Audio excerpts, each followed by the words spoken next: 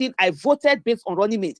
And this is a running mate that was to a person who never does the work but always delegates. And when a running mate came in that I felt who had started campaigns even before, and I'm talking about Professor Yemi Osibanjo, that's who I voted for. I never voted for Buhari. I never had anything. I said, there's no way, I'm voting for that person. There's no way he's getting the votes of Nigeria, after 2011 and everything that happened after that. But based on the things that were happening in Nigeria, and I saw another person who had come in, and this Professor Osibanjo in December 2014 has started campaigns, was doing common sense revolution, town halls, meeting people in buses, going to people's houses, which was at that time not something that was, that was very common. And it was innovative. I'm seeing the things he had done. Okay, we might have a chance here, knowing fully well that this person, Buhari, doesn't do the work. He always delegates. He did delegate, but unfortunately, he didn't delegate to Professor Yemi Osibanjo the way we would have had it, and everything just went haywire. And so for me, coming down to 11 years after that, I'm not going to be making decision based on who is running mate. I'm making decision based on, who is going to be the flag bearer. And I want the most competent person, to be out there. And so for me, that's the stance on that. Coming down to Mr. Abiodun, I just want to say thank you for the fact that, which is very uncommon. Your question was asked, the question you wanted to ask, and you didn't go on to now start elaborating. You just went straight to the point. I really, really appreciate that. So, Engineer Gabriel. Yes, he asked about AMAC elections and how to unify the coalition, all the interest in the coalition. Yeah. Thank you. So he talked about unifying the medium to be able to unify. I don't think there is a particular. I don't know. So maybe that's what I would say. I don't know whether there's a particular medium in unifying. What I think also, it now comes also onto the members themselves to focus on the common goal. It's not on each other. Whatever it is that you brought in, that you had coming in, that's not where the situation is now. I mean, I today I was in protest with people that maybe just some months ago, 2 years ago, whatever, they will attack me on social media and all of that. We were all working together because our interests aligns, right? And that goes. But what I would say is that it is not one of the things that I would say, I don't know whether that now comes out as a medium of unification, is to say that, leaders should be cautioned in talking down on people's candidates, because I've seen that.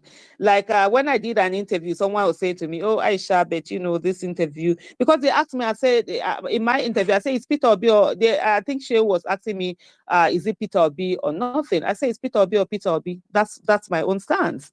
And they were like, "Oh, but I said to them, but I didn't abuse anybody's candidate. I didn't attack anybody's candidate. I didn't vilify anybody's candidate. I didn't speak down on anybody's candidate. I've had my candidate, people speaking down on him, people saying all sorts of things. Like the other day, I saw a tweet that someone did, and it was like, "Oh, yes, do you expect," I'm not going to mention the candidates, but they say, "Oh, do you expect his own candidate to go out and be, campaigning for FCT election, that they are too big, that, Peter Obi is his boy, and Peter Obi should go and do it." That's speaking down on a candidate. That's someone speaking down on my candidate, that I have. And in political parties, really, everybody has a candidate. There's no this thing. There shouldn't be any hypocrisy about it. It's at the end, primaries are done and everything, and then people now say, "Okay, let's come together and do one thing or the other." So everybody has their own candidate. For, like I said to them, I'm not speaking down on your candidate, but I think one of the things that needs to happen is that people should be cautioned, especially, party members or especially the leaders, where they're speaking down on a candidate, coming out to say, "Oh, this person cannot do this, that person, oh, he doesn't have the this to do this, he's not the that should be stopped." I think that would be a medium that will really help. But I think most importantly, would be on getting the best way to unify the party would be to find those common goals and people working towards it. Like today, the ADC youth amongst other organizations coming together and doing the march that we saw earlier today. There were people from different camps, right? Those who support, different candidates. And there was one that was even saying to me, it was like, "Oh, Aisha, we wish you were on our own side." And I looked at him, I was like, "No," he said, "No." He said, "Oh, Aisha, we love you." And I said, "Ah, you people don't love me. People were always coming at me." He said, "No, even though, yes, but that we wish you were on our own side, not, this thing." But that was us. We had that. But when we went out to march, we were not marching as in, "Oh, this one is obedient, this one is this, that one is that." No, we were marching as, "Oh, citizens who have a common problem and we need to solve that problem. We are all ADC members and other people coming in." And that's how we marched down. So I think one of the things is to bring up, there are so many issues in Nigeria that are being is destroying Nigeria, that is being caused by the APC, that are illegitimately in power, that you can focus on, that we end up unifying you because you're unified on a common purpose as you go on, that at the end of the day, removes all of this squabbling that happens. But at the same time, I think like I said in the first question I was answering, nobody should be looked upon as because you said your stance, and then, "Oh, you shouldn't speak in that way. You shouldn't say this one or nothing." I mean, that's feedback to you. Take it and work with it and do the needful with it. On the question of why are the other leaders in the coalition not showing interest in AMAC, well, that's a question that we will have to ask them, because I seriously do not know why. Let me say to everyone that the FCT election that is coming up February 21st is something that every Nigerian who knows that the current illegitimate government we have at the federal level, APC, the way they have failed the nation, people need to come out. We need to make it our business. It's not even just because you are in AMAC, or just because you are in FCT or you are not in FCT. We have candidates. Dr. Mo is the candidate in AMAC. You have Josiah Musa in Buhari.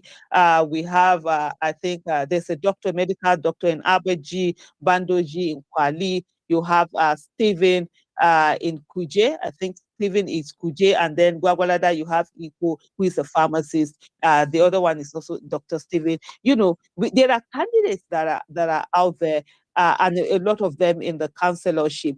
This is the time, for citizens to come out and show that whole thing where some people think that they are going to bring the nonsense that they do in Port Harcourt down to Abuja, that we're not going to allow it happen. In Abuja are not walkover people, and it is important for citizens to come out on that day for them to vote. And so it's not just everyone, it's a very critical election, for ADC, because this is how ADC will show to every Nigerian that they mean business. We mean business, and we're not going to be walked over, and we're going to put everything in. This is not a place where you're going to come and rig.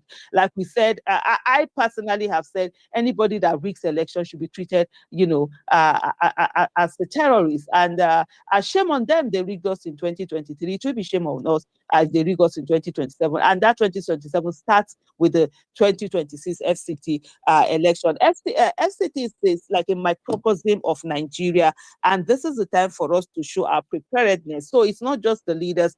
Every a citizen in Nigeria that wants to see, good governance in Nigeria should really be interested and contribute as much as they can to the FCT election. But on the question is why they are not taking it serious, I think they will be the ones to answer that question. But it's just that it's quite, if at the end of the day, hopefully they do come in, it's better late than never.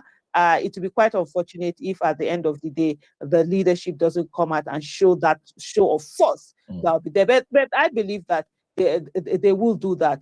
There are plans for them, especially towards the end, for them to be able to come out, put something together for them to all come out. All right. Thank you very much, Aisha. All right, so let's take the next set of questions straight up. Thank you all for your patience. We have a lot of people waiting to ask their questions. So now we will go to guys. If you think that your question has been answered, let's just do the Abiodun way. Just kindly help us drop. If not, it's fine. Aisha is going to pretty much use her discretion to decide, if she has already answered the question or not. So now we'll take. Where is he? Oh, he dropped. Chidi. Okay, Chidi, you are going next. After I see you now. After you will take Ola Best. After Ola Best, it will be Nehemiah in that order. Chidi, please go ahead. All right. Good evening, host, co-host, and everyone present. I appreciate you, Madam Aisha, for taking the time to be here. And thank you for your service as the Deputy Chairman of the Membership Revalidation, I think you said Mobilization and Registration Committee of our party, the ADC. Now, many Nigerians, especially those inspired by the recent momentum in ADC, are eager to join, but want clarity on the process. Could you please update us on the current status of the nationwide membership registration and revalidation exercise? How can interested citizens, including those registering for the first time, participate easily via the online platform and physical centers? And most importantly, are party cards now widely available? Also, what specific strategy is your committee rolling out to mobilize, galvanize, and bring more grassroots members, youths, women, and diaspora Nigerians into the party ahead of 2027? All right. On protection of our votes, what is the action plan put in place? Whoa. Your guidance would help us a lot to take the right steps to support ADC's growth. All Again, right. I sincerely thank you for all that you do.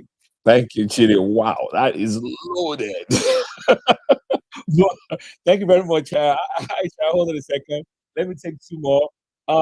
Great question, Chidi. Great one. Thank you. Ola Best, go ahead. Okay, good evening, Madam Aisha. We really appreciate your work, most especially the protest today. We pray that it will yield the expected results. Now, I have three questions. The first one is about that registration. You've talked about it. I just want to ask about the specific time when the portal will be open for registration. So that's number one. Then number two is about the party finance. So are they planning to finance it through politicians or through the party members? Because we have seen a situation where one of the politicians is now buying vehicle for a state party chairman. So we don't want someone that will now weaken our party leader. Say, oh, I brought up this party and I will bring it down. Then the third one is that, is there an option of consensus candidates? So those are my questions. Awesome.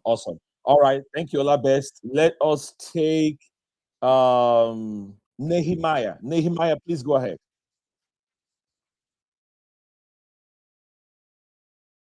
Oh, thank you, Tudo. Thank you, Tudo. Good evening. Good evening, everybody on the space, and good morning, good afternoon, depending on where you're speaking from. I think the major question I wanted to ask somebody, Chidi, has really asked that question. My issues is when exactly can can I, have the privilege to log in from my devices, to start mobilizing people to register. We need a timeline, a defined timeline, so that we can get ready for this thing. And Awesome. and if we register online, how do we get our membership cards and everything? Is the physical and the online going to be harmonized that way and the rest of them? Thank you. That word again, harmonized. All right. So Aisha, what I'm going to do is that since the question is the same as what has been asked before, I can go over those three questions. I have one question here that has been asked of me that they want me to ask you. In the coalition, we have seen other candidates. We know them, so I won't necessarily mention their name. That they are making moves in terms of organizing, building alliances. In fact, let me read it out. Looking at the current political climate, many actors in the coalition are making visible moves, while the same level of activity is not seen from PO. this has created a lot of talk that he's not reaching out enough and therefore does not deserve the ticket. What is your response to this narrative? Is PO truly not doing enough outreach, or is this just noise from other parties? So that is going to be the third question. So question one is bothering about membership, registration, timeline, validation, all of those things, party cards, strategies for mobilization. Question two, timeline for opening the portal, financing, consensus candidate. And the third question was the one about PO and engagement that I just asked you. Please go ahead, Aisha. Thank you.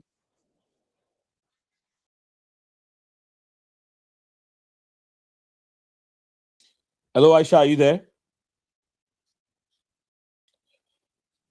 Oh, anyone hear me? Yes, I'm here. I was muted. I didn't know I was muted. Oh, okay. Yeah. Go ahead. Sorry. Go ahead. Okay, thank you. I think it's is it Chidi? Is that the name, Madam Chidi? Yeah, Chidi was the first question. Okay, Yes. Chidi. Okay. Yeah, so it started from there where she talked about clarity on the process to join. So the clarity is that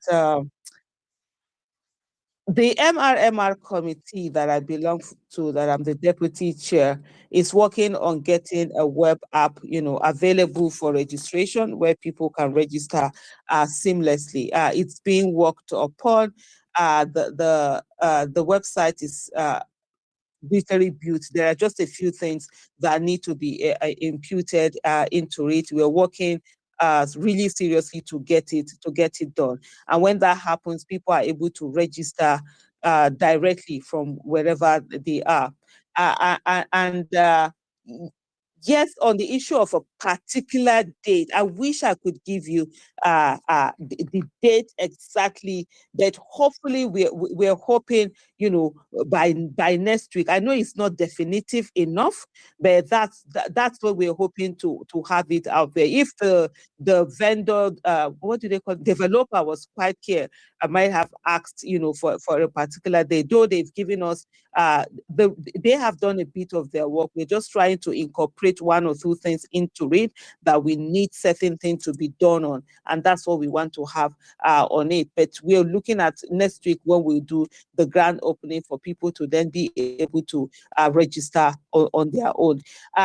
Party cards. Yes, there are party cards there have been, there have been that were worked on even before our committee came on. But the thing about the online registration, which even when you register physically, we still want you will have to still be uploaded, online, for there to be one big online register that covers all the members. These are some of the things that are being worked on. So there are party cards, though they've not sent them all to the different states, except for some states like, I think, is it Oshun, Ekiti, because they have elections coming up. So theirs were sent to them earlier. And I think Katrina, these are the states that already have some of these cards out there. But the cards are being will also, by either that next week, by next week, yeah, they're also getting the cards, because we are having the MRMR committee, just to explain, is going to be not just at the national level, it's going to be at the national level, state level, local government level, ward level, and we're also looking at probably polling unit level. So you're having in terms of these cards, being given to them, they are coming in by next week for there to be inauguration, and by then the cards will also be available for people to be able to register, directly, manually. Yes, there's going to be harmonization for every registration that is done manually. It's also uploaded onto the online platform for it to also be captured there. In terms of what are the mobilization strategy, like I just mentioned earlier, just a few moments ago, you have the MRMR, which is the Membership Revalidation, Mobilization and Registration Committee, being at the state level, at the state level, local government level, ward level, and going further than hopefully to the polling unit level. That's still being discussed. And then there are also, strategies in terms of reaching out to people through, there's going to be awareness creation, using social media, getting, talking about it, jingles, radio, content, creators would also, be used in terms of this, and many varied other ways that they do. There's a subcommittee that has been set up, which is the Mobilization Committee, and they're coming up with a lot of strategies on the things that are going to be done to get people in. In terms of protection of our votes, one of them, of course, is this whole issue of getting the real-time electronic transmission of results. I see people who are, sort of like denigrating, like, oh, it's still the same picture they're going to snap. No, we're asking for real time. If there are, if so party got 20, so party got 30, let it be imputed directly instead of waiting to take papers to collation centers where they are being. So that's one of the things. And you saw the party, today, the youth leader, the deputy publicity secretary and all that, organizing the FCT ADC chairman was also on hand with other, associations coming together to organize the rally, or should I call it a protest that you saw today to the National Assembly. So this is also one of the measures, being put in place. I don't know whether it's in my place to discuss all the strategies that are out there on the issue of protecting the votes, or whether this is the medium for that to be done. But I can tell you that, protection of votes is one of the things that is really paramount in the minds of the party, in ensuring that, citizens don't vote and leave. And also, it's also on us also as citizens to ensure that we do the needful in not only voting, but making sure that the votes that we did are being given to the candidates, that we voted for. On the issue of specific time, like I did say earlier, and coming to the question of Ola Best, I can't give you a specific day, but we're looking at next week. It will be out there. I don't want to give a date that I'm not able to stand on it. But next week is something that we're really looking for out to, and ensuring that it comes. And we also want it to come out as quickly as possible, because there are so many calls. We are being inundated with calls from people, and it's really heartwarming to see people who actually want to join the party. But I always say that everything is being done to make it very seamless and make it available to everyone for them to be able to join. And you don't have the situation like you have in where some people are gatekeeping membership. That's not going to be allowed to happen with the ADC.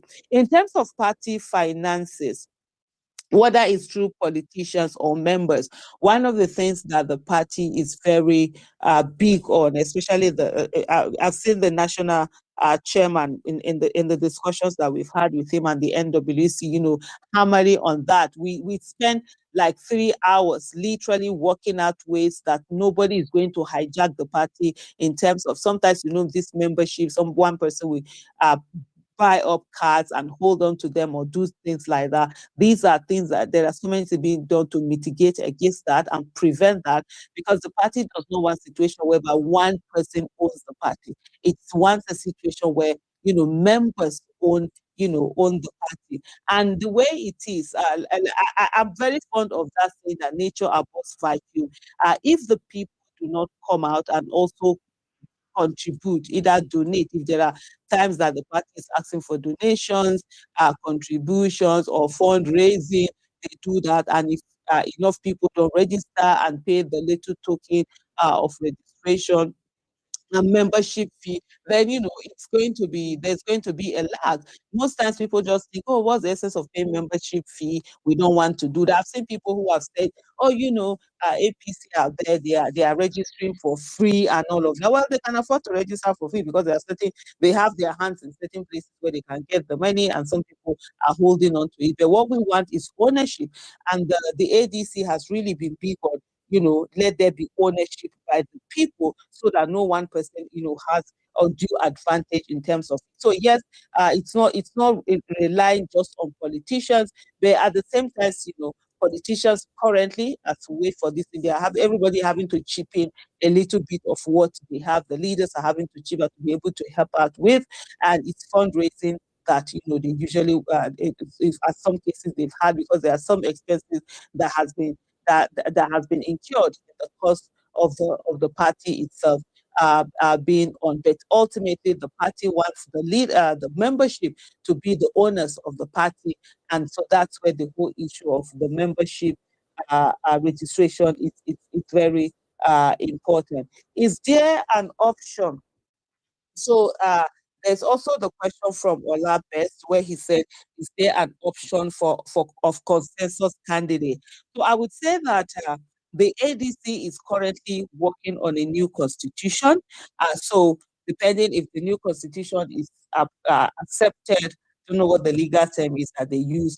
I don't know what is coming from there. But the current constitution that the ADC has, yes, there is room for consensus. There's an option of consensus. And if you check for anybody that has the ADC constitution, if you go to the third schedule where they talk about guidelines for conduct of primaries, in the third paragraph, you will see where it says the National Executive Committee shall decide on whether to adopt the direct, indirect primary or consensus. So yes, consensus is part of the ADC constitution as it stands today. But like I did say earlier, a new constitution is being worked on. There is a committee set up for the constitution review. So I don't know what that constitution will come out if it's adopted. But as it is today, yes, there is consensus a candidacy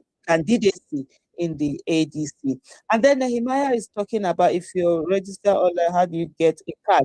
Okay, yeah. So on the issue of registering online and how do you get a card? So part of the things that our committee is also looking at is to say, okay, how do we get people, to be able to register? And that's where on the online registration, you register, you put in everything, a card is produced for you, which you can either keep, as an e-copy, or you decide to print it, laminate it. It's actually a cute, beautiful card. Looks almost like your PVC, and that someone can have. So that's a card that also has its number, a unique number, to everyone. And so with the physical card, also someone that's what someone what you can then go down and get that. But that card is enough for everything. And even for those who get the physical cards, like I said, which have been put together, we also want to have them online and they get, their card from online and they have it. And so the card at the end of the day, remember, we're going to have an online register that is going to be used by the party. Coming to the last question that was asked on the issue that, other candidates are making moves and that Mr. Peter Obi is not doing anything. The way it is when you see someone who has been doing a lot over time, you then begin not to see, you then begin to see it as normal. So it's like a child who goes to school every time, they're always getting, first. When they come first, it's normal. But when you see a child who probably is at the bottom of the class, all of a sudden they do something and they get like, 15th position or mid position, it begins to look like, oh, hey, a whole lot is being done. I will say to you, from 2023, and I think other than maybe, let me say, either 2 or 3 days after the announcement, the midnight, announcement by INEC of the 2023 election, Mr. Peter Obi has been out there. Mr. Peter Obi has been doing a lot, working across, the country, forming, reassuring old alliances, forming, new alliances, and even people, like you see a lot of people. Let me just give you an example, and I'm not going to mention any name, but it's someone that very well, from the north central part of the country, who we're having a conversation yesterday, and he was telling me that, oh, this is a conversation he had with Mr. Peter Obi, and part of it was like, this AMAC, this FCT election, the whole thing that he's doing, it has really shown him how, what a leader should be in terms of, standing with these young people who are running for office and not just letting them be on their own. And so, even though that's not the intention of Mr. Peter Obi, for him, it's about going out there and just helping. He doesn't want this young people to be alone. And he just want to be there for them, putting whatever he can. But some people are seeing that already and say, wow, this is, it's making a difference. And I can tell you across Nigeria, especially the northern part of the country, you're seeing more and more, people who are getting into that place of supporting Mr. Peter Obi. A lot of them tell, oh, we were lied to. That's what they keep saying. I've heard that several times, where they're like, oh, the kind of things that they were told, they're saying it's not it. So I would say to you, he has been doing a lot, but because you're so overwhelmed with how much he has done, and that, people are now getting in. People are getting into what he has been doing for a long time, that now looks normal to us because he are just starting it. And then people are saying it as something that is new out there. But this is something I'm going to share, here to say. There was a particular election recently that was done, that for me, my advice to Mr. Peter Obi was that, look, this election is not, there's really nothing, it's not going to go anywhere. So my advice was, I said to him, sir, just stay out of this election, just let it be. And his response to me was that, he had given his words. And so, because he has given his word that he was going to be part of it, no matter what, even knowing that even the person, it's not about the person winning, it's about him. He has given his word and he's going to give his support. And he went on, to do that, to support, the candidate, and went all out, even though, yeah, it still turned out the way that I thought it was going to be. But that tells you what integrity is about. It's not how well you look, how nice you look. It's about the fact that you've given your words and you are insisting on doing the right thing. So I think for those who say they are not seeing, they should look again and see what is it that this new people, what it is that they're doing now is something that probably he had done and dusted for a long time. But I can tell you that he is absolutely not just making, the moves, but why do you think when some people say Peter Obi or nothing, it grates on nerves? Ordinarily, it wouldn't, right? Because at the end of the day, from since uh, last year, since after the election, there's no conversation. Everybody knows this is where it's getting to, and that is no conversation where, at the helms of it all, it's not Mr. Peter Obi that is there, and he also hasn't relented on that. He also has been out there, doing the things that he did. Thank you. All right. Thank you very much, Aisha. Let me take a moment and do a few housekeeping items before we go to the next set of questions real quick. Aisha, one more time, I want to thank you for your time today and so far. And please allow me to say this. And this is not me patronizing you. I think it has been very refreshing listening to you.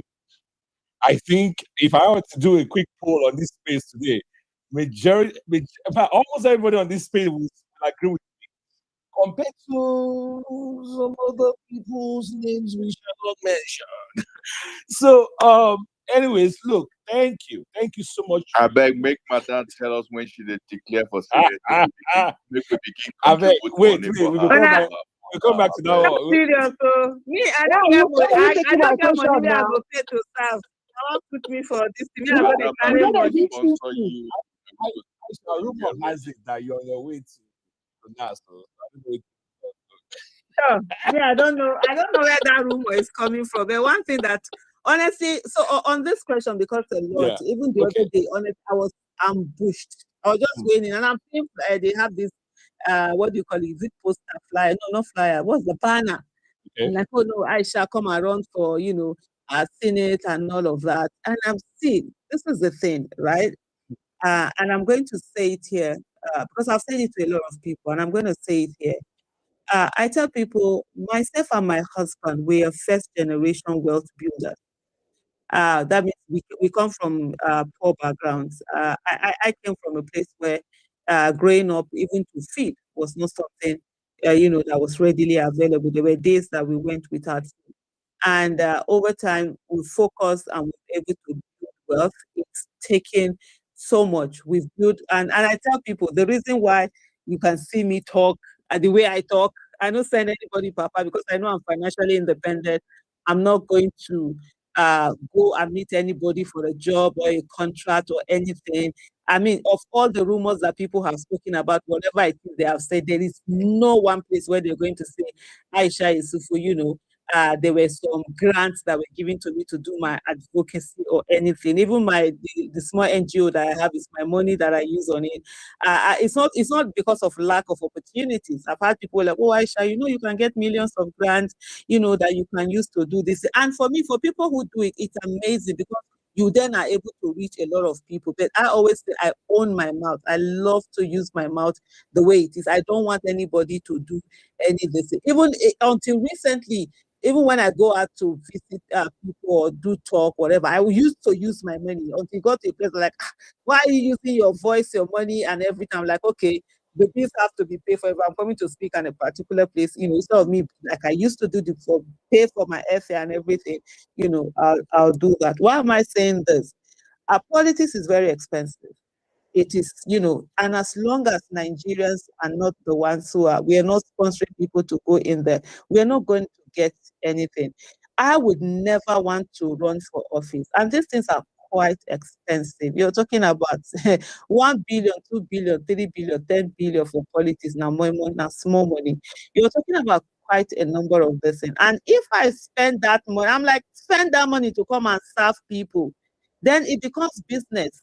Yes, it's not. I'm not going to take that money and then go and use it to run because when I do that, then so I will not be looking for how to recoup that money. That's why you see these senators, they cannot talk inside their red chambers. They are coming out to do press conferences with us or their green chambers or whatever because you don't want to do certain things because you spend so much and you need to recoup it or whether the constituency. I'm not saying they are being corrupt or anything, but certain things with them matter to you.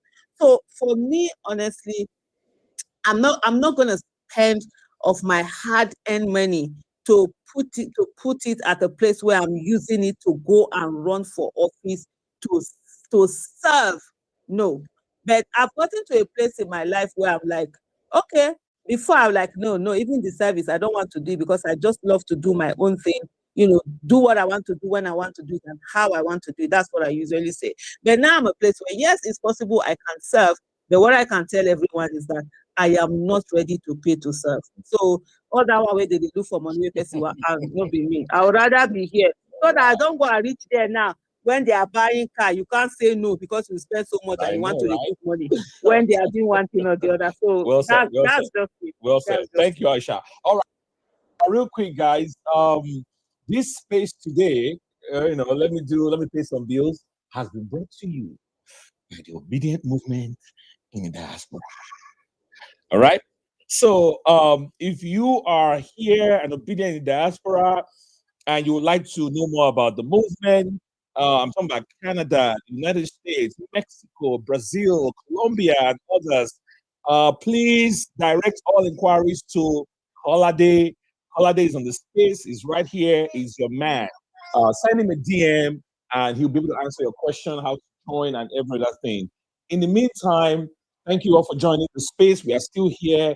Aisha, I really want to thank you for being forthright with us, for your candor, for just everything so far, your response to our questions. It's been really, really indeed refreshing. Let me say this before I go to the next question. There's a trust deficit in the coalition. And the way and manner with which they have moved, it shows that they're not even trying too hard to beat the allegation. One example I'm going to give you and everyone on this space is the recent policy framing committee that was set up, where we were seeing that people are coming out and saying their consent was not sought, they were not informed before they were shortlisted and all those things. And then when the spokesperson came out, the spokesman himself came out to explain that situation with the lady, you could see the way he dealt with it. It was a spin job. There was no sense of accountability. There was no sense of responsibility. Even if an error has been made in judgment, at least this is the kind of thing you say on this space that it is time for Nigerian political elite to respect Nigerians, right? That's all we're asking for. Respect us. Now, what happened was that you, Aisha, went out there and personally apologized. You personally apologized to the lady. So come on, man. These are the kind of things that we are saying. It is time for us to be serious in this country if we really want to move our nation in the right direction. I mean, I just want to put that out there. That said, let's go straight to the next set of questions. While we still have Aisha here, then the first person I'm going to call will be Prince Zella, Kolade, and let me take Malam Eze. No, sorry, Chris. Chris. So Prince Zella, Kolade, Chris, in that order. Oh, hold on. Elvis, did you want to chime in something real quick? I see you have your hand up. Elvis, are you there? Okay. All right. So Prince Zella, Kolade, and Chris in that order. Prince Zella, please go ahead. Yeah, good day, everyone, wherever you're facing from. And good evening, Mrs. Aisha. Thank you for your service to Nigeria. So my question is in two, right? Two questions. The first question is about PVC, mobilization and registration.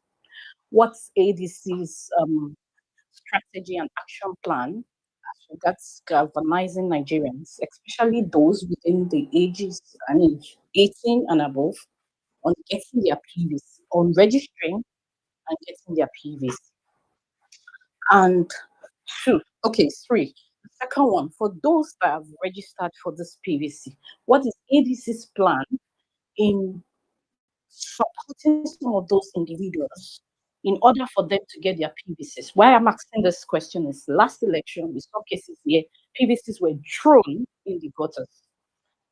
Some of these INEC officials were deliberate in not giving out PVCs to people. So what is ADC's plan as regards that? Then my last question is, now, the ruling party, ADC, have been going around states from Enugu to Kaduna to Sokoto, now getting people's PVC details and getting their numbers and all that ahead of the elections.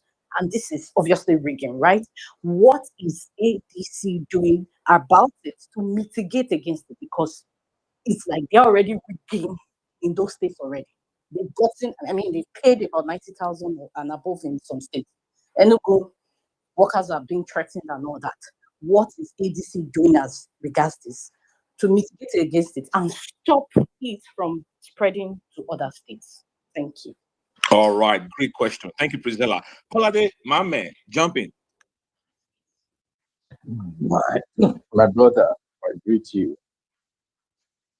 I greet everyone. Madam Aisha, as always, you never disappoint.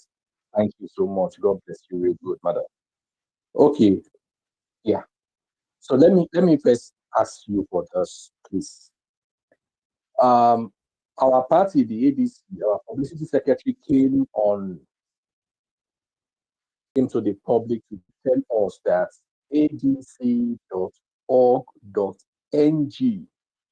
which is our party official website, it came out to tell us that that website is fake by saying that ADC does not have any site or social media handle.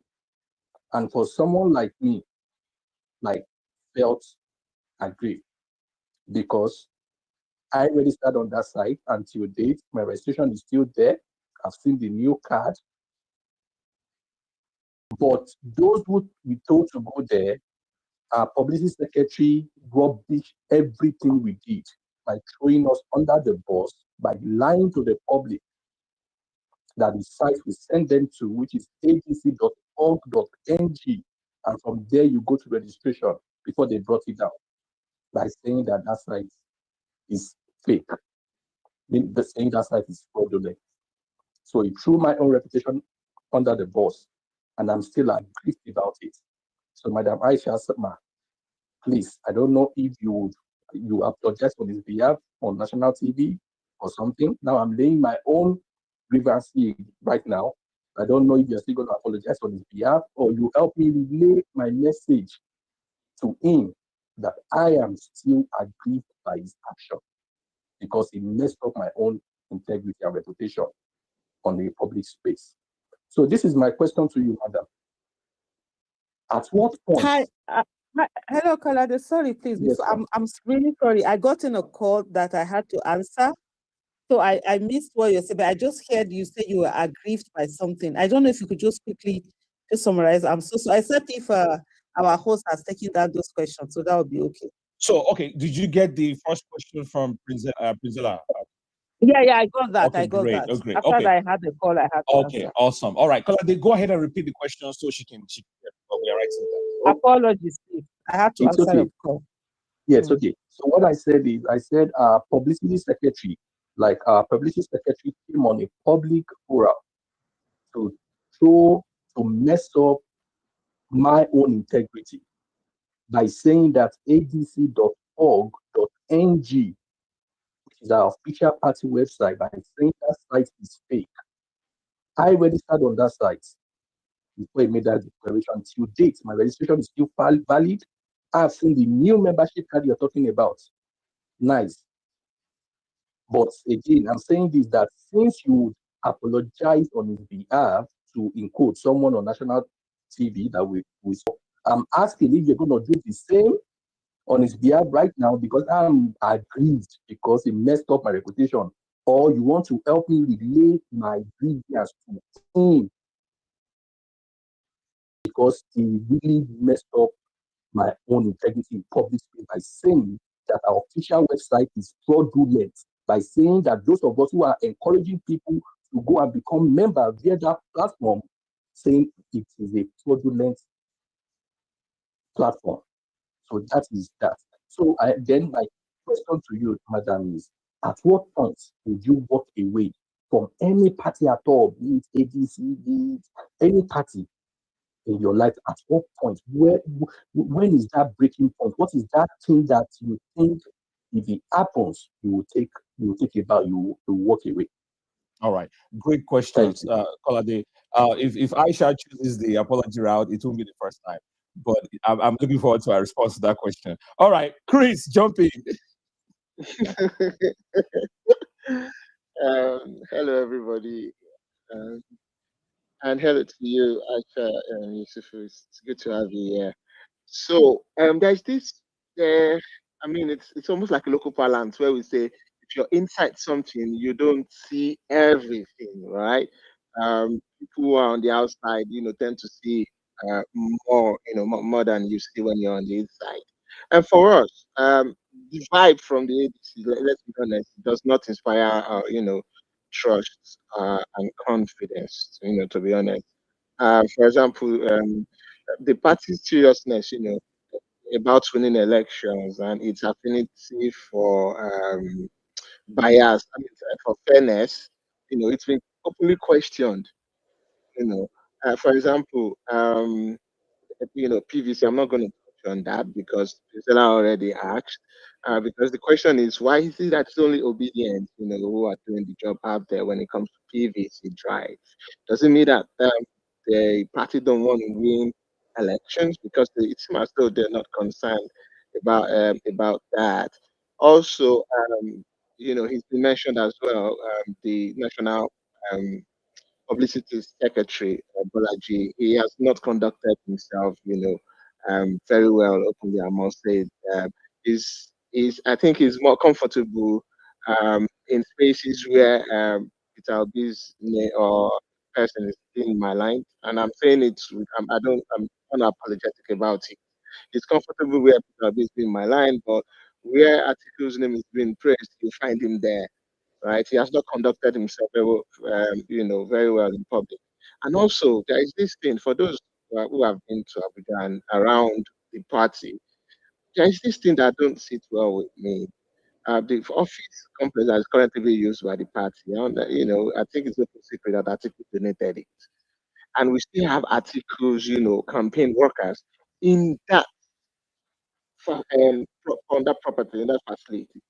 I don't think that is right because that is where the ADC are having, meetings, if I may say so. Why should we still have articles workers in the same building? It's not articles. I don't know. Are we operating from the ADC office, or are we operating from Atiku Abubakar's campaign office? There has to be clarity, right?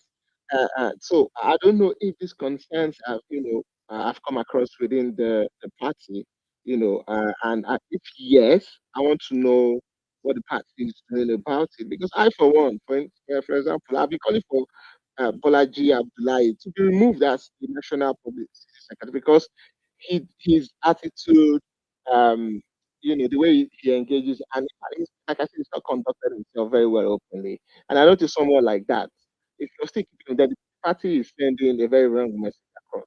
So if yes, if these concerns have come across within the party, what are you doing about it?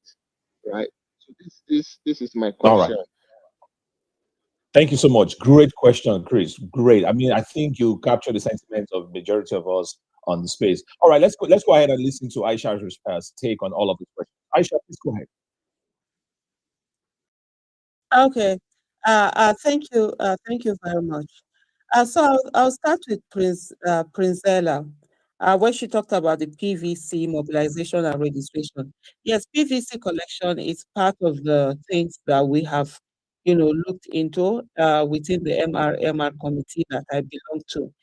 In terms of the registration, uh, the voters identification number are part of the things that will be used. And so, okay, let me jump to where she talked about APC collecting the PVC details of this thing. There's nothing wrong with that. It's number. It's like when you're filling your for example, they say bring your means of identification. Some people use their driver's license or their uh, what do you call this thing now? All the international passports, and then you drop your numbers. There's nothing wrong in that, except if there's something that I didn't get from her question. But she said that APC is collecting the PVC details of the people that it's registering, and I mean that's a means of authenticating people who are coming, who are registering. PVC is one of the documents that literally everybody of voting age is able to get free of charge. Every other thing, from if it's driver's license, first of all, you have to own a car, you're driving, international passport, not everybody has it. Even NIN. I don't think the numbers in NIN is because okay, people who are 18 years, who are below 18 years do have NIN. And but there are a lot of people who have no need for NIN. They don't even have it because that was part of the things we had to extensively, discuss and work through in the committee and also in our meeting with the NWC and all of that. There are many citizens who don't have NIN. They don't do banking. They don't do anything in the remote villages. But when it comes to PVC, and where also the PVC differs from the NIN is that the only way you can have a PVC is that you have to be 18 and above. And so that cuts out the issue of having people who are underage being registered as members of the party. And so it's part of also the criteria that we would be asking of the PVC number. So there's nothing wrong in asking for the PVC number. You just want to have something to be able to authenticate, the people that are coming in. So that's the tail part of the last part of the question that she asked. So let me go back to the beginning, where I was talking about PVC in the MRMR committee that I'm part of. PVC collection is also part of the things that we are working along with mobilization, both PVC collection and also registration, registering for PVC. Part of the things like I did mention earlier, we're using these numbers, and so there were some concerns that if how do I put it now? What about people who have not yet registered? they don't have their PVC, but they would want to register, for the party, because you get to a place where it's compulsory, you need to put that in. So we say that's when we encourage them also to be able to register. And part of the things that we will go along with is doing this registration along with the PVC registration in terms of the mobilization, having, booths across, wards and places and other in different wards, in different places where there are people, probably near schools, universities, where people can register for the party, and also be able to register for the PVC for those who don't have the PVC, and for those who have registered, and they be encouraged and being helped to get their PVC, so that they'll be able to finish up their registration as party members. So that's also in getting PVCs are also the things that are being looked into, because without the PVC, and then the party then will not be able to get the advantage that that it needs to get. And then, so Kolade, I hear Kolade in the thing that he said, but what I didn't hear from, so initially I thought, okay, maybe is it that Kolade is the one who developed the site, this particular site that was said to be fake. There is a site, I know there are sites that were said to be fake, and then there are sites that have been shut down temporarily. So I don't know whether it's the one that has been shut down, but he did say they mentioned is fake. So the thing for me, as he was speaking, what I was thinking about is that is it that he did develop this, and that he knows that that is not fake, it was developed for the party, and then and the publicity secretary saying that that is fake, then impugns on his character. So that's one. If so, I would need clarification, on that. The other thing also is to ask to say, uh, if this is fake, if it is fake, and the party says it is fake, and it's not as if okay, it's the right one, or the party made a mistake in that's the publicity secretary because he was speaking on behalf of the party, and not necessarily that he is the one who is speaking. So I don't think it's the publicity secretary itself, but the party. If it says if it is fake and it's truly fake, and he had told people to register, that would come from the fact that he had told people to register without knowing it is fake. So I don't think then because he had asked people to register that he's being maligned, his character is being maligned. But I also like to give him the opportunity to also clarify this. So because I'm trying to understand better. So if, for example, there's a site that is fake, I didn't know it's fake, and I was telling people to register, and it turns out to be fake. Oh, it's I didn't know. But if, for example, that it is not fake, it is truly the right one, and then they now came to say it's fake. That's when you say, okay, yes, you own an apology, because then that shows that your character was being, maligned or impugned upon. So I will also need to get that clarification. So that before I will go on the issue of what is it, whether apology or not. On the issue, so quickly go back, and I think Aisha, our host if you don't mentioned mind, that. if you don't mind, I think Kolade wanted to clear up that Okay, question go ahead. because I see his hand Oh just yeah, went up. sure, Kolade, sure. jump in real quick. Okay. Yeah, sure. Yeah. So the website is adc.org.ng, which is our official website. And right now on the same site, that is where we have registration is temporarily suspended. So it is adc.org.ng. So it is our official website. So it is not Okay. anything fake. So it's the official site. And it's the same site that you just told Mhm. us earlier that those of us who have registered would only have to revalidate. Mhm. So that is the site we are talking about. Okay.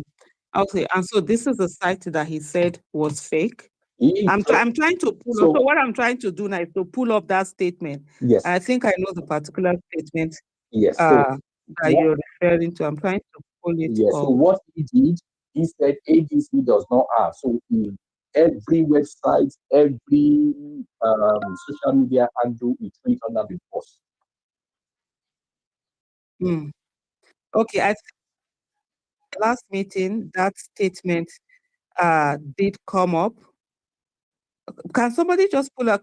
Can you pull up that statement for me? I'm trying to read it again because the last meeting we extensively worked on it, and I said there was a particular one. It said as it is, but I need to see the statement. I'm trying to get. Please, if anybody can grab up that statement so that we're able to clear it, clear it up. Oh gosh, yeah.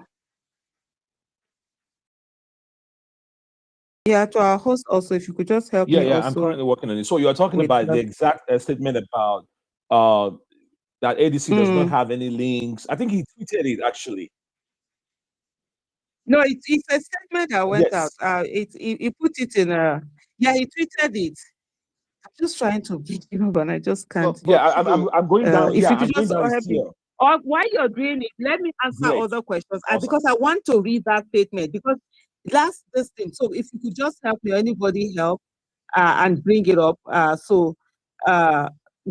there's something on that statement. Even the last meeting that we had, we went back and forth, on that statement. What someone has said, I said, no, there was a particular word in it that make the difference. So I want to see whether it's the same statement and let me read. So I'm going to come back to that. But please help me in bringing up that particular statement, please. Please, the host, check your network. Oh, okay. Your network is having issue before it break. Really? I don't think so. But are you I can hearing hear me? you. Is anyone okay, getting any messages that host is having connection network issues? Olade, Chris, Omar, are you guys getting any messages? No. No.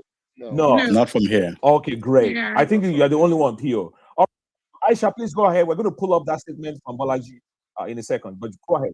Yeah. So thank you so much. I want that. Okay.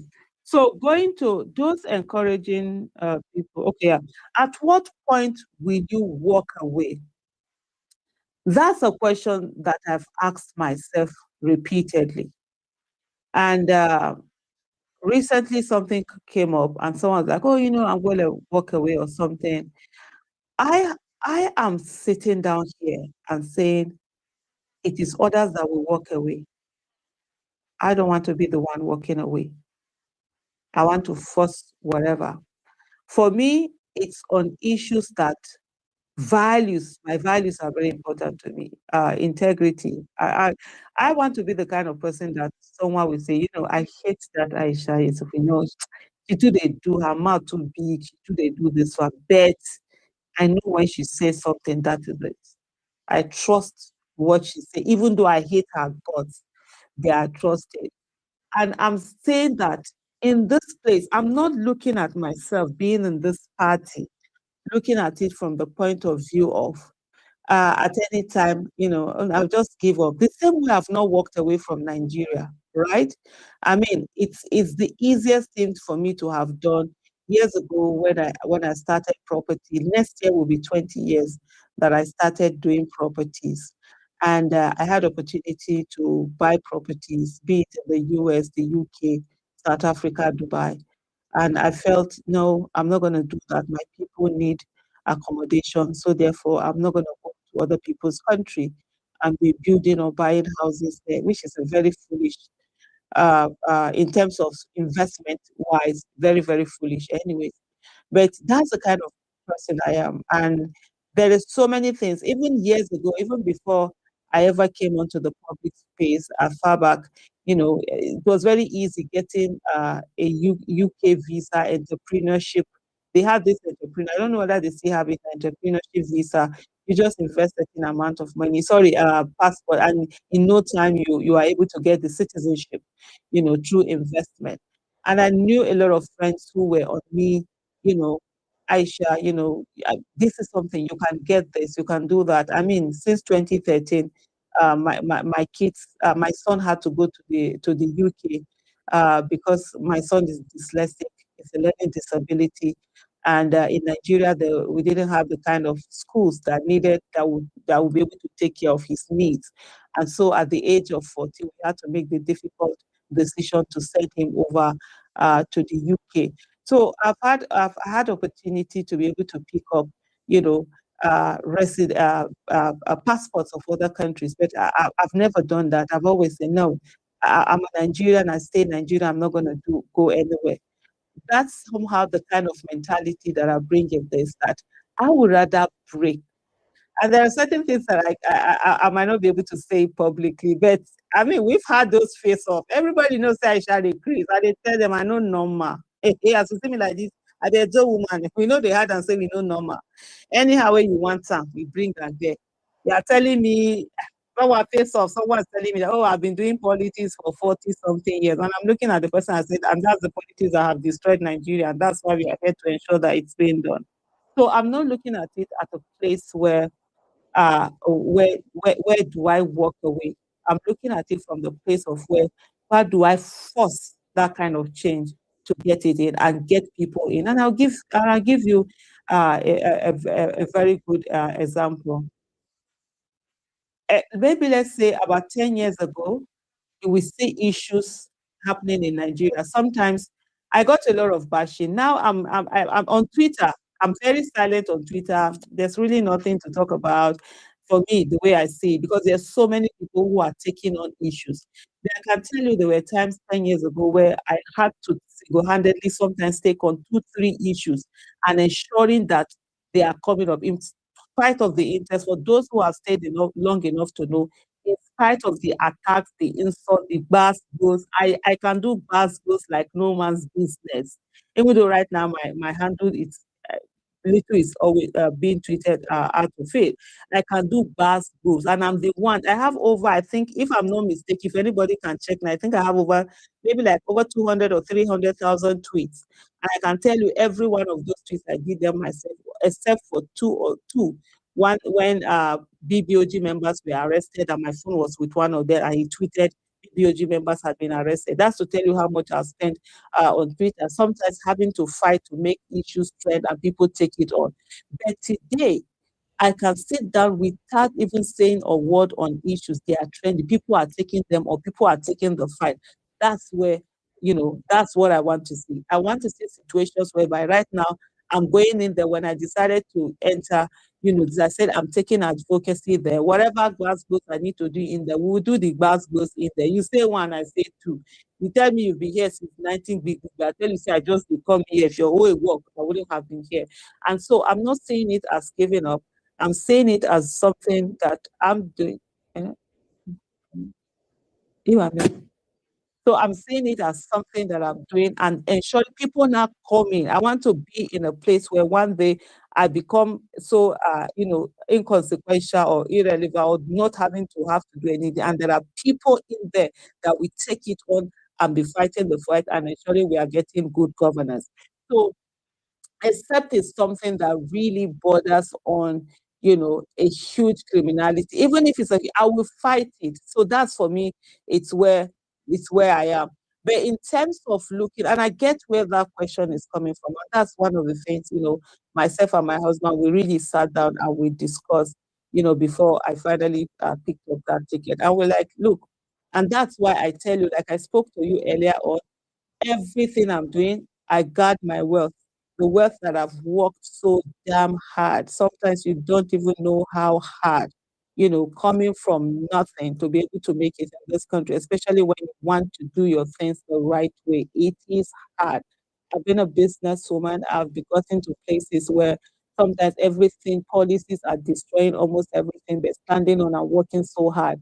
That's why I guard it very jealously, because I never want to be in a position where the money matters to the extent where I will see something, I will not be able to see it, or wanting a position, or wanting either to be elected, or wanting to get appointment, or whatever matters enough that I see something that is wrong and I don't stand to fight it. I keep quiet because I need to get it.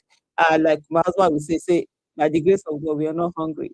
We don't need anything. It's not house we want to build today. It's not sending children to get the best of education.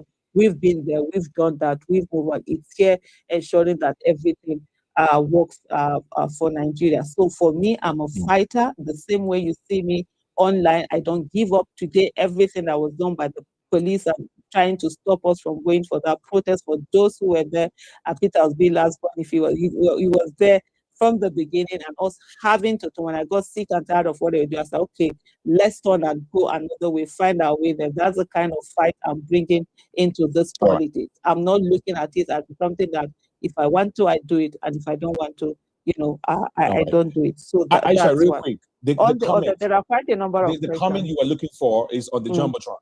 Yes. Okay. I just posted it on Jumbotron. The comment about the links, the fraudulent links from Balaji Abdullahi, it's on the Jumbotron right now. So what does that even mean? You asked for where he said that there are no official links. Yeah, I know. Where do I see? I don't know what you said, Jumbotron. Jumbotron or Jumbotron. I don't know what that is. So if you look up on the space, right underneath the title of the space. Okay. Do you see? I do you see the it. post in his account? I just saw this thing. The Senate just made a bad situation worse. That's my post. Is Let me that the just one? delete them to make it easier for you. So I'm going to remove every other post there to make it easier. So great. So the only one you have left now is the one for Balaji. Do you see it now? There's Nigeria's insecurity industrial complex. All right. So hang on, I'm removing it. Do you see the other one? Oh, so sorry about just swipe across. Okay, swipe. Yeah. I should swipe. Okay, yeah, I've seen That's it. the comment. Okay, fantastic.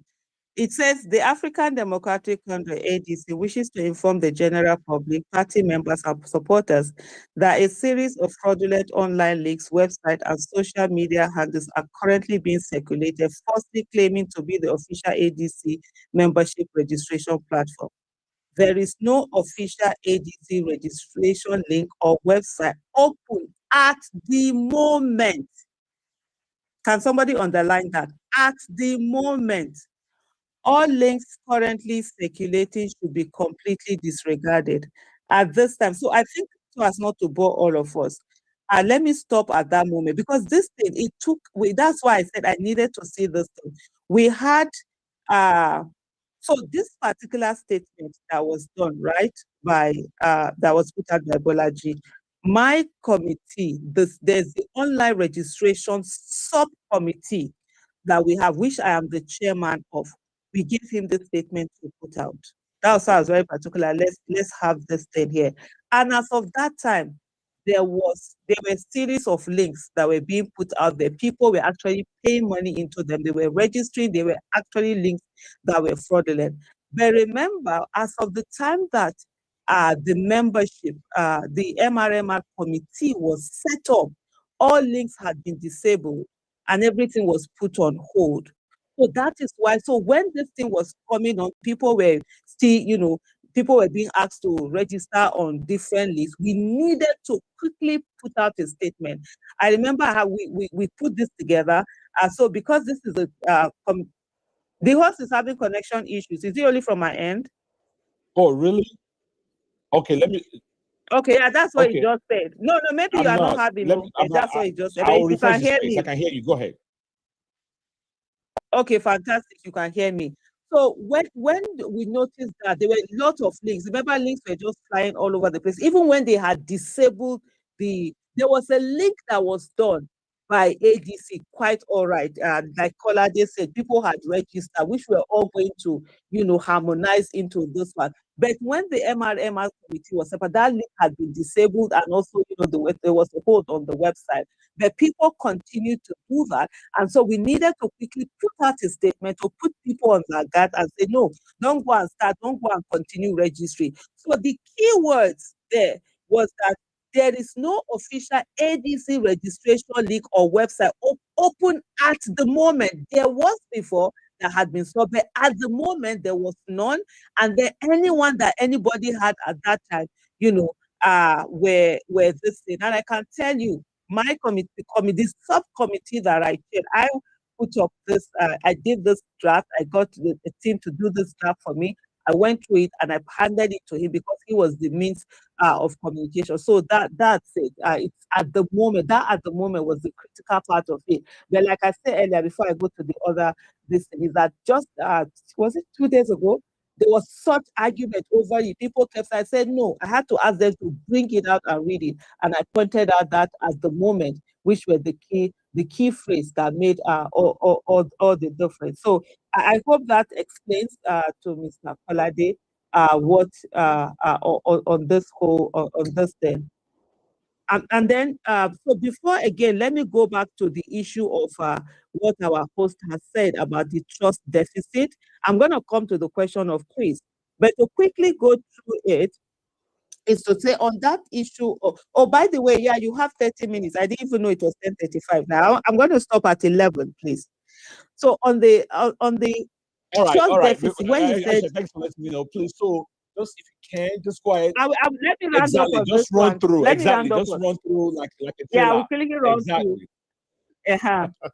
So, like this one, where you talked about that trust deficit, you said they are not trying too hard to beat the allegation.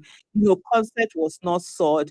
And I did take this up with the leadership of the party. I reached out and I'm like, what kind of thing is it? How are you putting in people's name when you had not this? And part of the explanation was that, that the chairman, the national chairman, was very meticulous on this whole thing, but that he missed out two people.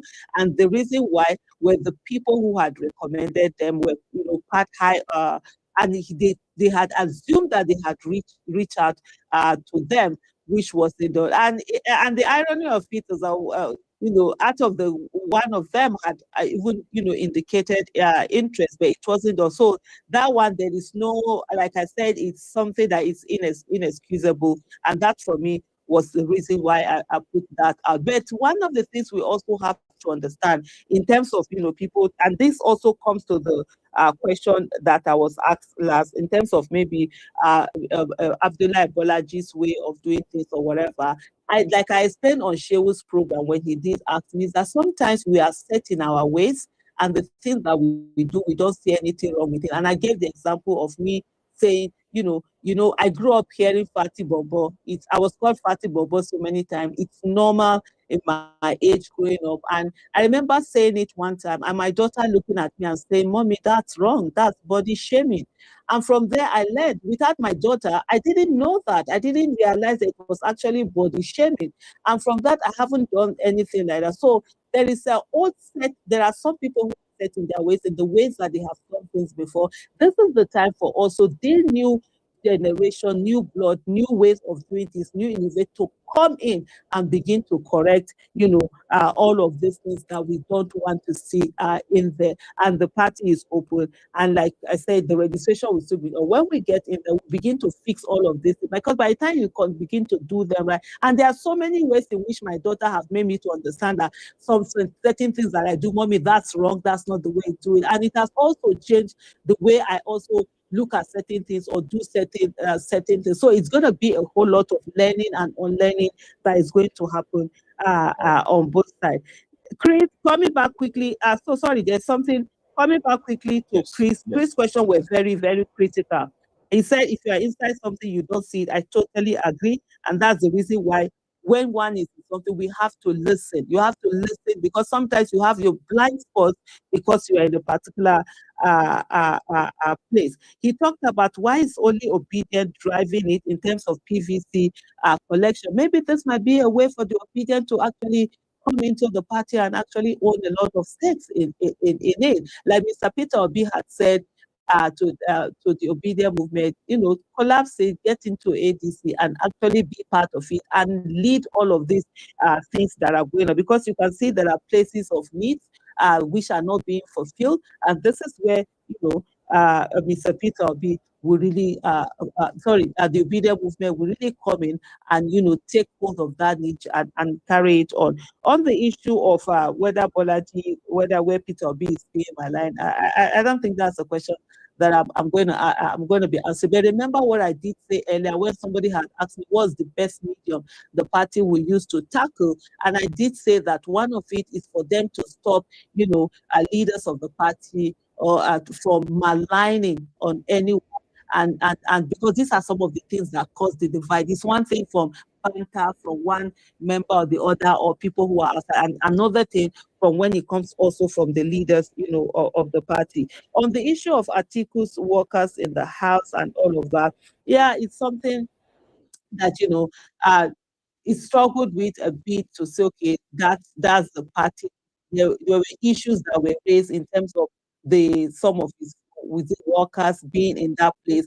Those were raised up, and I think it's something that they've been worked on. The last time I know they were trying to make sure that members, that offices are being assigned to people, not the one that some officials of the party are not getting the places that they're supposed to be. Whether they have solved it absolutely all, I don't know, but I did know, of that particular issue going on. But at the end of the day, it's not the best thing that everybody would have wanted. You want a neutral place and all over.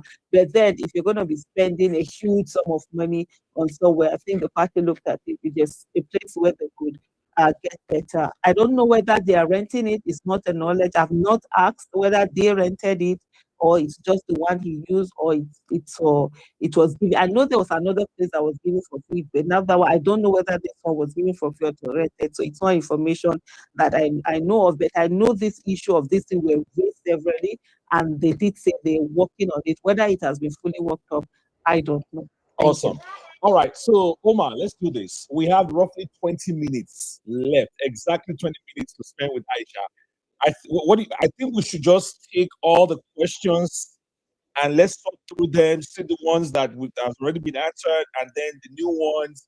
And then Aisha can just take them in one fell swoop. What do you think, Omar? Yeah, I think we should just take one question each, and then for her to respond, can just like make it in one go. Take everything in one go. I touch. Right? How many? We have about 10 people. Yeah, we can sort through them, see the ones that have been answered, and then in less than 15 minutes, we'll take everything all at once. So let me just add also. So because the essence of detailed explanation is for everybody to get it, and then sometimes somebody's question will be answered in there, and if your question is already answered, you could just drop your hand or don't. Let's do it the building way. The building way. I'm not sure if you're listening. You're giving us a new way. All right, so let's get started here.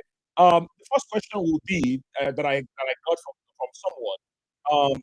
So Aisha, please just note this. What is your opinion on zoning? And if the party does not go the consensus route, what primaries would you be in support of, direct or indirect? So that'll be the first question. Now let's start with my Agbes. Agbes, are you there? Do you want to ask any question? Sorry, Sudo, sorry, please. I saw one question in the comment section, and I think it's really important and it's really short. Great. So can I just say the question? Sure. So the second question would be, what is the plan for the rural communities? Because she is saying she's in River State, and then the rural communities are not feeling any impact from ADC at all. So what's the plan to integrate the rural communities with ADC? Awesome. I think that's really important. A great question indeed. Thank you, Omar. Agbes, are you there? Do you want to ask a question? Yes, good evening to everyone on Welcome. the Real quick. Thank you. I just wanted to quickly ask about the issue of zoning. Is ADC rather going to zone its ticket to the south, considering the fact that it's the turn of the south, or they are going to throw it open? I think that's the only question. Yeah, that was the same question I asked for number one. Thank you, Agbes. Malameze, jump in. All right. Yeah. So very quickly, Aisha, thank you very much for all you do. So in one of your videos, you said that you woke up on a bad mood, and 40, you said that you're going to contribute to Nigeria, work for Nigeria for another 40 years or thereabout, that you even wish it is less than that. So why are you considering age in your work, your contribution to Nigeria? And then in this our ADC, is there any talk with respect to including younger ones more? For example, in that list policy, we see more of older generation of over 70 years on average for people that are there. So what is there any talk on ground as to ask the elders to be statesmen and allow younger ones to be in the affair of this country and be as president and also as governor? Awesome. And to that point, majority of people disagree with the idea of an 86-year-old being the chairman of the policy framing committee. Well said, Malameze. Let's go straight to Brown. Brown, are you there? Brown. Okay, Brown is not there. Chuka, jump in. All right. Great conversation, Tudo, and Omar. All right, I salute you, Madam Aisha, for standing for the truth. I love the way you have been presenting yourself as a representative of the party in the last few weeks, and that is remarkable. And it tells me something very simple. You are becoming the positive face of the party so far. Anytime you have an outing, whether you're writing a letter or a tweet or a conversation on a podcast or even on TV, it's the same thing. You are bringing a voice that the people can trust, and it's happening for the first time from this party. And I am not aware that anybody has been announced or appointed as the spokesperson for the party. I thought that was Bolaji. He's been doubling as public secretary and spokesperson so far. What I recognize, what I have heard all the time is that is the public secretary. So I'm asking you, if you are to be appointed as a spokesperson for the party, I know it's going to be hard for you to defend certain things that you don't support. But if it's brought to you or offered to you to take the position of a spokesperson for the party, understanding what that can do, the impact it can have for the party and for Nigerians, all right, would you accept? Great question. Thank you. Field, jump in real quick. Field Masha.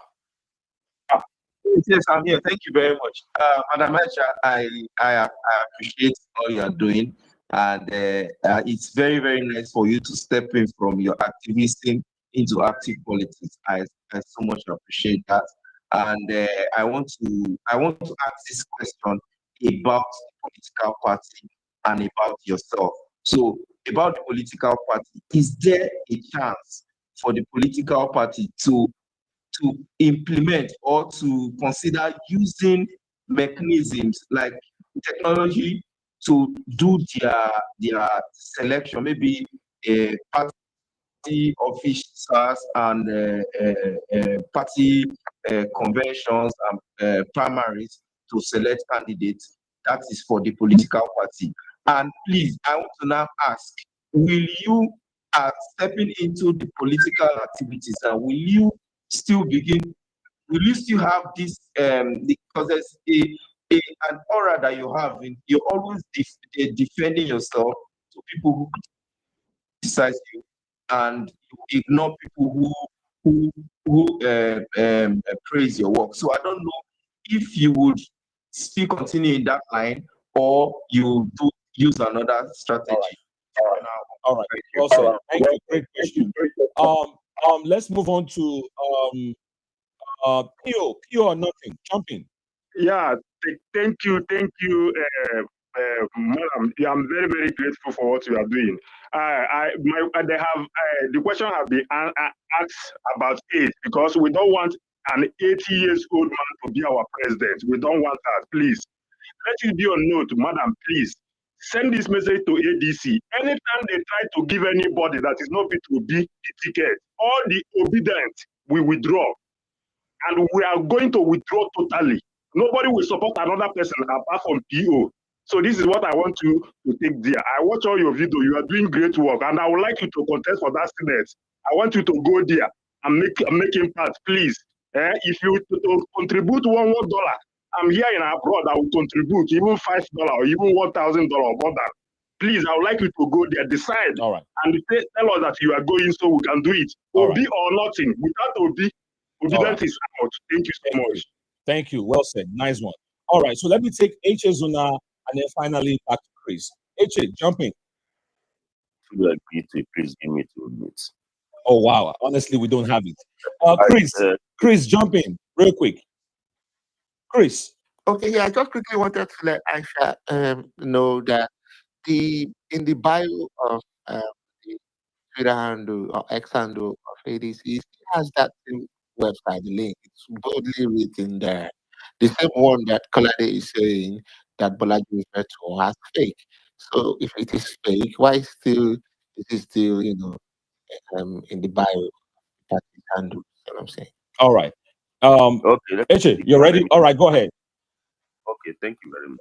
Madam Aisha, thank you very much. You have spoken so well. It's not that you telling us what you want to hear, but you are standing very strong in your conviction. Kudos to you on that. So what I want to say is this very, very quickly. If something like PO or nothing triggers anybody over there, then ask that person a very important or crucial question. Why would PO or nothing triggers you? That's number two. If you could remember what happened in 2014, what Lai Mohammed did, the kind of destruction Lai Mohammed brought to PDP then in 2024, then you and I will know, you and I will understand that this man you call spokesman not supposed to be there. If that man remains as the spokesman for it is going to 2027, then we are not doing anything. We are not doing anything entirely. So that man needs to go. Do you understand? So that's part of it. Another thing is this. I don't understand why people always come online to attack. We will be on our own. They will come with an attack. Please tell them we are for peace. But if you don't want peace, we are also for fire. We're also for war. Nobody have monopoly of violence. We know what is good for us. We are sticking on that. So people should respect people's decision. And then finally, what I want you to go and relate with them in ADC is this. We are not standing for anybody. We are not there for anybody. We are there for one man. And they should do the needful and give us that one man so that we can maintain and keep up with the momentum. Because the momentum we are having now is not the same momentum we had in 2022. They should do quick. This thing they push to July or what? They should bring it forth to April, if possible, so that we can start work. Look at what is happening now because we don't have this strong opposition. Millions of people are sitting on the fence because they are waiting for this to do the needful. But if they fail to do the needful, then they will become the shameful one, not us. You understand? So I beg of you to pass our message to them. Thank you very much. Thank you, Eche. Well said. Great points. All right, Aisha, we have less than 10 minutes to wrap it up. Please take those questions in any order, and let's just leave. We're just going to listen. Thank you very much.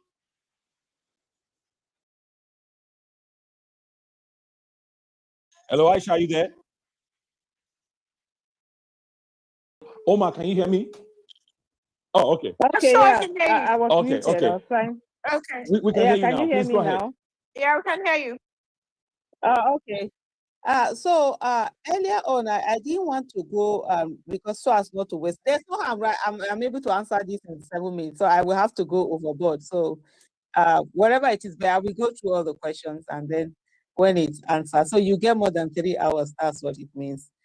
You see why you So should run for I went office, through the Aisha? You see why you should statement run for that office?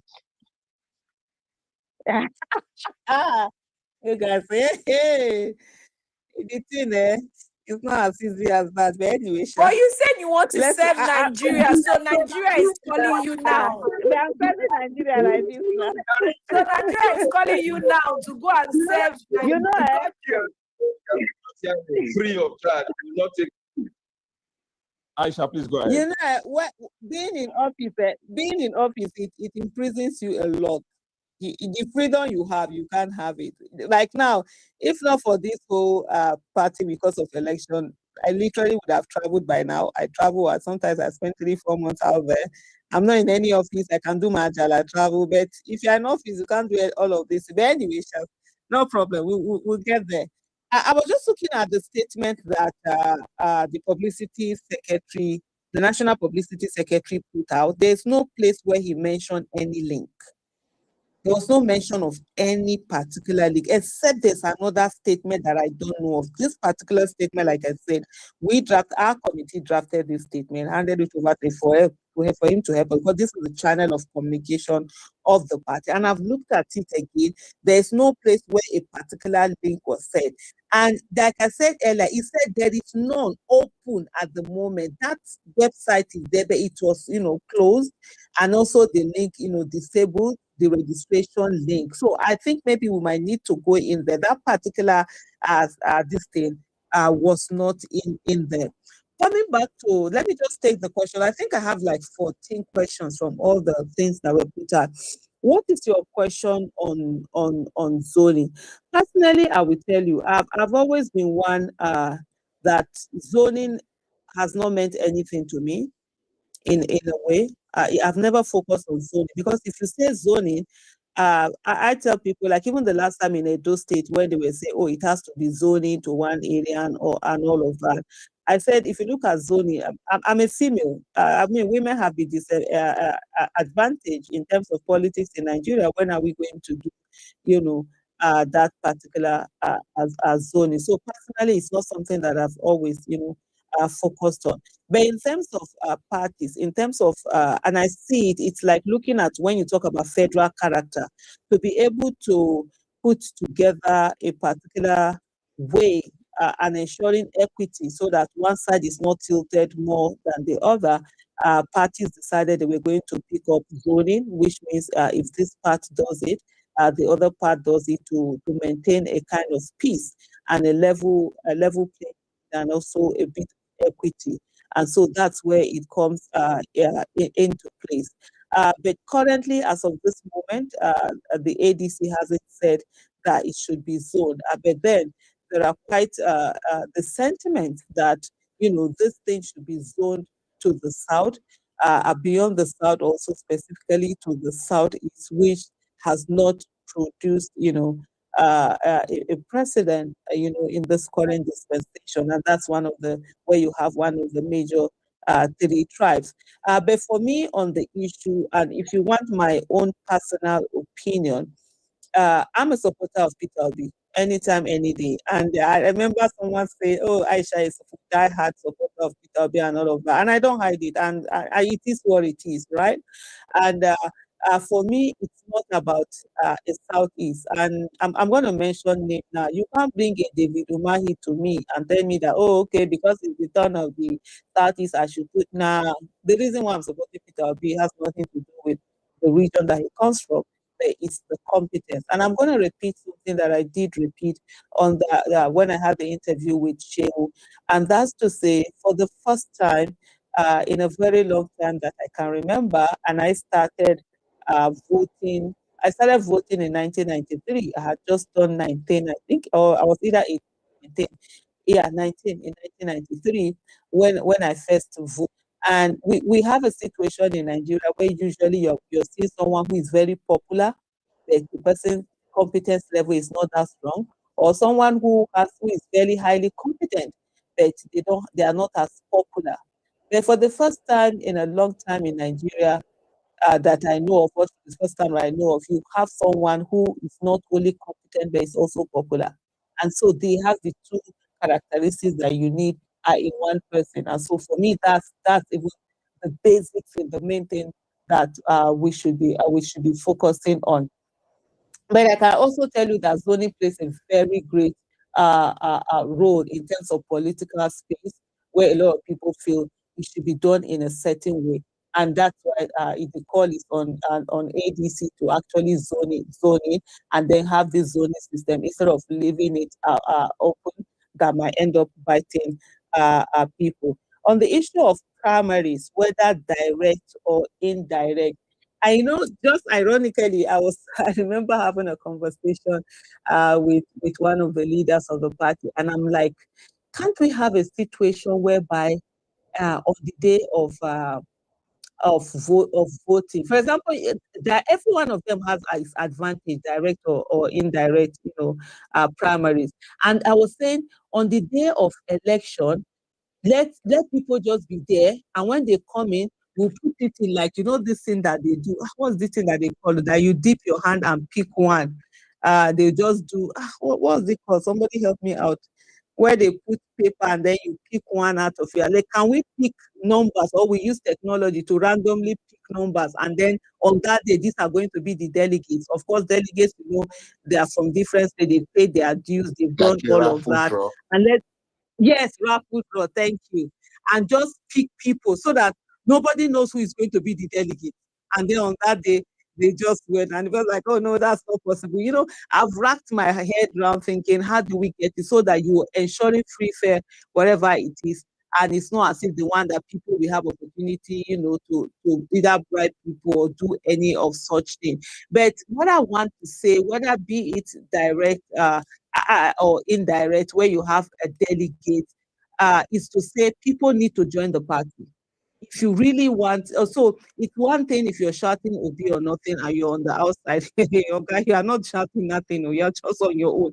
And another thing for you to get in and say, okay, whatever it is, whether you're choosing delegates or direct, I need to be in there. So all that you're doing at this moment, be in the political party, because it is in the political party that those who are going to represent, half of the election is done within the political parties. Because at the end of the day, when they have their flag bearers, you are left, you have to choose between those flag bearers. Remember that Nigeria does not have independent candidacy. So you have to choose whatever it is that is out there. So the main work right now, and that's what I've said to, I've met a lot of people, and I said to them, at this moment, whatever thing that former governor of Lagos State, Mr. Bola Ahmed Tinubu, is doing with Nigerian government and all of that, is not as much of importance to you than what is going to happen in the party and what is the primaries going to be like. So that is the primary that should be the focus now.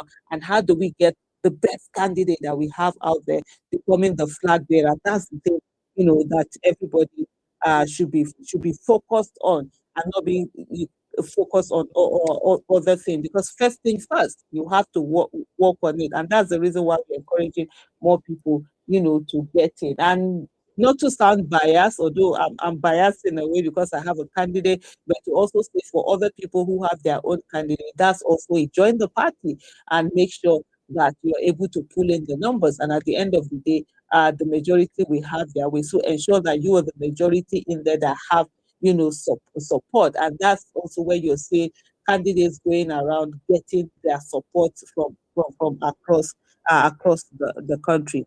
What's the plan for the rural community, integrating them?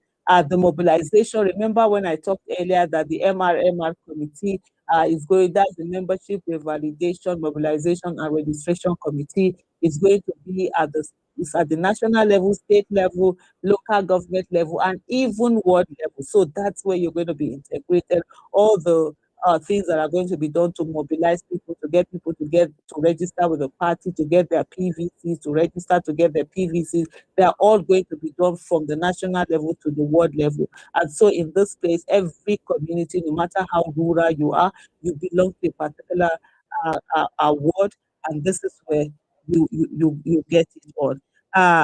Issue of zoning. So I've already spoken about the issue of zoning.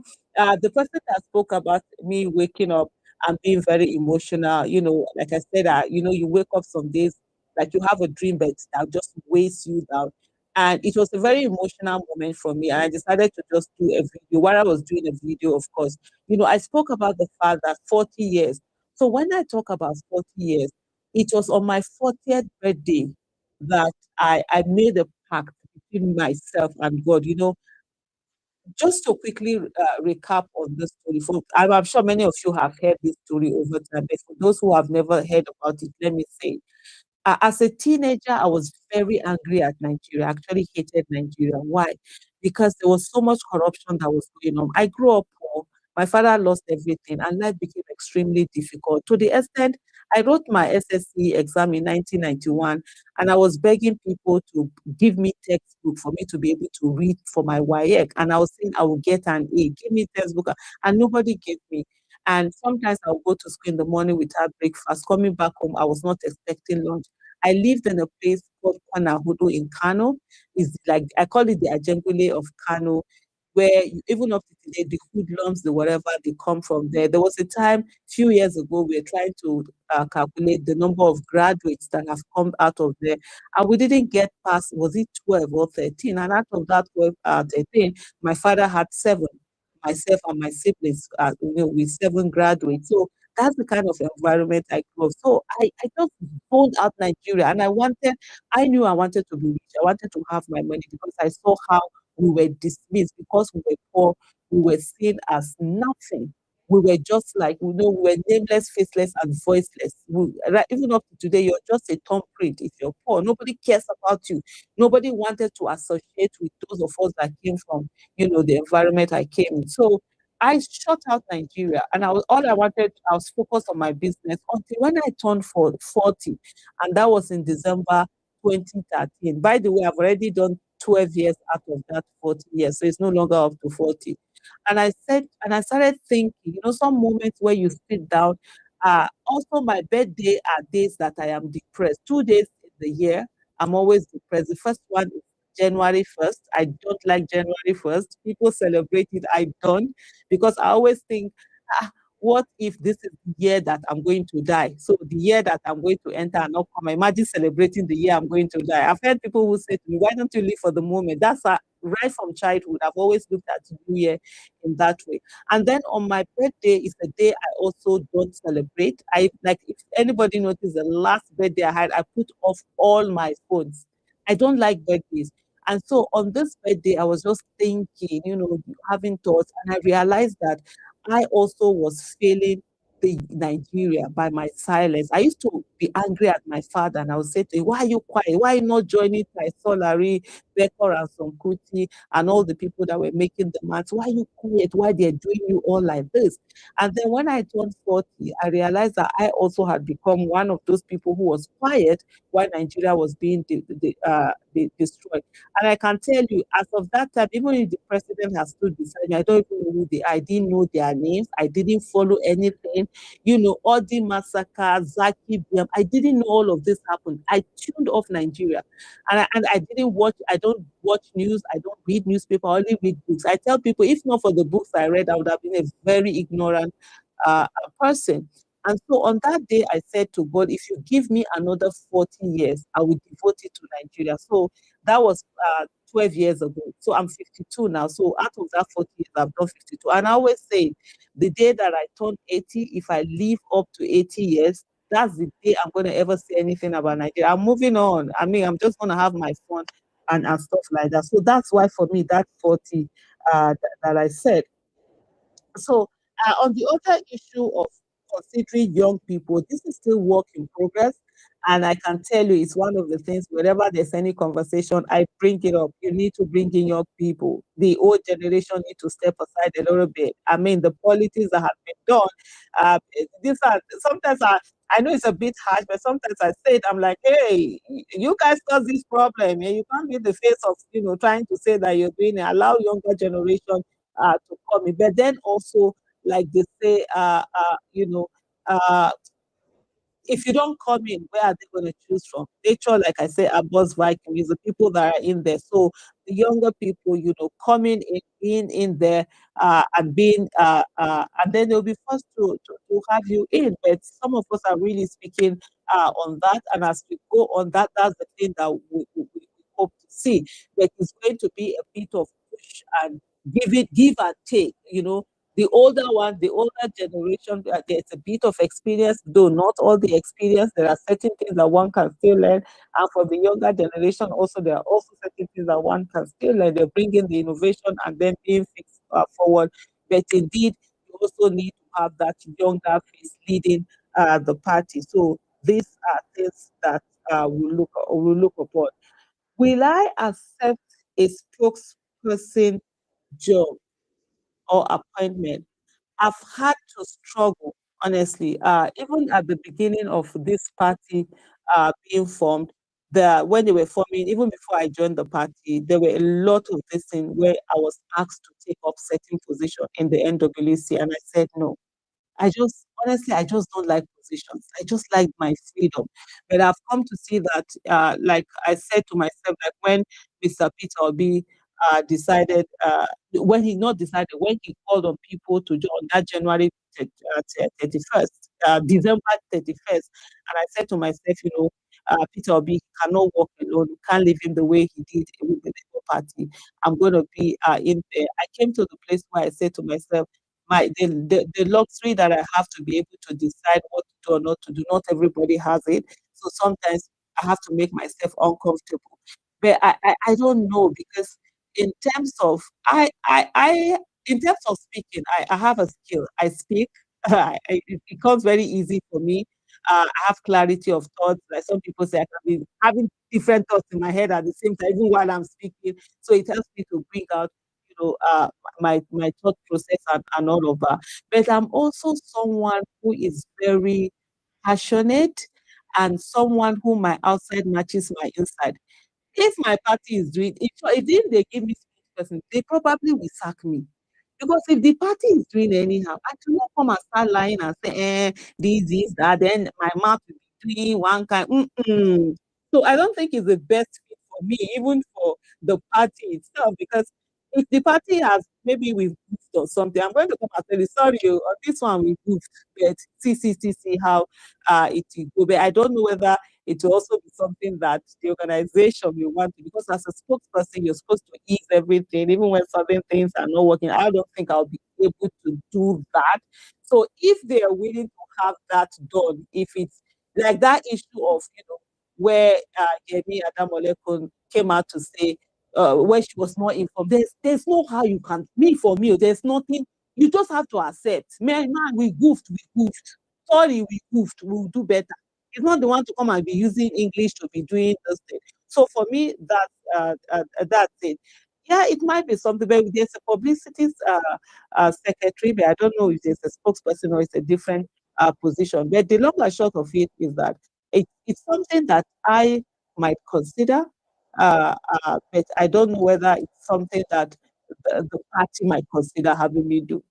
So that's one thing. They have tried. They have, even this particular this thing that I'm doing in this committee. At the initial stage, honestly, when they were organizing the committees, they reached out to me. I said no, absolutely. The moment I said, please, no, I don't want to do this thing. But after that, December that they reached out again and they had to call me. I think the national chairman called me. I was like, no, we want you to be on this. And at that moment, I was like, okay, I've decided I'm going to be a member of the party. Let me just go in and put in the work. It's one thing to say that you don't want to do it. I mean, becoming a bit selfish when they keep asking you to take up certain positions and you're not doing it. And one of the things for me, which is why I stay off from this kind of things, like I explained to you earlier, I had to stand when they were doing that national. It's not. I call it Tinubu's anthem, not even national anthem. Oh Lord, are you people that are asking me to talk of stealing? If I did that, that's the first bill. That thing we ask Nigeria, do you want that thing to be changed? If Nigeria say yes, that's the first thing. Anyways, so those are the kind of body that having this kind of position put. I will no longer be able to speak anyhow. I can't do basketballs if I'm a spokesperson, and so those are also things that are constrained. Is there a place using technology to do selection? I think I've spoken about a bit of that. These are some of the things. I don't know whether there's a particular thing, but those are some of the things that we are putting forward, even with this online registration and getting people in and using the online register. Because one of the things, that has happened over time is where you have registered that are not registered. I don't know how to say it. Phantom people. Some people will just buy card and just keep them. And then when it's time to come and do congress, they will just come out and say, oh, we have so card, put those names in. Meanwhile, you are not seeing names if they do that, even when they do direct this. So right now we're saying people have to be authenticated on the online register. So we assure that they are human, they're human beings, so that in anything that is being done, it's real human beings doing, not somebody bringing up number. Because sometimes you see they do primary, somebody will get 1 million, 2 million, 3 million, 10 million. I remember how many million Buhari got when they did one direct primary. But when you come to read this, you don't see those numbers, and you're wondering the people that were voting you in primary, did they suddenly disappear? So those are also things, that are being done. Is there that's in terms of selection? What will you still defend yourself with people who criticize you, ignore people who praise you? Yeah, so that's a very critical question. In terms of people who criticize me, it's not everyone that I defend or this thing. I put the things straight, especially anything that has to do with my character.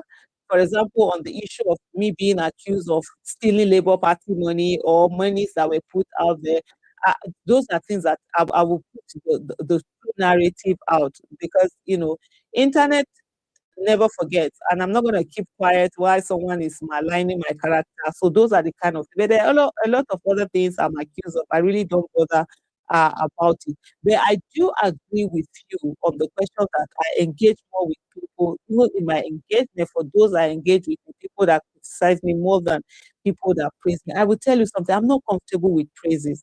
I actually prefer criticism than praises. And I will tell you this, although some people have said, oh no, but over time, because of what people have said, sometimes I actually do try to reach out to them and say, okay, thank you or something.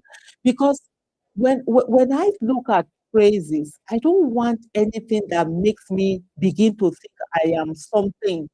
You understand? I don't want anything that gets into my head and makes it big. So, and I always say, when people are saying, and I don't want people, oh, she's such a good person. I prefer you to call me bad person. No, this woman, she bad.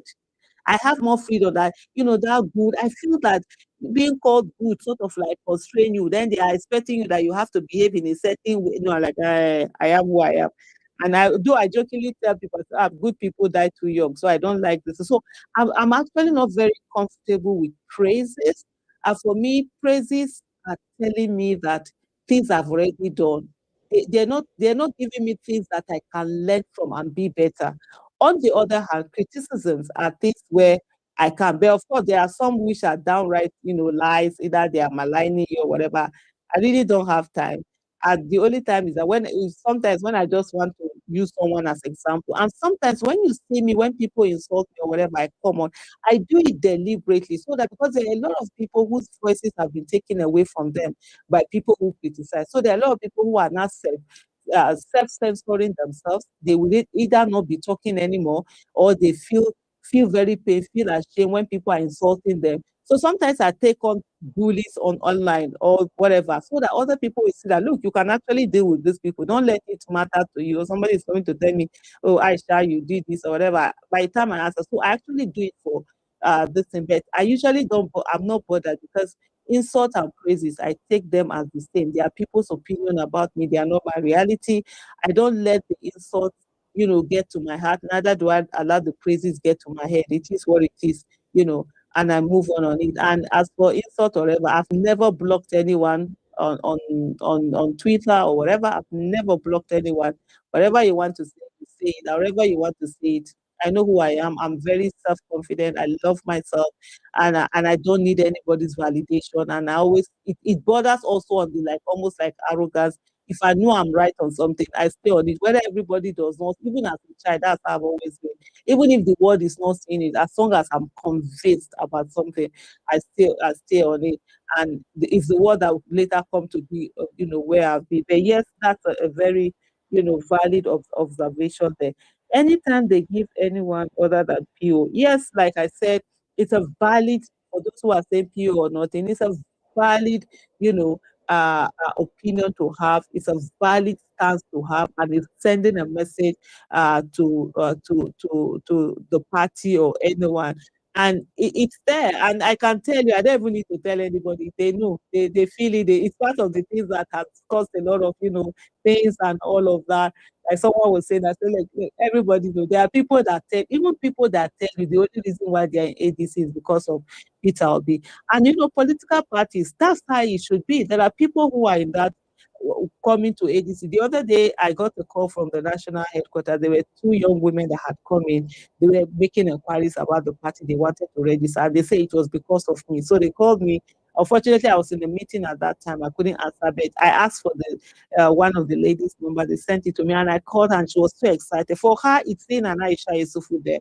That's what is taking every one of them, everybody. There are some, it is other people that are pulling them in. So it's left for the party. That's how it is, for them to listen. And then, like I said earlier, do your calculation, do your polls, check the data.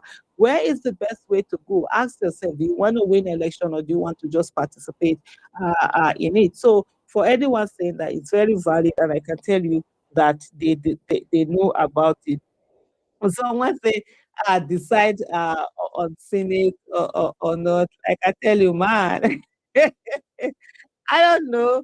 I'm willing to serve. I've gotten to a place where I tell you I'm willing to serve, but honestly, I'm not willing to pay to serve. That's my stand. So I will see we'll see how it goes, whether and the way it goes. ADC has this website still has fake. Like I said earlier, the particular website that is there was no website that was mentioned in the statement that was given, but all it says that at this moment, every website has been disengaged.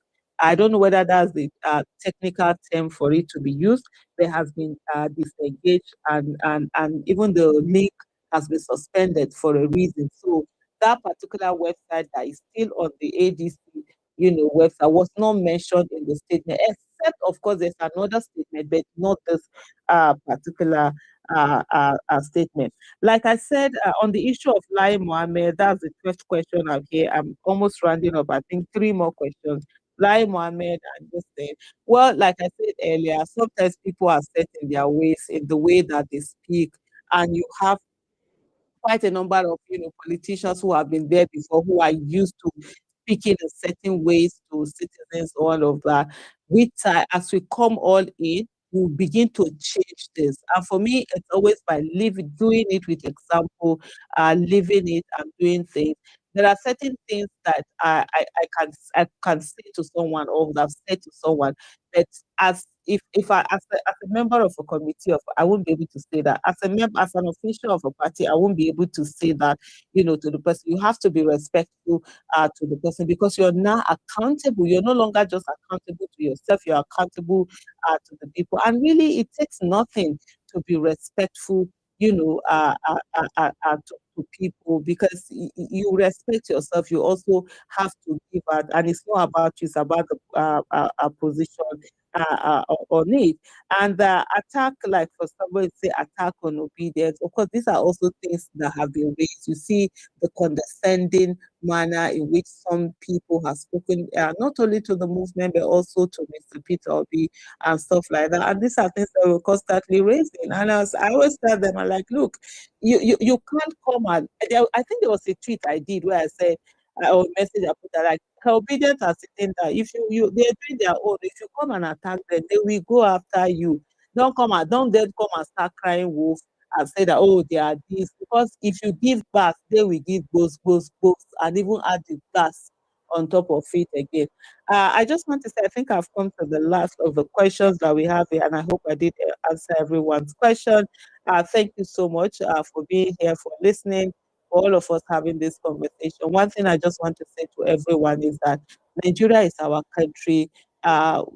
We don't have any other one, even if you have another country, but there's something about Nigeria that it's your home country. And let us not forget that we're all victims waiting to happen. If we don't fix Nigeria, if we don't fix politics, we can't fix Nigeria. And if we don't fix Nigeria, it's all going to affect us. Even if you are abroad, I mean, we saw what happened with Anthony Joshua coming in, and see what happened. He losing to us Ukraine.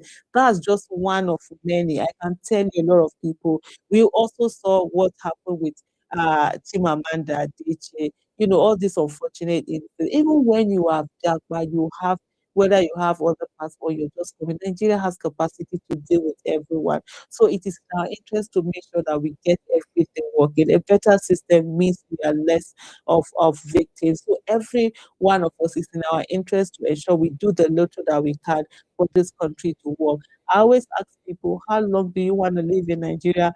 That's how long. Do you want to live on earth? That's how long Nigeria has capacity to deal with someone. If you're 20 right now, it has 70 more years. And so you need to do something.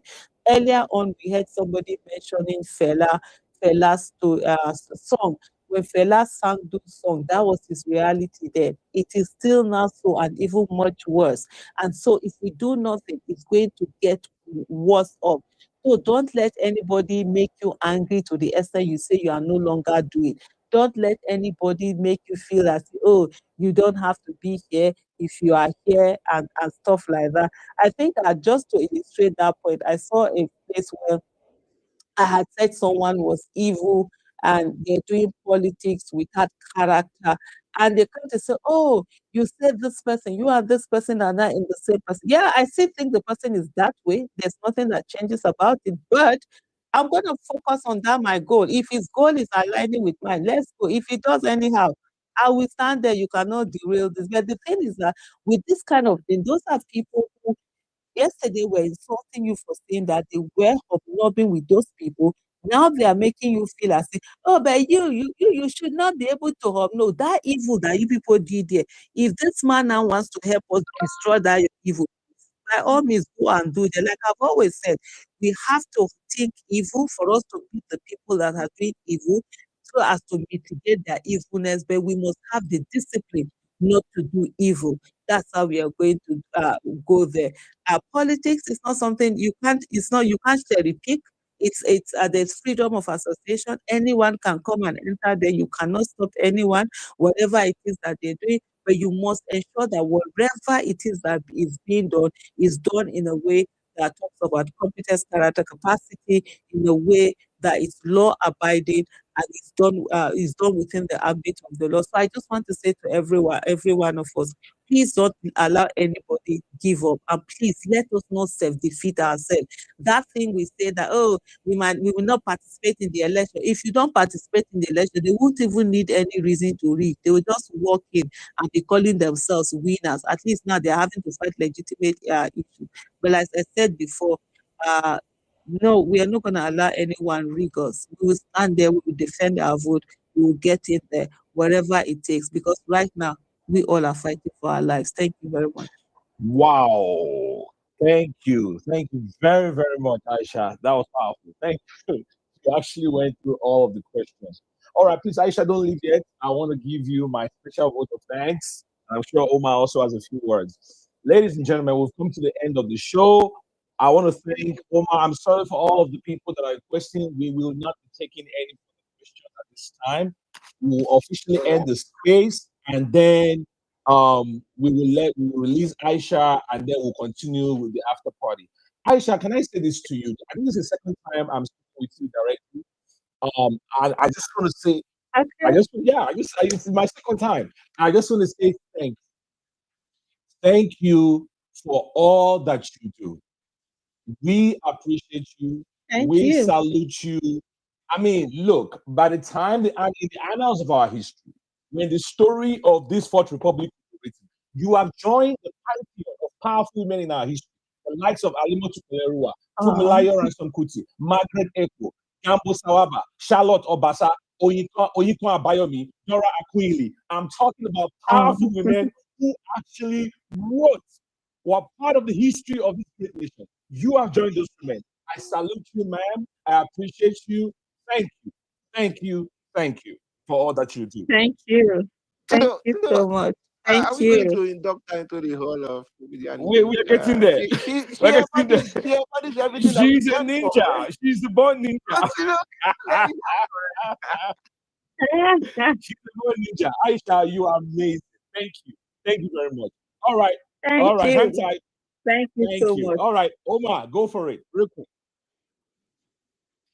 Thank you so much.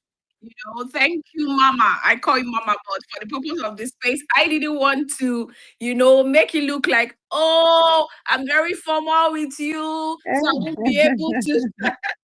so, so I won't be able to Extraordinary, Omar. Thank you.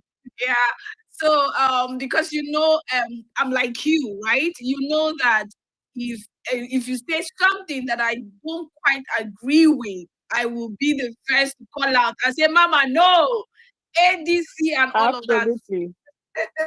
Yes, but thank you so much. I think Tudo has made my job very easy.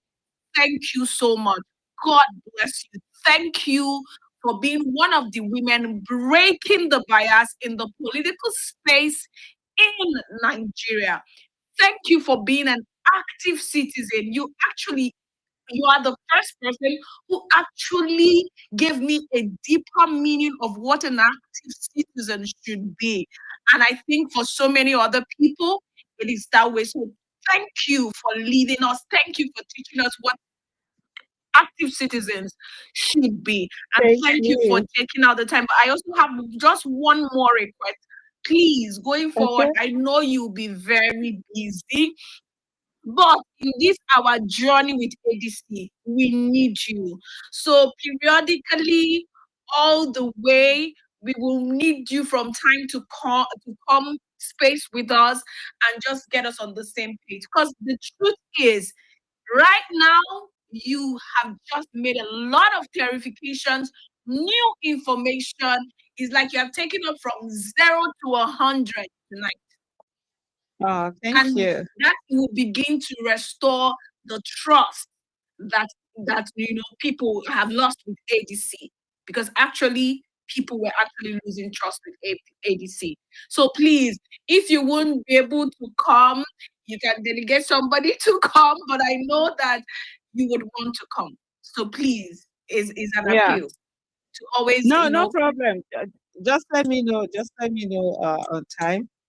Inshallah, I will make a time for us to have it. And just to add quickly to everyone, especially those in Abuja, February 21st, this month, 2026, we have election in Abuja. It's our area council election. And please remember, that's the highest elected executive positions that we have. So our chairman in Abuja, our area council chairman are like our state, state governors. So please, if you're in Abuja, just come out. And if you're not here also, please, you can help. Let's help the candidates, in whatever way we can, finance it, whatever support we can give them for them to be able to bring this home. Thank you, everyone. God bless you all. Thank you for your kind words. My goodness, Aisha, thank you so very much. Come back and see us anytime. I appreciate you so much. And maybe by then we'll have gotten more clarity on that run for the Senate. Yes, Okay, yes, I yes. think I would like you to be the Senate president. I would like you to be the Senate president. Please. All right. Thank you, Aisha. We love you so much. Thank you so much. God All right. bless Have a you good all. one. Bye-bye. Yeah. Yes. Bye. You too. Bye. All right. Mala, she's gone. Leave her. All right, ladies and gentlemen, there you have it. Voila. ADC leadership. If you guys are stuck in the anonymous and you're listening, that is your spokeswoman right there. I swear to God, that is your spokeswoman right there. If you are listening, that is your spokeswoman right there. I said my name. All right, guys, we've come to the end of the. Hang on. Oh yeah. I want to thank, please, guys, mute your mic, please. I want to thank the leadership of Obedient Movement in Americas, starting with our leader, Mag, and all the other leaders. I appreciate all of you. Thank you so much for helping to set this up, all the great work you guys do on the back end. We appreciate you. Thank you. Thank you so very much. Also, I want to thank my able co-host, more than able, extraordinary Omar. You have been amazing today, Omar. Thank you. And I also want to thank everybody that showed up for the space, or the listeners, for the questions, everyone. Thank you. You guys are amazing. These are intense conversations. These are difficult conversations. But I think, my opinion, I think we got a lot today. I think that I had anticipated, I kept saying throughout yesterday that I'm hoping to get a lot out of Aisha today, compared to our previous experiences on several spaces, on national TV. I think Aisha delivered. I think she delivered. And I think that she surpassed our expectation. We need more. It was refreshing to hear someone who will come from the inside and talk to the people. No condescension, no disrespect, no talking down, no patronizing, just plain conversation, right? Giving us answers, candor, forthrightness, all of those nice things. Those things, nothing. So I think it's amazing. I think we're getting there. And I think Aisha represents the new generation, the voice of the new generation that we've been clamoring for. It is time. It is time. ADC, give us younger voices. We respect our elders. We respect their wisdom. We respect everything they have done. But it is about time that you give us younger voices that will reflect the times that we're living in. Aisha delivered today. I am so glad we had her. Thank you, everybody. I think now we have officially declared the after party open. Omar, take it away. What are your thoughts about this piece? Omar, someone saw the flyer and said that you are a model. Please, they start to ask you, are you a model? With this my big stomach, like, I beg. Omar, we can't. Where is the stomach? We can't say this stomach. Can you adjust the difference? It is my brief height, like this model. Omar, are you a model? Yes or no? I'm not. You know, that's She's not something. answering like a politician. Yeah, so we have to play this politics.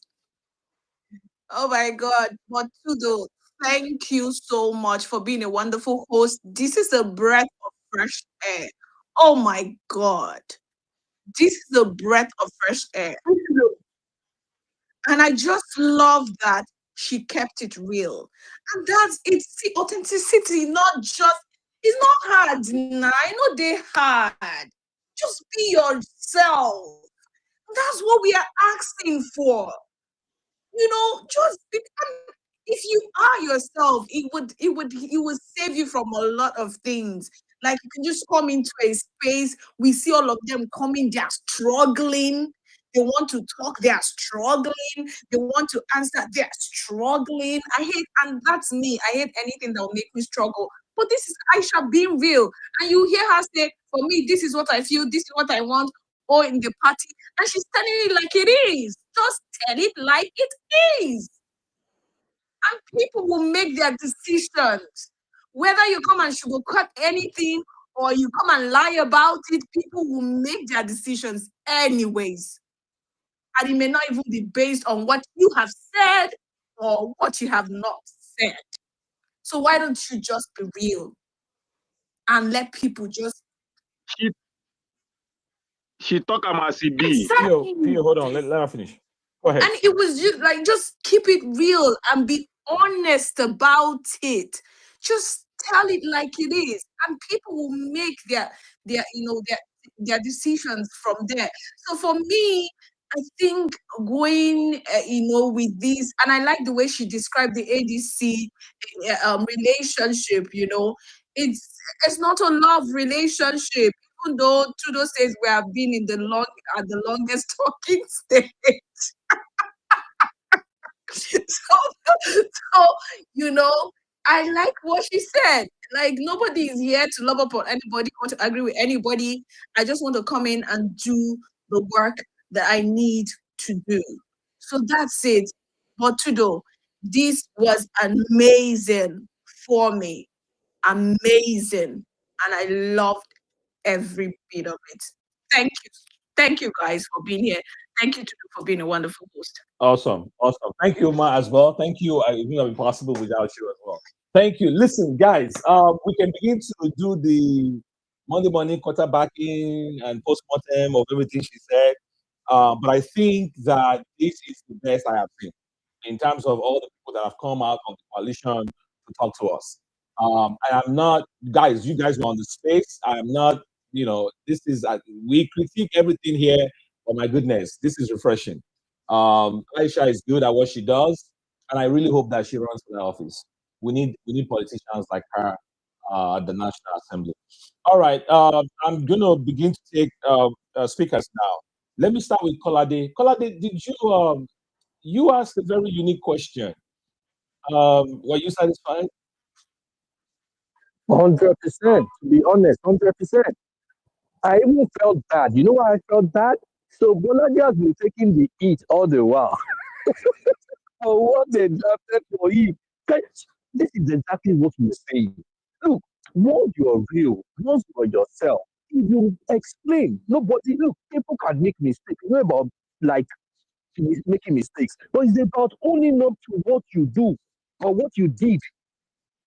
Look at what I said. Look at the way she explained that. Look, this is the key point there for them. Like from now, from now, this everything is simple. So I'm more than satisfied to be honest with you. And like you rightly said, man, tonight I saw a different Aisha. Or maybe because I've never sat this long with her. Not this long with her in meetings, but tonight I saw a different Aisha. Tonight I have a reason to say, you know what, guys, let us just go and enter this party and begin to like build everything and do things. This is what we need. This is like hope. She gave hope. She gave people a reason why they need to genuinely go and join the party. Exactly. It's not one of those empty rallying cry. Go and join. Go and join. Go and join. Just go and join. Yes. As to why we should go and join. You get it? So honestly speaking, and this will be a message to in quotes. Few people out there in ADC, if you believe you share Aisha sentiments, reach out to us. Let us talk. Even if you're in the other camp, come, let us talk. This is how we can build a party. It is not by doing kurukere, kurukere. You go one place, you go and do whatever you do. No, no, no, no.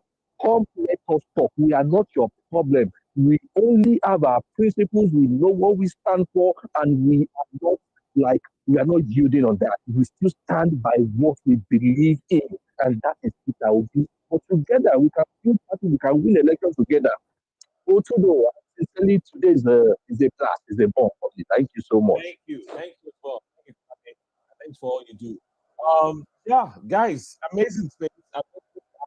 We are just going out to spaces, but my goodness, this is. I didn't feel the need to push back. I don't know if you guys know this. Um, I just, she was hitting the right notes. There was no reason to insult myself. Like there was no need for it. There was no, that's what I'm trying to say. There was no need for it because she brought it.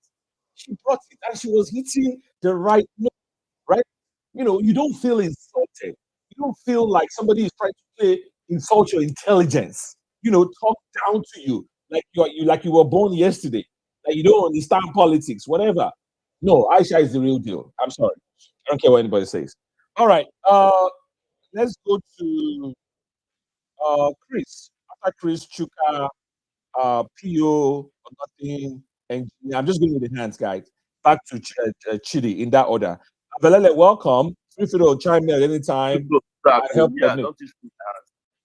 Oh, I didn't call you. I've been here for all these people. Really? Okay, hold on. I mean, everybody has spoken now. This is just after the party now. You were here the whole time.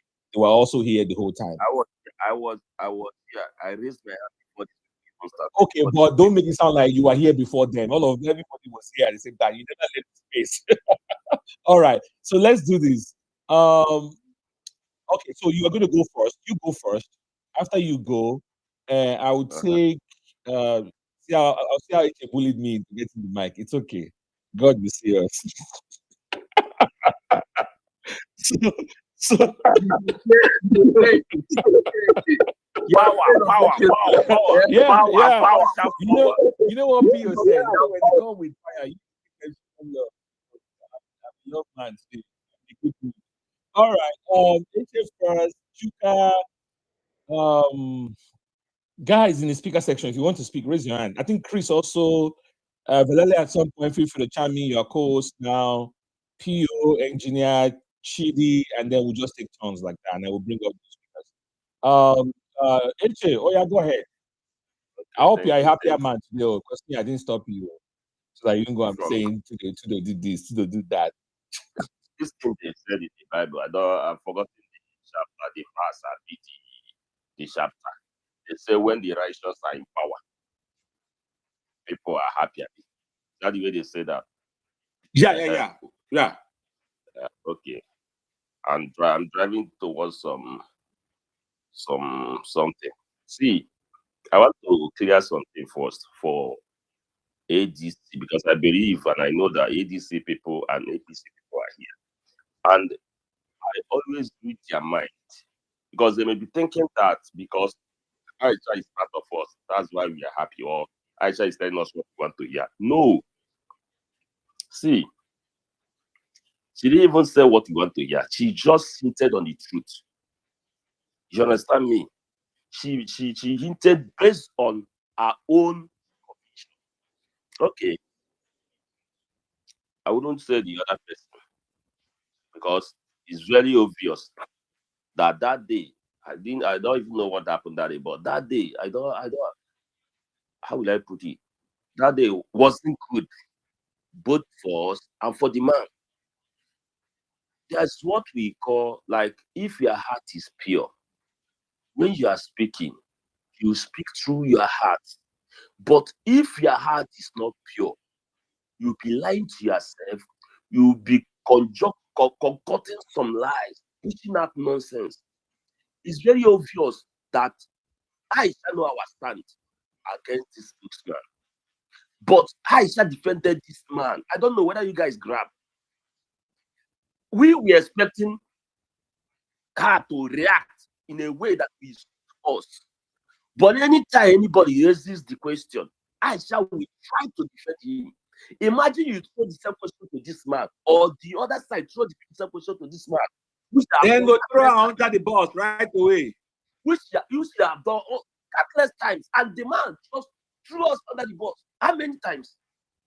Oh, look at Aisha here trying to defend this man. Even when we push out something, the man said, Aisha tried us to defend this man. What does that tell you guys? We are not here to pump anybody. We are not here to hate anybody. We are here for the truth and nothing but the truth. You understand? You guys are supposed to understand. But anytime you guys listen, anytime you guys come up here, you guys will just listen, twist everything, and push out the narrative you guys feel like it's going to fit your own agenda. So for me, I'm very, very happy. Not happy because of what everything she said, like it's intended towards what I believe. No, but I'm happy because she's on the right path. You understand me? And she sticks to it, to her belief. Because some people will come here and try to maybe say one or two things that will maybe provoke us or make us think in a different way. But she sticks to her belief. And it's very okay for me. I'm happy, I'm glad, and I believe that going forward, I think we have to, like what Oma said, we have to invite her. And there's another guy too. I asked you last time, you have to invite that guy because we need this kind of people in our space. It's not someone that will come here to damp our spirit in the name of I don't even know. And another thing I have to say again, I forgot to say it when she was here. We fixed, or you guys fixed today, to have Aisha on this space. And someone saw we have fixed the same, I think it was the same time to grant an interview. Look, let me tell you guys rode on the back of PO in 2022 going to 2023 and become what you became today. I just want to let you guys to understand that it's not going to happen again going into 2027 because that's the same thing you guys did last time. You guys, even when we sent you guys went there and messed everything up. Now you guys feel like it's not going to be business as usual. You guys trying to come back again. We are not fools. We are not moving. You understand me? That thing you guys are trying to do or trying to repeat, it's not going to happen again. Because you guys failed us big time. We expected not 100% from you guys. We expected at least 70% from you guys because you guys represent us. You guys went there as different people altogether. But when you guys got there, what you expected, you didn't even give us up to 20% of our expectation. I don't think that thing that happened in 2020 is going to happen again. That's all I have to say for that. Thank you very much, Tido. And thank you very much, Extraordinary. Okay.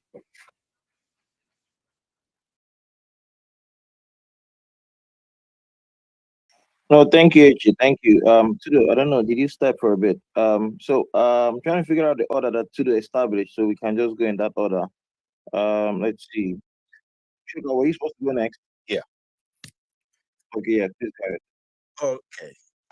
It's good that Madam Aisha is no longer here, so that doesn't sound like I'm saying it to impress her. The truth is that there, beyond everything she's saying and her energy and standing with the truth or for the truth and all of that, beyond all that, there is a mentality that oozes out when she speaks. I have noticed this over the last maybe 1 year or two. Maybe I don't know. I didn't know her before. I hadn't seen her on interviews years before when they were doing their protests. Then we bring back our girls and all that. But since maybe it's rubbing off from OP, I don't know. But there is a mentality that oozes out when she speaks, and that mentality guides everything. She doesn't want. She represents the people, the common. You hear her say, "A Nigeria that works for everybody, where the son of a nobody can become somebody." She is saying that not just as a slogan. She's saying that because it resonates with her because of where she's coming from. So Aisha represents the downtrodden, the forgotten, the poor, truly, because she has been there. And this is actually what makes her not just a good candidate for a spokesperson, but a good candidate for a politician if she decides to go for it. Now, the reason why I put that question out like that is because I understand that people like her drag a lot of people. So, I mean, draw attention. So I'm sure that a lot of ADC officials or whoever, stakeholders, were on this space listening, whether anonymous or not.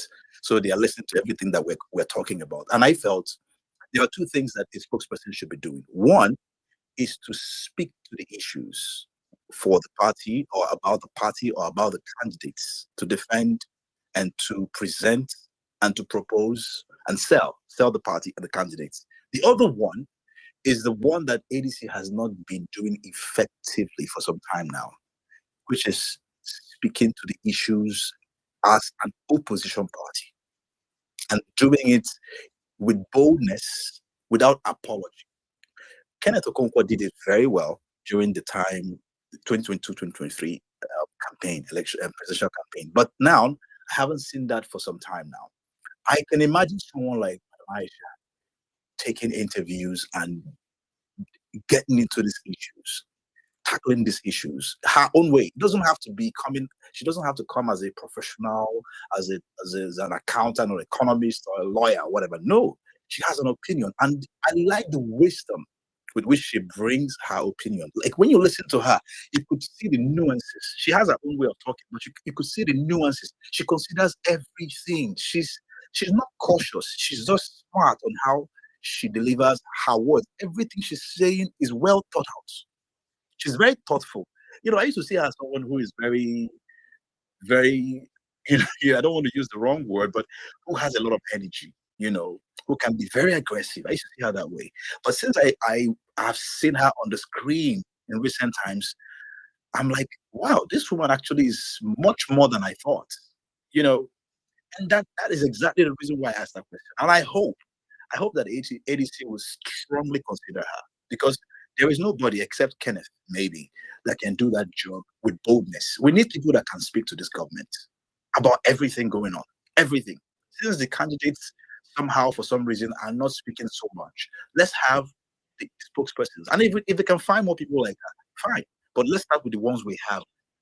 Tudo is here now. Tudo is here. I'm talking about people that are speaking for the party. If she was, I have never seen her, adopt the obedient movement as a group she belongs to officially. So I would have actually asked, could we make her one of our spokespersons? But I've heard her take that question a lot of times. When they ask her, "Are you obedient?" She say, "I'm a supporter of Peter Obi." If you ask her 25 times, she'll give you the same answer. So I know that this is her position, and it's fine. But the point is, what she did tonight shows that we can actually have people who can speak with wisdom without dodging questions, without pretending, and without lying. And one of the things she did that was very remarkable was the fact that she took responsibility. She's willing to be held accountable for what she does or what the party does, especially in her own position. And this has been consistent, which is exactly the same reason why we believe that Peter Obi is the kind of leader we need. I have seen that kind of person in her, consistency. But the last thing I'm going to say about Aisha that makes me say that her mindset is amazing is that if you listen to Aisha, you will never see Aisha sound condescending. You will never see her talk about people or talk down on people. She always speaks with respect for the people listening to her, for the people, even unless you come for her, like you guys are fighting now on a different thing. When I go enter, got out, well. But once she's out of that and she's addressing an issue, she speaks with respect for the top, for the great, for the big, for the mighty, and for the so-called small, for the average, for the common man. She respects everybody. And that is the kind of leadership that is lacking in Nigeria, unfortunately. So bringing people like her speaking constantly on our televisions and on our podcasts already sets a new example, a new good example on how to address people, on how to bring your thoughts without being unnecessarily disrespectful or impolite. I have seen that about her, and it's amazing. And she will even tell you about her flaws. So she's not even prideful, but at the same time, she will call you out. Like when she was talking with Sheryl, I remember when Sheryl asked her, what's up with obedience? Does obedience still exist? The way she just dropped one small, like she messed him up without messing him up. She just said, Sheryl, if you're looking for curiosity, go to the market and go and buy curiosity, because you just asked me about obedience just a few minutes ago. Like she called him out quickly. She didn't waste time. She didn't try to make him feel good. She just gave it to him. That's the kind of person we need to be speaking to issues now. This is actually why I focused on that. I didn't join this space from the beginning, but it was refreshing. Just like Tudor said, it was refreshing. I hope others can take cue from this, especially those in ADC. This is what we want to see. This is exactly what we want to see. Thank you.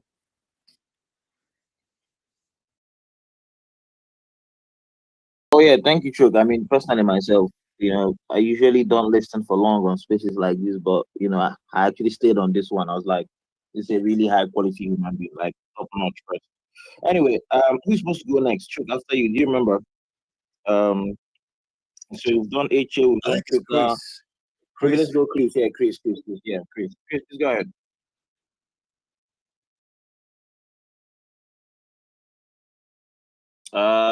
Chris, going once. Okay, you're the Yeah, sorry, I was not close to my phone. Um, so it was a good one.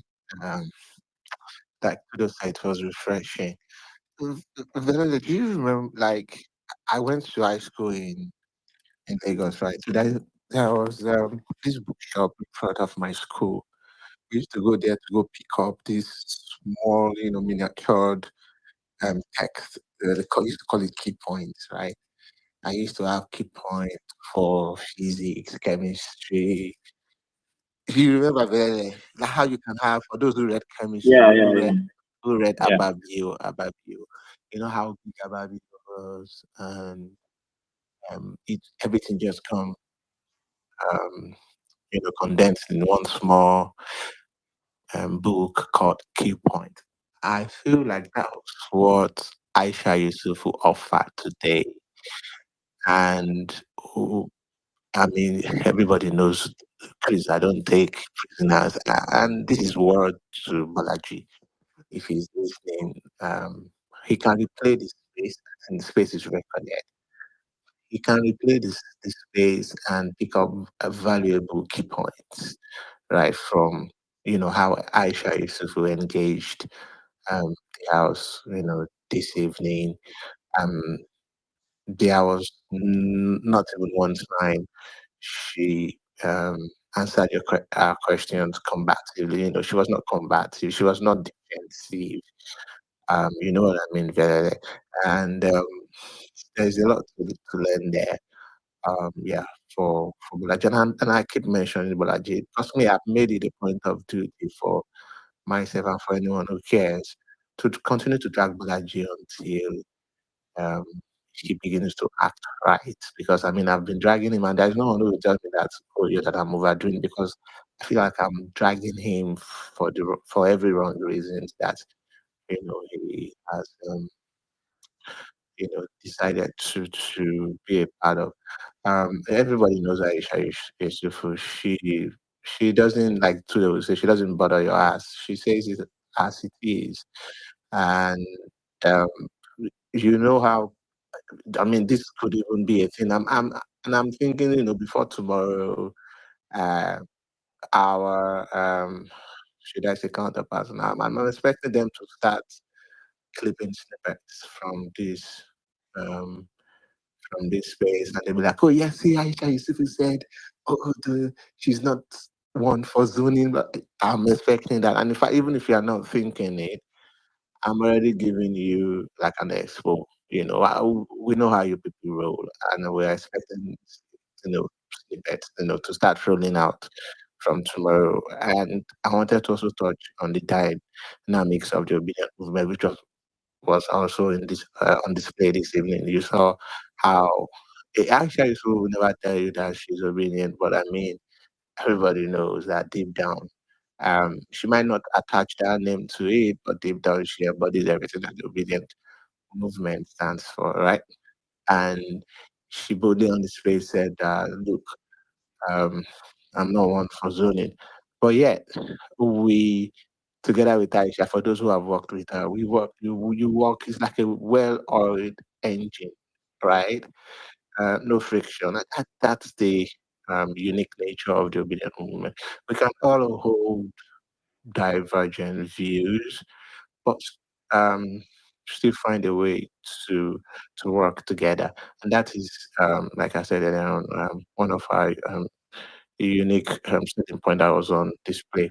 For me, I felt the question on the website, I was somewhat not still satisfied because, I mean, I felt that for Balaji to have categorically said that ADC dot com.ng is fake. And I'm like, how can you say that what is yours is fake? It's better for you to say, oh no, we brought it down temporarily. It's different from saying something is fake. That's a very damning, you know what I mean, very. I mean, unless he didn't know that that was the official website, which is also telling on him I in mean, some look, ways. obviously for me, sorry, Chris, it was the wrong choice of words. Like, Exactly. it's very obvious. But again, Aisha was trying. Aside from Kolade's, the point he was making from the perspective of credibility, having to tell people to go register, and then now the party is saying it was fake. What does that say about you as a person? And for him, he's taking that very seriously. Aside from that one issue, I just thought that he was trying to she was trying to cover Balaji's ass. I felt so too to do. Yeah, but That was the best thing I was going to say. I'm not gonna die on that hill. There are other more important things too. Exactly. Yes, Yeah. yes, and I felt we already in that issue. So it tells a lot. Look, it doesn't. It's not difficult. Even if you don't have the answers readily available, you saw how Aisha used to technically answer some questions here, right? You don't have to be combative about it. You don't have to, uh, lie about it. So for me, he has a lot to learn, from Aisha Yesufu. And again, look, guys, Peter will be or nothing, man. I die on that hill.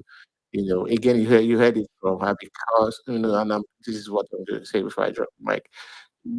We've seen it on this day or two. You tell people over and over and over again that this is what it means for us. This is what Peter Obi or nothing means for us, right? And we, sometimes go down memory lane and tell them that, oh, this is how it started, right? But they pretend and say, oh, okay, then that makes sense. But they turn around and say, oh, those people out there are saying this, and then yeah, they turn around and say it is your fault for you know for saying such a thing. So, but the verdict here, I mean, for whoever Peter will be or nothing, if it bothers you, like someone said yesterday, if it bothers you, especially if you're in Nigeria and it bothers you, just there are transformers all over the place. It's free access oxygen. Find one and hug. You'll be doing yourself a huge favor. Thank you very much. Well said. Well said. Well said. Thank you. Um. All right.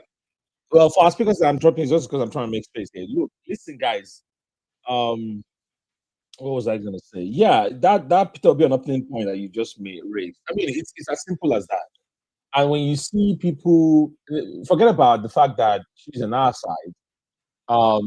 Even if she wasn't, there are ways you can answer a question like that, right? You're a politician for crying out loud. I'm speaking about the publicity secretary, right? There are ways you try to bring people together. You try to make people feel welcome. Especially a large base like the Bennett movement has come into the coalition. Try to make them feel like, okay, I understand this. And we've suggested some of to this. the ADC, the ADC's word, right? The ADC is a big tent, right? That's the word for it, right? It's a big Yeah. tent. So if you are indeed the big ten, um, act like it, right? Act like it. Like don't you're almost like a parent now. You have children. You have I mean, I'm probably a weak analogy, but I think I can just borrow it. So how do you blend together all of these different personalities, different characters that are represented in the coalition, right? Without making one child feel less important or more important than others. That's the whole idea, right? So every child is different for all the parents on the space. We know that. So you cannot be coming here and be saying, "Oh, if you're talking like this," no. I mean, I've seen the likes of Sam Amadi, I've seen now Aisha and a few other people. The way they approach the question, it's from the even if you're not an obedient, you don't support that will be that because of the coalition that you represent. That's the way you come and say, "Look, I understand the sentiment behind it. All right, I understand it." And in fact, you can even talk. I said, "Look, I have spoken to obedience myself. In fact, I think I've gained better understanding. Even if you haven't, you're a politician, and I think I've come to a better understanding of what they're saying. But while I understand the sentiment behind it, I also think that we all need to come together in the spirit of our coalition to build a formidable union, a coalition to face, our common whatever counterpart in the general election. If this man has spoken like that, we will not be here complaining. But in your response, you just came and you threw everybody under the bus, like, and yeah, let me be frank with you, and I want you to be frank with me too. Those who are saying people are doing nothing, they are hurting Obi's chances. How dare you say that? Like, come on, you can't tell us, you can't beat us and tell us how to cry. The same you people, you are every time, every opportunity you get, you are throwing PO under the bus. Whether you or your talking heads on spaces, on national TV, you guys are PO vice president, PO this and that. So you're whacking us in the head, and then we are responding. You are telling us how to cry. It doesn't. You can't beat a child, and the child cries, and you say tell the child how to cry. It doesn't make any sense, right? It doesn't make any sense. So please, So, yeah, I mean, I it's a think the straightforward way thing. it comes together for me was there's this quote. I think is seek first to understand, then to be understood. Right? Yeah. It's like there's a way you just package the thing, and even the people, even you can even start to endure some of the hardcore P2B or nothing or people like us to your side to understand for us to understand why you have Yeah. issues with it. No, I mean, absolutely. I mean, anyway. these people need to be humble. Peter Obi, you criticize him. I remember when Donu Koba, is that her name? The veteran Yeah. journalist. I mean, I don't know how to pronounce her last name. I know Donny Yeah, is correct. something. So Donny Kubara, something like that. When she critiqued PO publicly, what did he do? He took a pen and a notebook and he went over to sit in a living room. that's the classic seek first to understand, then to be Yeah, understood. Now, and wisdom is in he this life, sat man. right They are next high to her, quality human beings in this and this country, lady man. was talking, and she was taking note. He was taking notes. Come on, man. That's what we're talking about. Don't just be quick to dismiss people, to throw them on that's not how this works. And even if at the end of the day, you are going to um, blend us all together into a fine smoothie, you know, you can't be whacking us in the head and tell us not to respond. It doesn't make any sense. And for those who are still in doubt, I was saying this yesterday. For those who are still in doubt, what we mean by Peter or be or nothing, forget the intellectual argument that we have made. Right? Check the pin post on my profile. Forget the intellectual argument. What we are saying is that Peter Obi is the symbol for everything that is good governance, responsible governance, right? Accountable governance. Peter Obi has demonstrably proven that he is the perfect epitome of all of those things, right? So when you think of good roads, it is good roads or nothing. Swap Peter Obi with everything else that you want to see in Nigeria. That is how you understand it. Hospitals that work or nothing. Schools where our children will go with roofs over their heads and everything or nothing. Schools with toilets and everything or nothing, right? Hospitals where patients will not be bringing their own syringe, needles, water, generator or nothing, right? A situation where our health Ministry of Health and Social Welfare. We get all of the budget allocations, and everybody will be paid down the line. Doctors will not be fleeing the country. Joe Jesus will not be going on strike or nothing. Unpadded budgets or nothing, right? Unpadded budgets or nothing. Frugal spending or nothing, man. Somebody It's needs to like, make what that is tweet. going Somebody on? needs to make that tweet What and is then tell going us, on? let's do like a different trend. So you do it, and Yeah, then somebody yeah, comes in, and then they'll add their own. Hold on, let me Yeah, put Belele, it you together. do that tweet. Do that tweet. Do that tweet and put PO's picture, Peter Obi or nothing. And then we'll all come in. Yeah, and then we'll all come in and put our own line there. That is what we're saying. That is what we're saying. We are the children of politicians. We will not be flaunting, stealing our commonwealth or nothing, right? We are our budget will not be recklessly spent, and nothing will be spent on infrastructures, good roads or nothing, right? Education or nothing, schools that are working or nothing, security of life and property or nothing, right?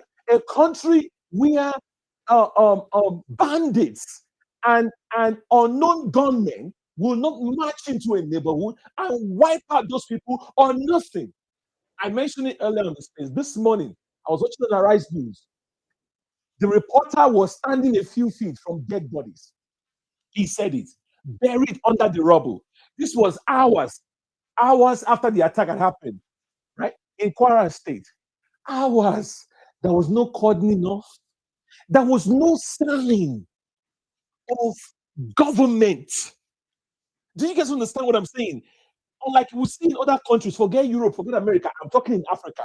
There was no sign that there's a functional government. The governor got on the jet and flew to Abuja. I think it should be the other way around. Guys, are we cursed? I think it should be the other way around. I think the president should be the one flying to Kwara State, not the governor taking the time he's supposed to spend to be on ground and visiting the communities and visiting those neighborhoods. No, that's not how it should be. That's not how it should be. You know, I've told you that the way the APC is running this country, you cannot imagine it in your nightmares. Like it is beyond garish. You cannot it is the depth of dysfunction. And then there's a picture of the governor and the president smiling. And I'm thinking to myself, what is going on? The next place the president is traveling to is to a wedding. 160 something people were killed. Not 1, not 2, not 3, not 10, not 20, not 50, not even 100, not 150. Like, what is going on, guys? Were those cockroaches? Like, those people that died, do they not matter? Guys, I don't know. The man. reporter was saying that where he's standing right now, a few feet from him, a child has been buried, burnt. Mother, father, uncle, and the neighbors were the ones telling him, because they came after, and they were standing there telling him there was no sign of any functioning government, no cordoning off of the area, right? No, just to even pretend ambulance, something, police officers. He now told us further down the road, the army was there. Doing what? No, doing what? This is what we are acting like this is 1970, right? 1970, 10% of our budget is allocated, right, to defense and security. And you can split that amongst the army, the police, Ministry of Interior, police affairs, and all these other security agencies. Okay? We are spending, I made this case earlier, 60% of that money is going to salaries. We have too many people in the security architecture of Nigeria doing nothing. 60%, another 20% goes to overhead. So less than 20% is spent on capital expenditure. I'm talking real training. I'm talking equipment. I'm talking modern technology that will help with intelligence gathering. So it is after people have been killed and wiped out, you will now hear the president has ordered the army to move in. Moving to go and do what now? No, guys, moving to go and it's becoming stale. Can we try something else? To fry plantain. Like, can we try something else? The president has ordered the chief of army staff to move in. To go and do what? The president has ordered the minister of defense to move in. So Hours let after me people have been killed. Makes no sense. let me tell you a short story, right? Kaduna, December 2023, right? 85 killed. Army commanded to move in. Plateau, December 2023, 140 plus killed. Army ordered to move in. Katsina, June 2024, 50 killed. Army ordered to move in. Plateau, April 25, 52 killed. Look at these numbers. These are tens of people, not 5, not 3. Army ordered to is move in. ordered to move in to probably molest the women that their husbands have died. Let's be very I wouldn't know about No, it, but Justice, the story carries on, right? Yeah, let's not go there. We don't have evidence. Yeah. What we're saying is Again, that the same Benue, right? So, and this is the thing, right? Yeah, go on. Yeah. So it happens in Plateau, right? Then it happens in Benue in December, April, right? 56 killed. It happens in Benue in June. It happens in Niger. Then it happens in Kwara. The same reaction, the same, like we're playing catch up. I honestly don't know. It's a playbook. I don't know. It's a playbook. And then can Mr. President and Bayo Nonuga and Chief of Staff and all these people that you are close to, can you just act like you care about human lives? But they don't. Can you guys just try and pretend? It doesn't make sense that in a state where almost 200 or more have been wiped out, the governor is the one flying to Abuja to go and brief the president. Where else in the world is that done? Can somebody show me a country? Because me, I don't know. Like, is there any other country where they do it like that?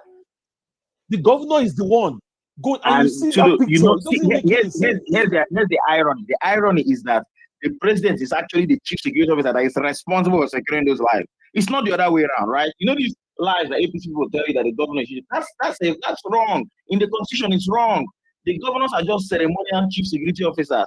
The real chief security officer is the president. So imagine you have failed in your duty, and the governor, who is supposed to be an independent constitutional entity, is going to go and have like political discussions with you, because that's what it is then.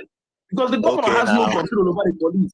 Nothing. Okay, now you want him to go to Kwara State and fall down so that he'll give you receipt. Let me say this to our leaders.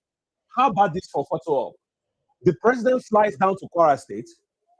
You set up a command center.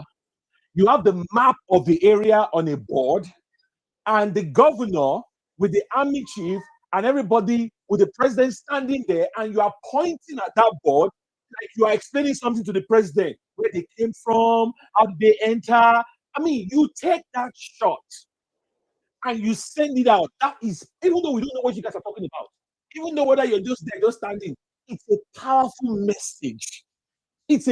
Sometimes you need to say these things to these people so that they don't think we're only just here to complain. It sends a powerful message. But when you sit down on that chair, that revolving chair, and the governor is made to fly all the way down, that does not look good, and it doesn't show that you care about the lives of those innocent people that have been wiped out. That is what we're talking about. My goodness, where does it begin with this country? Like, we're supposed to start with electoral reform, and the protests that happened today. Jeez. We have never been blessed with good leaders, too, though. Let's be very. All right, Justice, hold on. Let's go through the hands. Chidi, I think, is it Chidi or Field Marshal? Who is next? Chidi. Okay, Chidi, go ahead. After you, Field Marshal will go. Olabez, Chio, and then back to Justice. Real quick. Thank you. Niger Matano, they finish. Wow. Is Oma still? Oh, she's no longer the co-host, because I wanted to remind her there was a space I co-hosted with her about 2 or 3 weeks ago. Because of Madam Aisha's personality and her unique position as ADC's, what's that acronym? AMR's deputy chairperson. You know, I quit several times that it would be nice that she attends a session, a space session. And I really, really commend the Obedience in Diaspora group for making this happen. Thank you so much, guys. So concerning her outing today, I am genuinely impressed. She handled every question with remarkable clarity. Her clarity of thought is so enviable. She broke down complex issues in a way that was easy to follow without dumbing anything down or being patronizing to us.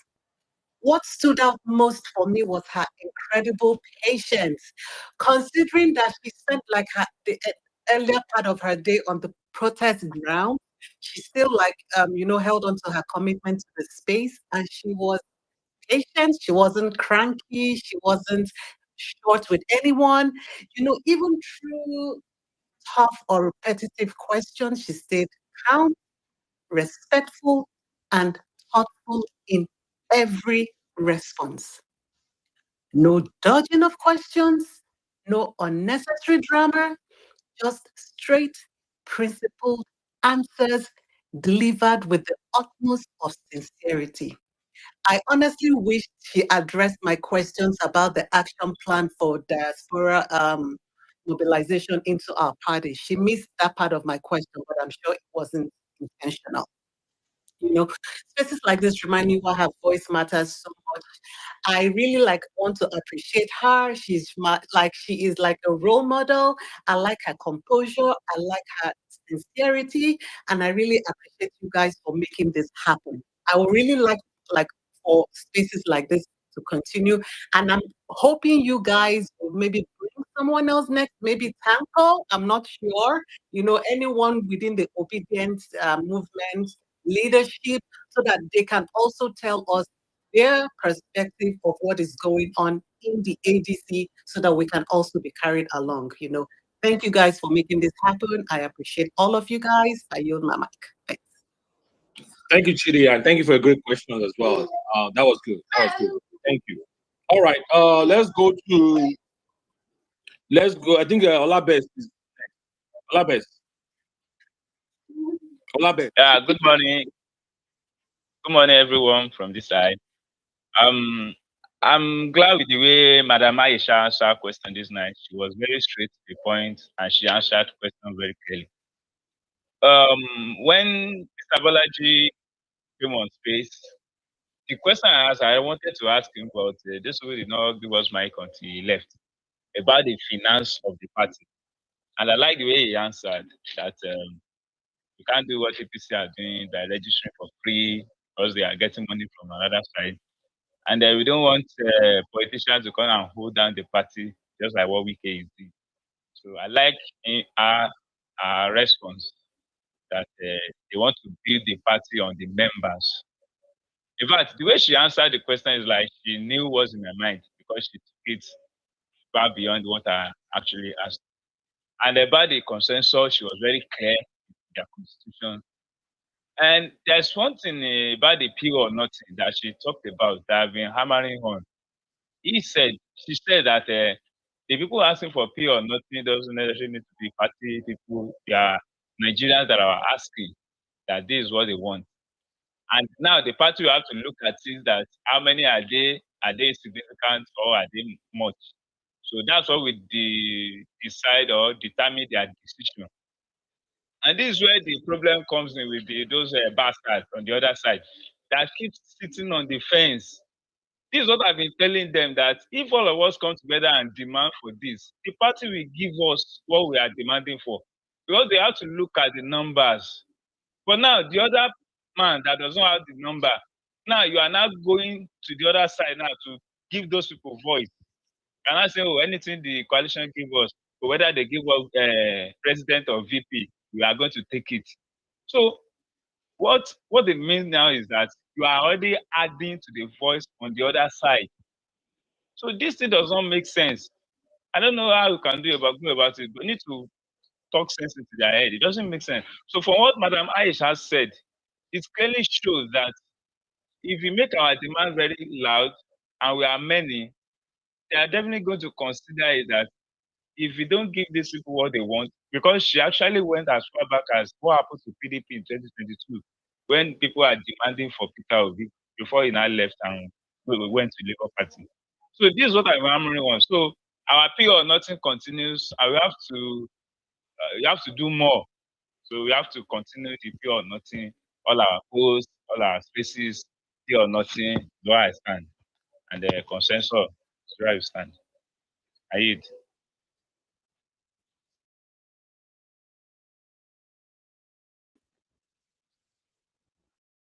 Oh, thank you, Alabes. Thank you. Let's see. I think engineer, you Field. go. Engineer, No, field, engineer field marshal, Sajid. field marshal. Yeah. Oh, field. Oh, field. Hold on, hold on. Engineer After Sajid, field, hold on. Field. PO. I think it should be Engineer Sajay. I've been on the queue for long. Yeah, I I don't think even it should be see him Engineer actually. Sajid. But go ahead, Vilele, if you can see Oh, him. I see him. I Yeah. see him. Yeah, I can see him. Go ahead.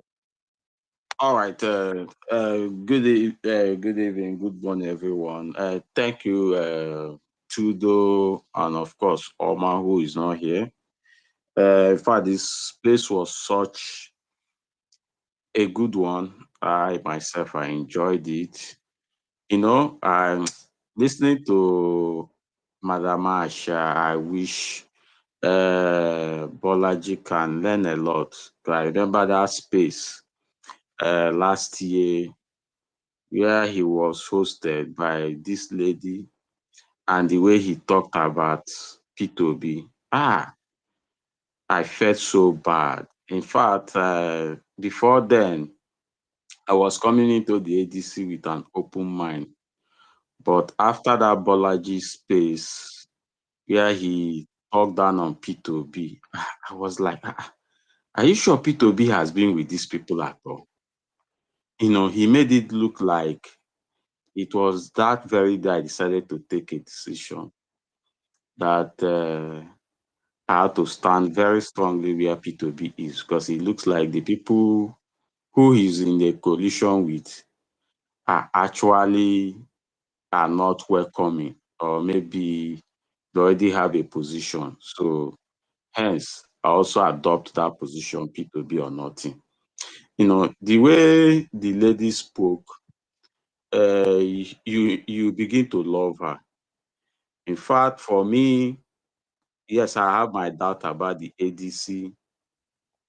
Right from when Bolaji did what he did last year, when he talked so low about P2B, I started having my doubts. But the lady this evening or this morning has been able to, lift up my spirit a little bit, to also believe that this is possible. So if other people in the coalition could actually learn how to talk, even when some of our view did not resonate with what I believe, but she said it calmly and in such a way that you know uh, could actually make you to start thinking about it.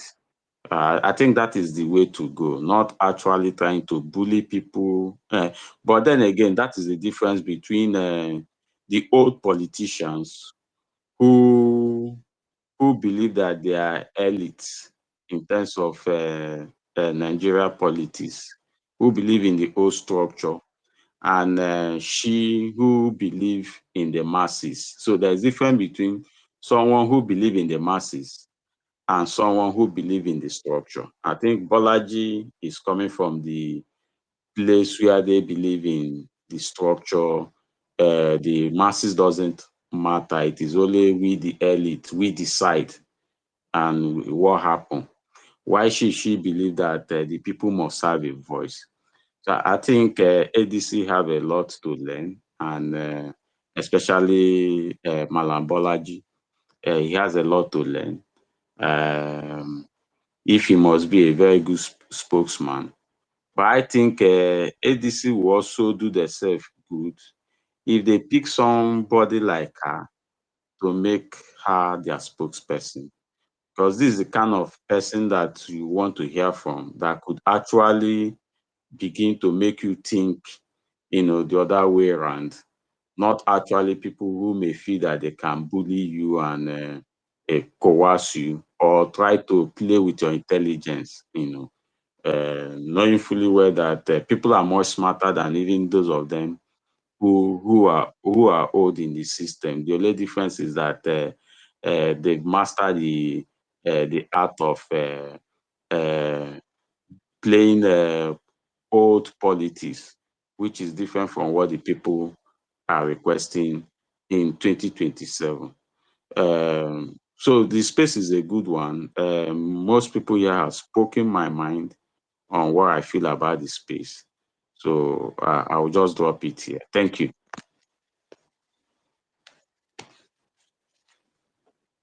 Thank you, bro.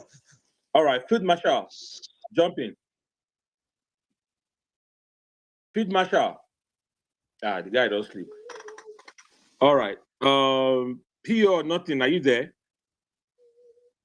Yes. All right, yes. what do you think of all these things? All right, what do you think about it? He's hold on. He's wonderful. He's wonderful. Wait, Field Marshal is still there. Wait. Field Marshal, go ahead. Okay. Field Marshal, go ahead. Okay. Tudo, congratulations to you. You've just done something that nobody has done in the history of spacing and the history of bearing our minds. And today, the space is I don't know about the mother of all. I don't know about that. Yeah. So I think we cannot overflog this matter, and we cannot tell anybody how to do whatever they are doing. If they like, they should not listen to us. We have said it all. We are not about looking at sides or anything. We are about the truth. And the ADC needs to see all of these things, take the key points and read it and study it very well. How to be a better political party. That is what we are about. And I want to thank Aisha Yesufu for all she's doing. She's just bearing it out what we want to see in the political party. You understand? She led a protest today. She didn't even target Peter Obi's. She made it an ADC thing, and we want to thank her. I think I didn't have the time to really say thank you to her. I want to say it now before I sleep. And I think I'm just my body is just light because I know we have a voice within the rank. We have a voice in her, and this is just to say, let's keep doing what we are doing. Let's keep pressing on the message, and they are hearing. So not to waste much time. Thank you for calling me to speak, and good night, guys. I've already slept. I just hear my voice, my name for dream. Let me wake up to talk. Thank you.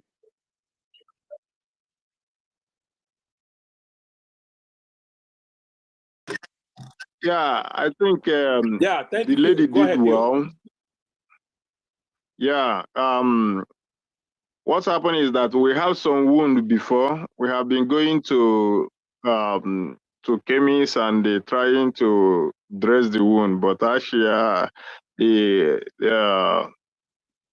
mother is our mother in ADC. He came to dress the wound and make sure that everything was okay. What the dad did the other day when he come up and disappoint us, Aisha just address everything very well and give us a hope to being in ADC. If you listen to her, you will understand that is how it's supposed to be. I always, sometimes if I sit down, I think about some good people in Nigeria that know what Nigeria means, being in a key position. Thinking about Aisha being a Senate president, think about that. Think about Derefe Yomi or Derefe, the one that wrote a book about judiciary, being a EFCC chairman. Thinking about that. Thinking about some people that you know that will be in the key position in Nigeria. You will know that the country will change overnight. In less than 1 to 2 years, you will see a different country. That's the kind of people we want. People that doesn't want to look at you whether you are the Oga or you are this and that. They will tell you the way it is. This is the way it is. This is the way things are supposed to go. Actually, being a Senate president, think about that. Think about how that place will be changed. Everything will be changed. When they say that the Senate president must have experience, I say experience of criminals, experience of how to loot, experience of how to sing our mandate you shall stand. That is what they do. So I really, I give the girl the flower. The lady, I always listen to her I follow her in her YouTube and the other places. Whenever I know that she's the one to talk, I used to go and listen to her because he make a lot of sense and he give us the hope that we don't have. Nobody is Nigeria more than you. You understand? We are a son of nobody can become somebody. That is what we want. We want our voice to hear. Let the people hear. Let Nigeria hear our voice. Let those leaders hear our voice. So now we are waiting. Well, let the site start working so we can push more.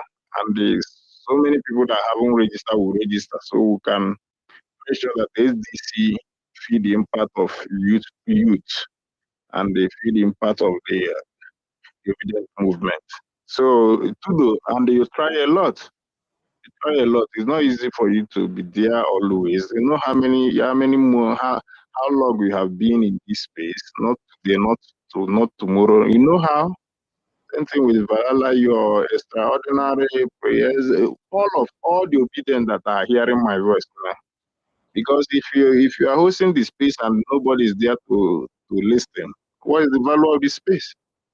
So you people are trying a lot, being there for a long time, no matter how they have been calling you people name, people are there pushing and making Nigeria to work and giving me hope and giving other people, your children and other people that listen to you people. So when those people are wake up and they didn't see you people, have you ever reasoned how they will be feeling? So keep on doing what you are doing to do. Keep on doing, coming up, hosting space, talk about it, analyze, give people hope. So when they listen to you, they still have hope that this Nigeria may change one day. So I'm very happy for all the obedient that are listening to my voice. Let's continue pushing. Let's continue doing what we know how to do best until Nigeria gets to the best we want it to be. Thank you, Tudo. Thank you so much. I won't try to sleep. This is early morning here. Thank you so much. May God bless all of you and give you good health. That's the key point of it. So you can see your hard work, this thing you are doing, you can be able to repeat. That's the key of it. Thank you. Thank you. Thank you very much, sir. Well said. Who's next?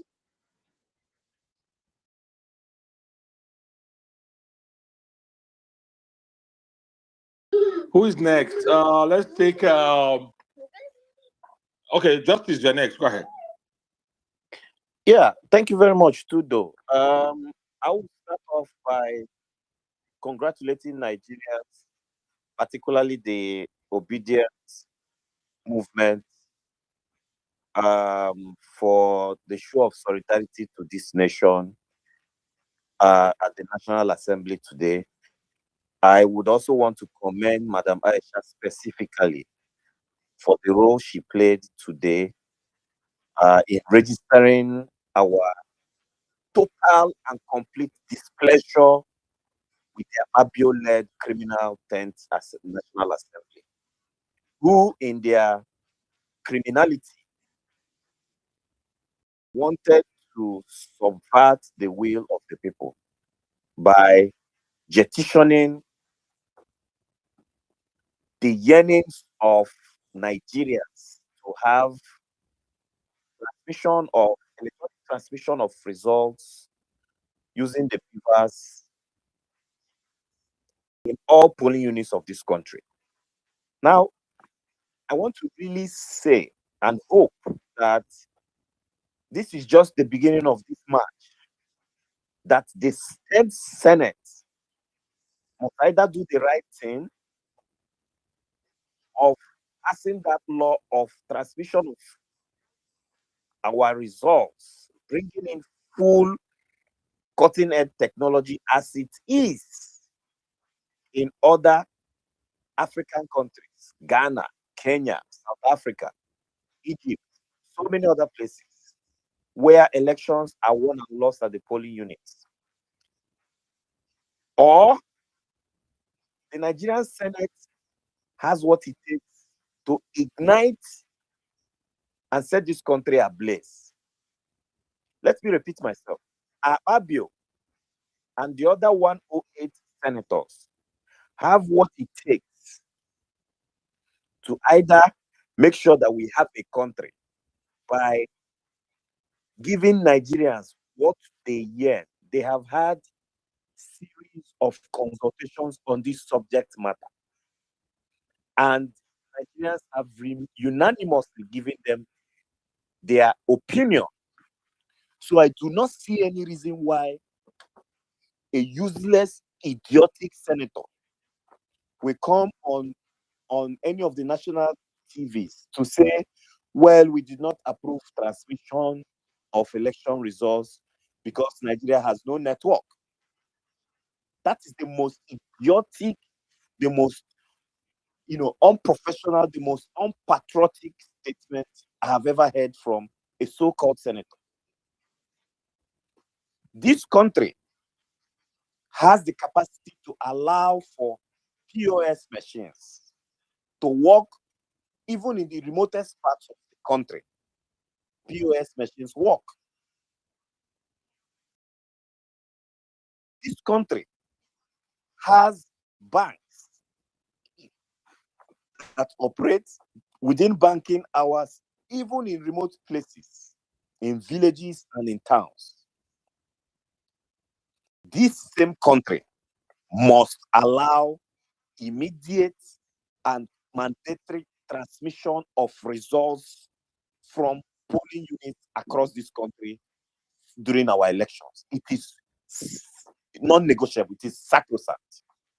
So I want to really commend those who left everything they were supposed to do on a Friday and marched to the National Assembly to register that displeasure that most of us would have done had we been on ground.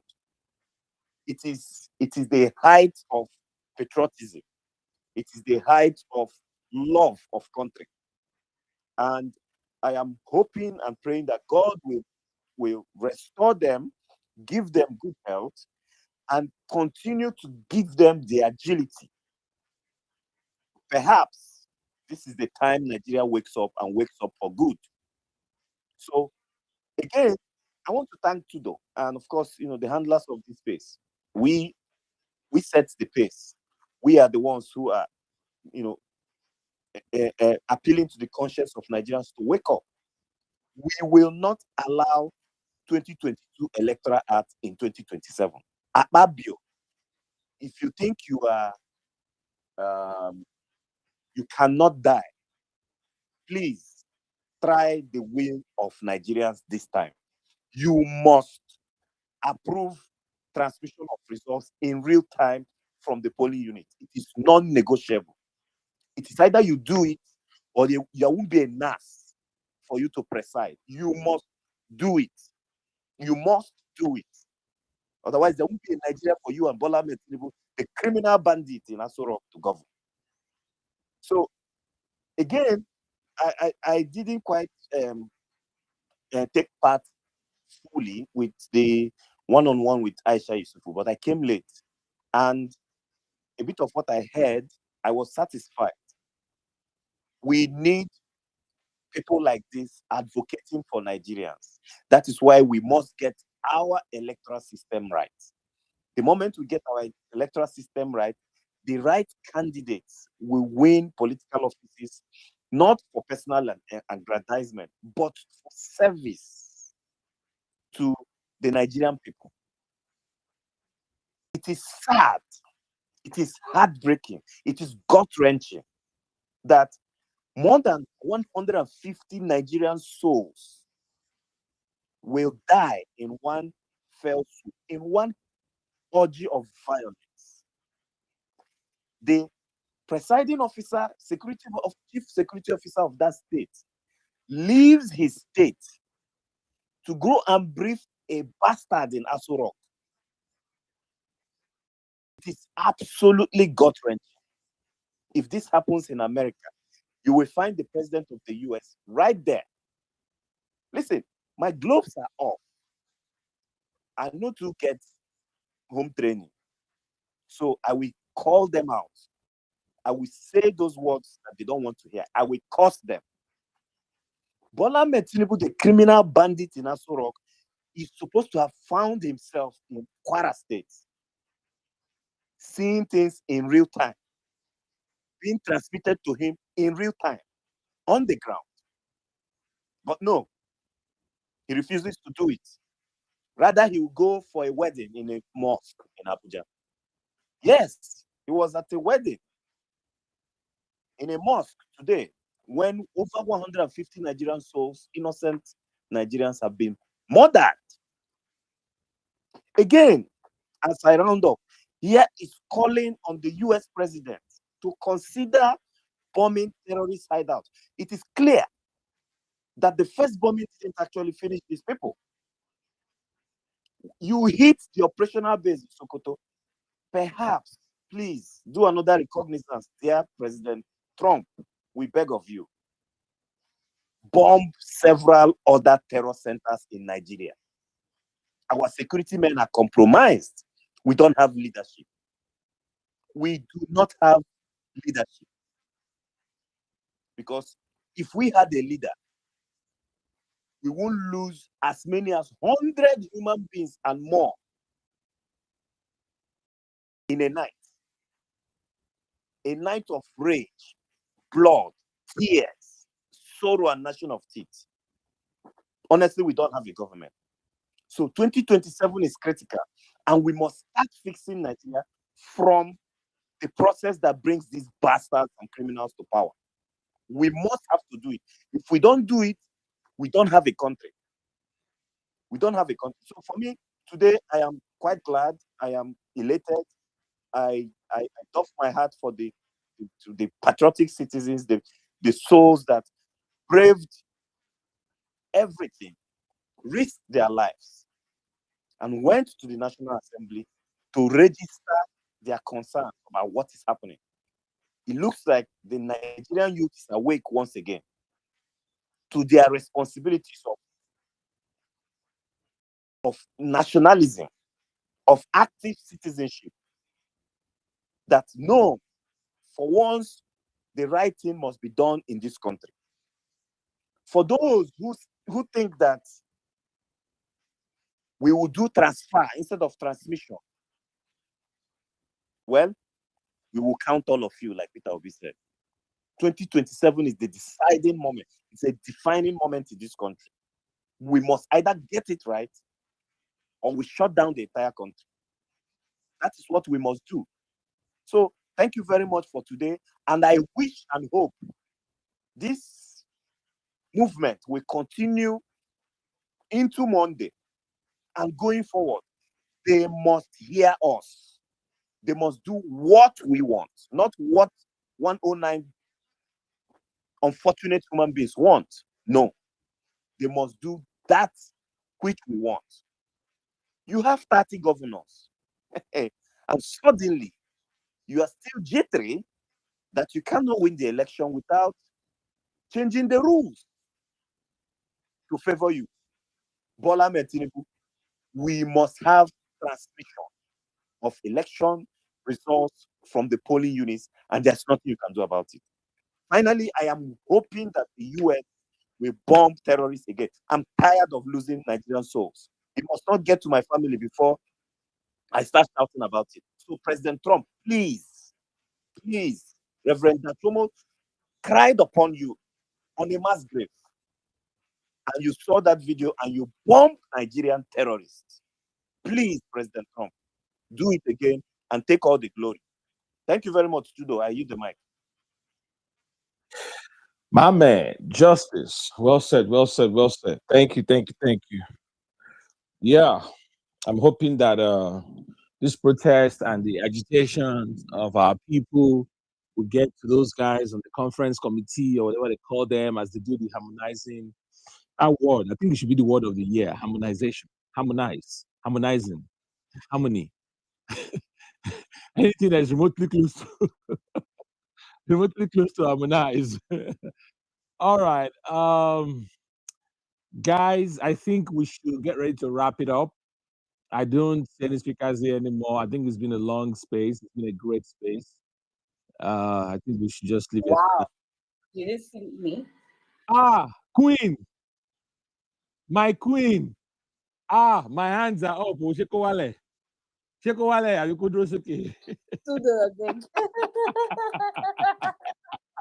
I did not see you. I swear to God. I swear to God, I did not see you. All right. So, what's your takeaway from the entire space? Oh my God. Anyway, and everything else? Yeah, go for it. yeah, today, well, it's a good day to be an obedient woman. You see power of women, right? Obedient ladies, woman. Yes, smart ass. No, I mean, no question. I agree. Us men, we are dumbass. You No, guys. no. We have smart, obedient men who are smart. All of us are smart. Did you see the quality of questions that were true? No, They were not indeed, just indeed. do you It get it? was a It makes great sense. engagement. Quality questions, quality response. Amazing, amazing space. Amazing. Amazing. Not just because I'm the host. I personally enjoyed it myself, honestly. But I enjoyed it just sitting back and just listening. Just listening. It was really good, honestly. There were pertinent questions that that apply to the party, to the state of the nation, to elections. Sorry to interrupt you. You see this, and I Okay. keep telling you that currently our politics is full of low quality individuals because that's why you have low quality conversations. When a high quality individual like Aisha Yesufu comes, you that's what you see. It's like a snake will give birth to long things, an apple tree will produce apples, except of course you do biological grafting. But you get my point, right? It's like a high quality individual will give you high quality conversation. If you see the way she's like, even carrying Bolaji along, like Bolaji will carry him along. I'm like, this stuff I couldn't can, but with grace and everything, it was beautiful to watch. It was like watching Messi take a free kick in his prime. It was just beautiful. Anyway, sorry, carry on. Absolutely. Earlier on the stage, she had that Plato quote. For those who refuse to participate. Nature of us. Okay, the Plato one. If you refuse to participate in politics, the price you pay is that you end up being governed by your inferiors. By inferiors, yeah. I remember that one. That one hit hard too. Hit really hard. Yeah, Hit so really that hard. speaks to what you were saying. And again, these guys will never admit that they were inferiors. Because imagine a The Buhari, worst of us are ruling ruling the us. best of us. Sorry, go ahead. Could you imagine a Buhari ruling us? Somebody will just so when you sit down and think of it, it could only mean because the good ones among us decided to take back seat, right? Because of the nature of the politics in the country. It was a great conversation. I wasn't able to get my answers because the call came in. But anyway, I will listen. Yeah, again. I noticed you dropped out after you did. Yeah, call came in. I didn't get the PVC, Yeah, and all she that. actually answered it, but yeah, you can go back and Yes, fast I will forward and listen listen. to Yeah. that. And another thing that stood out for me was the accountability, right? If it was some other questions. Now, there were questions that were asked, and she was able to absorb and take it that it was a committee that was in charge. If it were some other persons reading the room that, already probably on the timeline, we're already going for the Bolaji, going for a Z, she could as well not have opened up and say, because now look at that statement of that website. Remember, she said it was the committee that actually drafted that out, but they only gave Bolaji to post. That's accountability. If were some persons, they won't say that. They will just say, "Oh, okay." They will not let you know. I mean, she let us know that this. So it's indirectly telling us it is not Bolaji. Bolaji's one was just to post. That's one. Two, the aspect where she talked about the website. She also made this thing that she's the one in charge that uh committee also is in charge, that they had a developer and all that. There were some other persons, they won't also own up to that. So accountability is something that is very key. And I like that. I like the fact that she has a standpoint of view. She has a stand and she's not shy about it. She's bold. That is one thing we've been reiterating, on this phase that's come. No matter who all those leaders are, they have where their sentiments lies, right? They have their interests, they have who they think towards, but some of them try to act like, oh no, this thing. But at least she's letting us this is where I stand. And even where she stands, she's not still throwing anyone under the bus. She's still trying to play like a passive person, which is commendable. I like the fact that she retreated to the OB or nothing, P or nothing. She explained it very well and made it known like there is no problem with it. It is not a problem. It is okay for people to say, this is who I want, this is who I see value in, and I'm standing 10 toes with it. And I like where she explained that okay, the equity aspect, the vice aspect, she's making it clear. I think this is the second time she's coming out to make it clear now that she will not be supporting somebody as deputy. That she made that mistake with Yemi Osinbajo. She did that and she saw what played out. So she's not ready to go that route again, making it feel. I mean, it's still that will be or nothing. So many things she said. There were so many things she said that it's not like it's something that probably we like, but the way the approach, right? The mode of communication, the approach was just superb. That's one thing about communication. When you carry people along, the approach, the way you pass it, the way you mix complex situations or complex questions, the way you break it down in simple way and you answer it, whether it resonates with the person you're answering to, whether it resonates to that person's sentiment, it doesn't matter. But it's how you see it, right? How you let your view be heard. I like that. It doesn't have to settle down with people. There's nothing that's probably the primaries and all those things, maybe again. But the way she explained, nobody, I don't think me, I did not pick offense. And I just like, oh, I feel like this one I'm worried, but I love the approach, the way she dished it out. It was a good space. And though I love the fact that you allowed the conversation flow. Yes, because I've attended a couple of spaces where they give mic to people like, okay, you can speak. And immediately you're speaking, they tell you, okay, just one question. As you're talking, okay.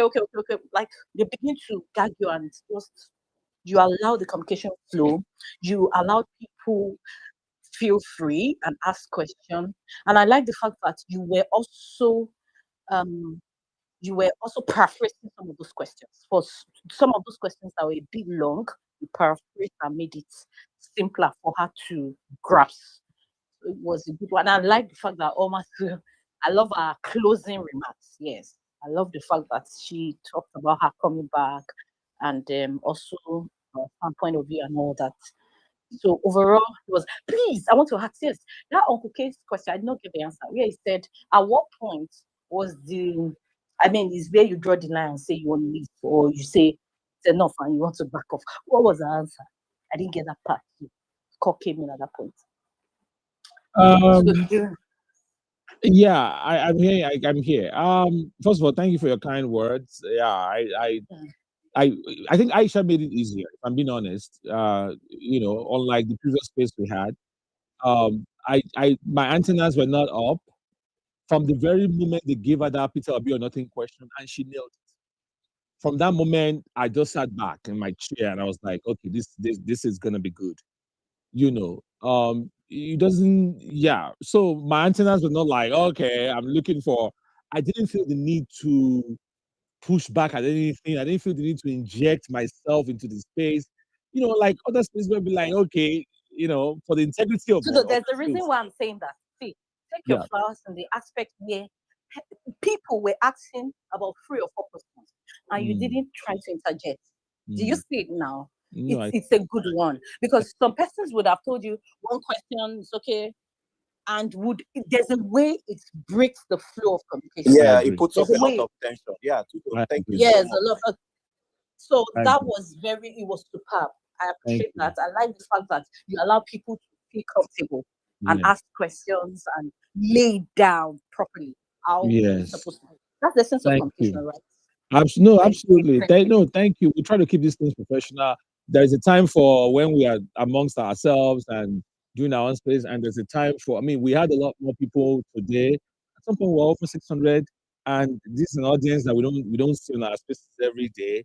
So I'm sensing there are people who are on this space for the first And time. I hope Bolaji Yeah. learns. This now, Oh the my way God, the you just conversation, had to go there. to be very sincere, there's a way this conversation went in such a way that people don't have to now be fierce and be combative, right, in their approach. Because there's a way you respond or you answer Yeah. some questions. It And to pushes trigger people to that people extent. exactly. So No, yeah, yeah. Absolutely. Aisha, Aisha is good. I mean, look, she's good. And for me, I made my job easier and just to keep it, look, it's about people coming to I was done with my interaction earlier on the space with her. And then I told Omar to go ahead and engage her. And from that moment forward, it's about people coming up and speaking with her. And she just made it easy. Like I said, I didn't feel the need to push back at anything. I didn't feel the need to, it was just and smooth. for her It to have was gone good. for protest, for Oh her yeah. to come back. Oh, and still come and That's engage us. No, she's the real deal. that was And that was why that little thing I did at the end there, I've always wanted to tell her. I've always wanted to tell her, but the opportunity came that I will engage her directly. Like I told her, this was the second time I've been engaging her directly on his space, and so I felt I needed to kind of let her know how I felt. That look, she's really, really respected and highly appreciated for all that she's doing. Forget the naysayers, forget all the motherfuckers out there that are trying to kill our spirit. But we need more people like her in our country. But yeah, overall it was really good. Thank you. All Yeah, right. one of your best spaces. I enjoyed Ah, really? it. I don't know. I mean, it was good. I've had some amazing spaces, but this was really good. And believe me, she'll be back. She'll be back. We will talk some more. All these other interviews that when I talking Tudo, respectively, man. Tudo, Shit. I said one of the best, though. One of the Oh my Tudo, God. please, I say Tudo, please, may I take may I just Otakwajeni Tudo, may I take just a minute? May I take just a minute Yeah, and fuck off. address Yeah, no, okay, let's say. Oh, I'm married. Bye. I'm ready. Chris, Chris is just after you. Don't mind this guy. All right. Let's know overall I love all the ADC questions. You tackled them very well. And to your point, jokes apart, Prince Ella, if ADC is listening, I said it on the space. Aisha is their spokeswoman or spokesperson. I don't see anyone else. Kenneth is a political jobber. Kenneth doesn't speak objectively. He's skewed towards an individual. So because of that's the prism through which you view him and everything that he says, and that with that bias, he can never be objective. Now, unlike Kenneth, Aisha acknowledges her bias, but is still able to find. So Aisha is not hiding the truth in her bias, or maybe it's the other way around. But Aisha says, "Here is my bias, but here is the objective truth," and both of those can coexist. I mean, the way she finessed that line, that fine line, is amazing.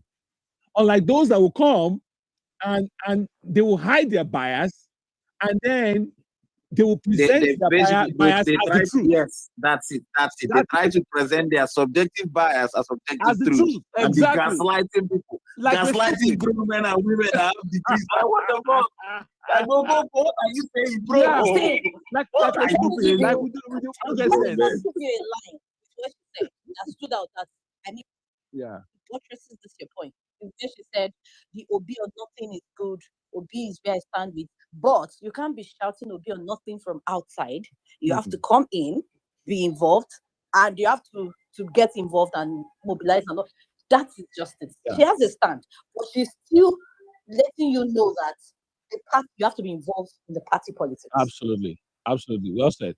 All right. Let's continue. I'm looking forward to more conversations with her.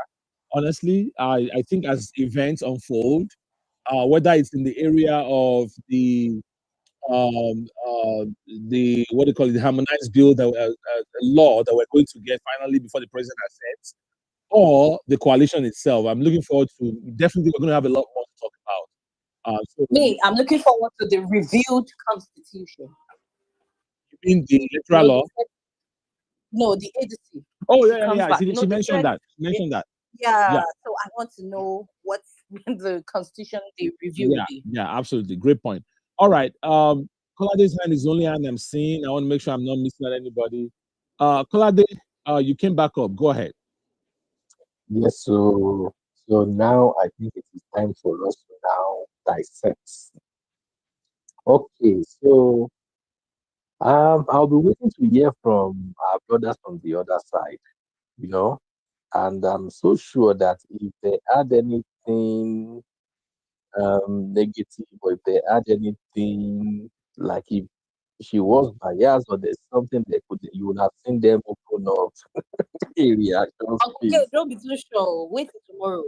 My sister, they don't have that patience to wait till tomorrow. Hmm? From what happened today, no. To be honest, I give it to Aisha. And you know why I give it to her? She was herself.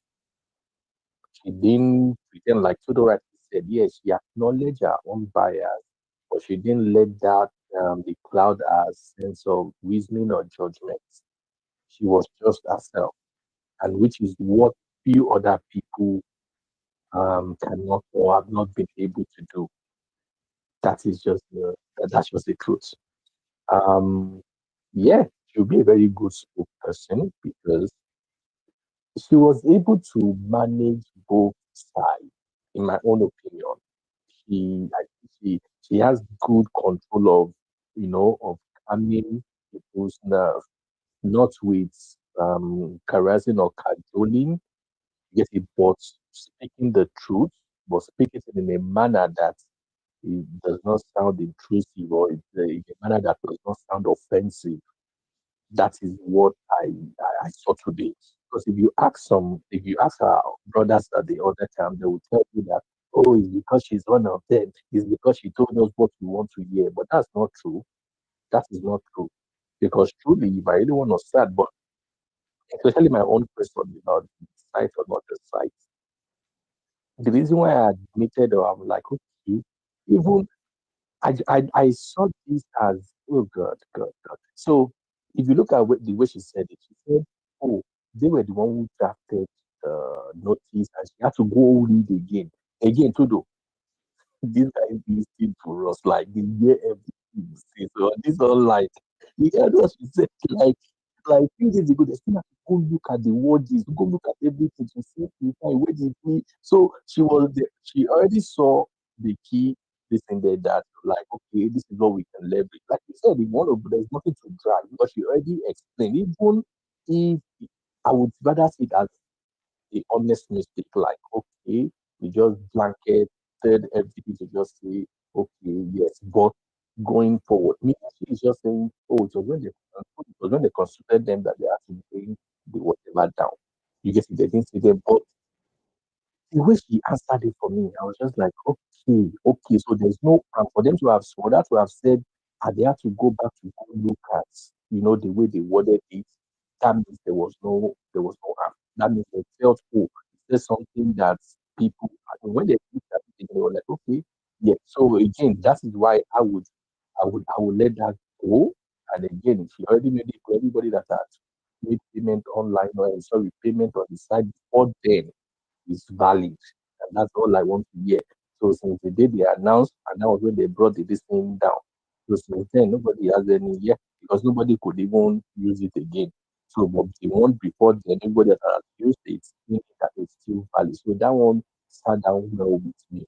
But in everything, our personality fits in quotes what the obedience stands for in the coalition from my own perspective, like her personality stands like in there represents what we stand for. Yeah. Because for us, it's just look at what she said. Oh, in there, like me, she will talk her own. So the worst is, oh, they've seen her for that. They know that she don't go free. And look at what she said about the registration. When they open it up, everybody will register. And if you look at the things you've been saying, so even if you do online, they still want to argue in the database. And let me even take it further to what you said about that. Where again, it's nice. It's nice because look at what you said about so-called um, primary. So they knew exactly what the problem was or used to be by people having to hold cards. They will hold the cards on the day of primaries. They will then call their own people and now give them cards to now go and they will impersonate the people on the card or even they and they will now go and use it to do the voting. But again, now whoever you are, you can only have one name. You get it. Your name is unique to you. So as that we're doing the registration, it is one party man, one card. So like that, it's going to be very difficult. So if you want to rig it, except you start the rigging from now, except you start registering people. So now it's going to be a matter of who can register people the more or the most in the party. So again, it's not because she said all the things we want to hear, because yeah, truly there's some things that are okay, but the way she explained it, the way she explained it, people now she was able to come now, people were able to see that okay, our concerns like they are fully looking at how to address it compared to the The other people. genuinity in it. You She get also it. different. You get it compared to other people who come and tell you, hey, it is not about this thing. You better just go and mobilize people. You better just go and do whatever. So I'm sure even some of them right now, after tonight's piece, they'll be they'll be how they rethink that have they really had that one chance or is there something else to it?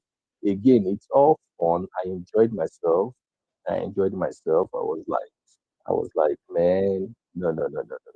It's all fun. Like she came, and again, ADC, if they are listening, or if anybody close to them is listening, look, I think you better go and hold that tight. That is a bridge between ADC and the obedience movement. If I see anyone that can do it better, like I would say, but as of today, Aisha Yesufu is the bridge you need to to settle all these your in-house wahala.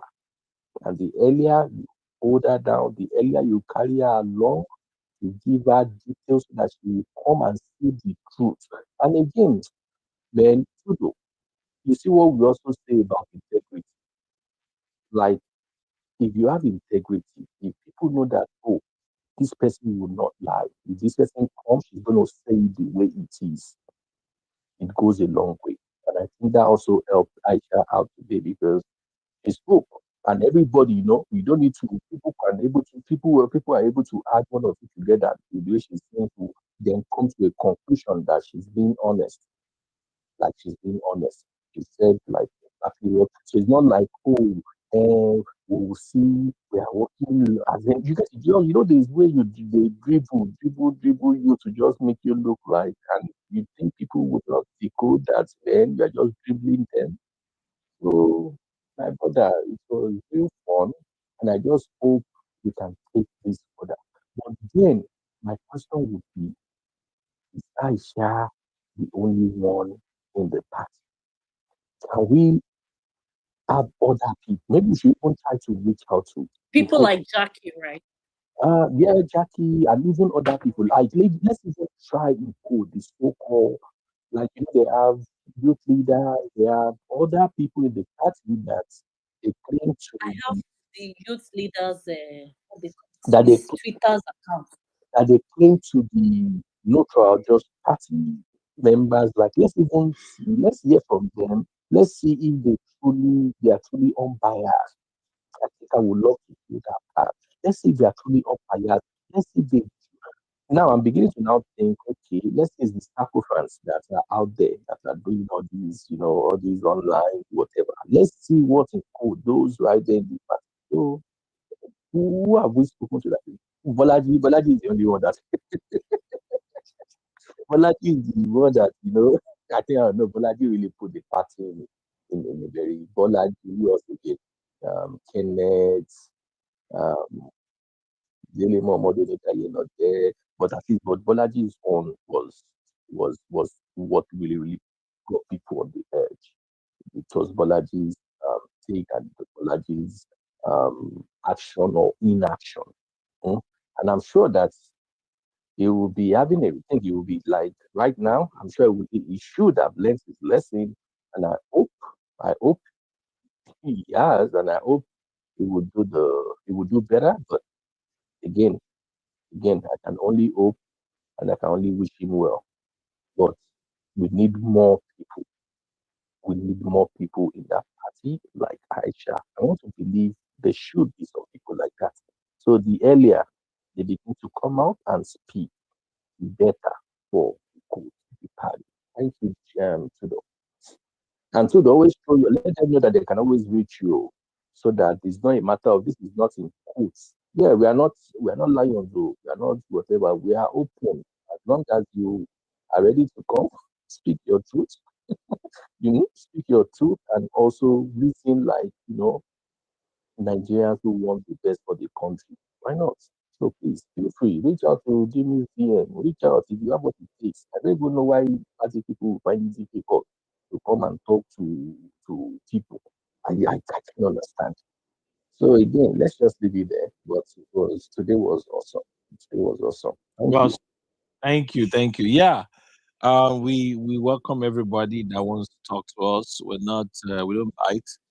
And as anyone that was listening, if they were in any form of doubt, if they're having doubts, you could see that we can be very cordial, respectful, and we can have great conversations.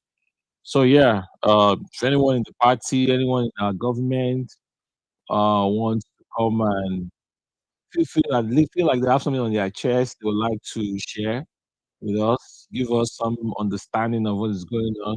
We're here. We're here to engage. Thank you. Um, so guys, the issues are still there, even as we do a post-mortem analysis of the space we just had. The issues, that's why I added the state of the nation there at the beginning of the space, because as we speak, there are real issues going, going on in our country. Uh, insecurity paramount among those issues, and the issue of the electoral law. So we'll see how that goes. We'll see how that goes. INEC is There was something I was going to say to you, Justice. Justice, are you still there? Loud and clear, sir. Go ahead. Okay, because I know you have.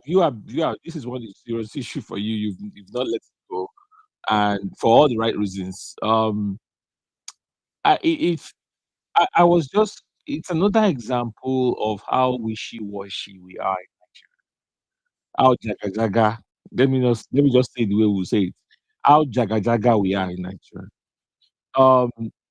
So I think Gospel was making this case yesterday about how we conduct these elections. Okay, so leave the uh, the what do you call it, the amendment on one side of our electoral law, the conduct, the process itself. I recently looked at the our INEC, and I compared Federal Electoral Commission of America. I hate to be comparing, but hey, we copy them in so many other ways. In fact, we're practicing their style of democracy since 1979. So we might as well learn from them. Many of our agencies, we named them after the American agencies, you know. So um, the point is, INEC is handling too much and doing too much. And for that reason, they are ineffective. So, if you look at, so I did this comparison one time where I looked at what INEC does and what the FEC does in America. Do you know that unlike our situation where INEC is the one that sets the dates for all of these things, they get involved in party primaries, um, they what do you call it? They have oversight. If there's a fight within the party, INEC is the referee. If there are factions, what do you call it? Like INEC is almost like this mother or this parent that is just overseeing our political parties.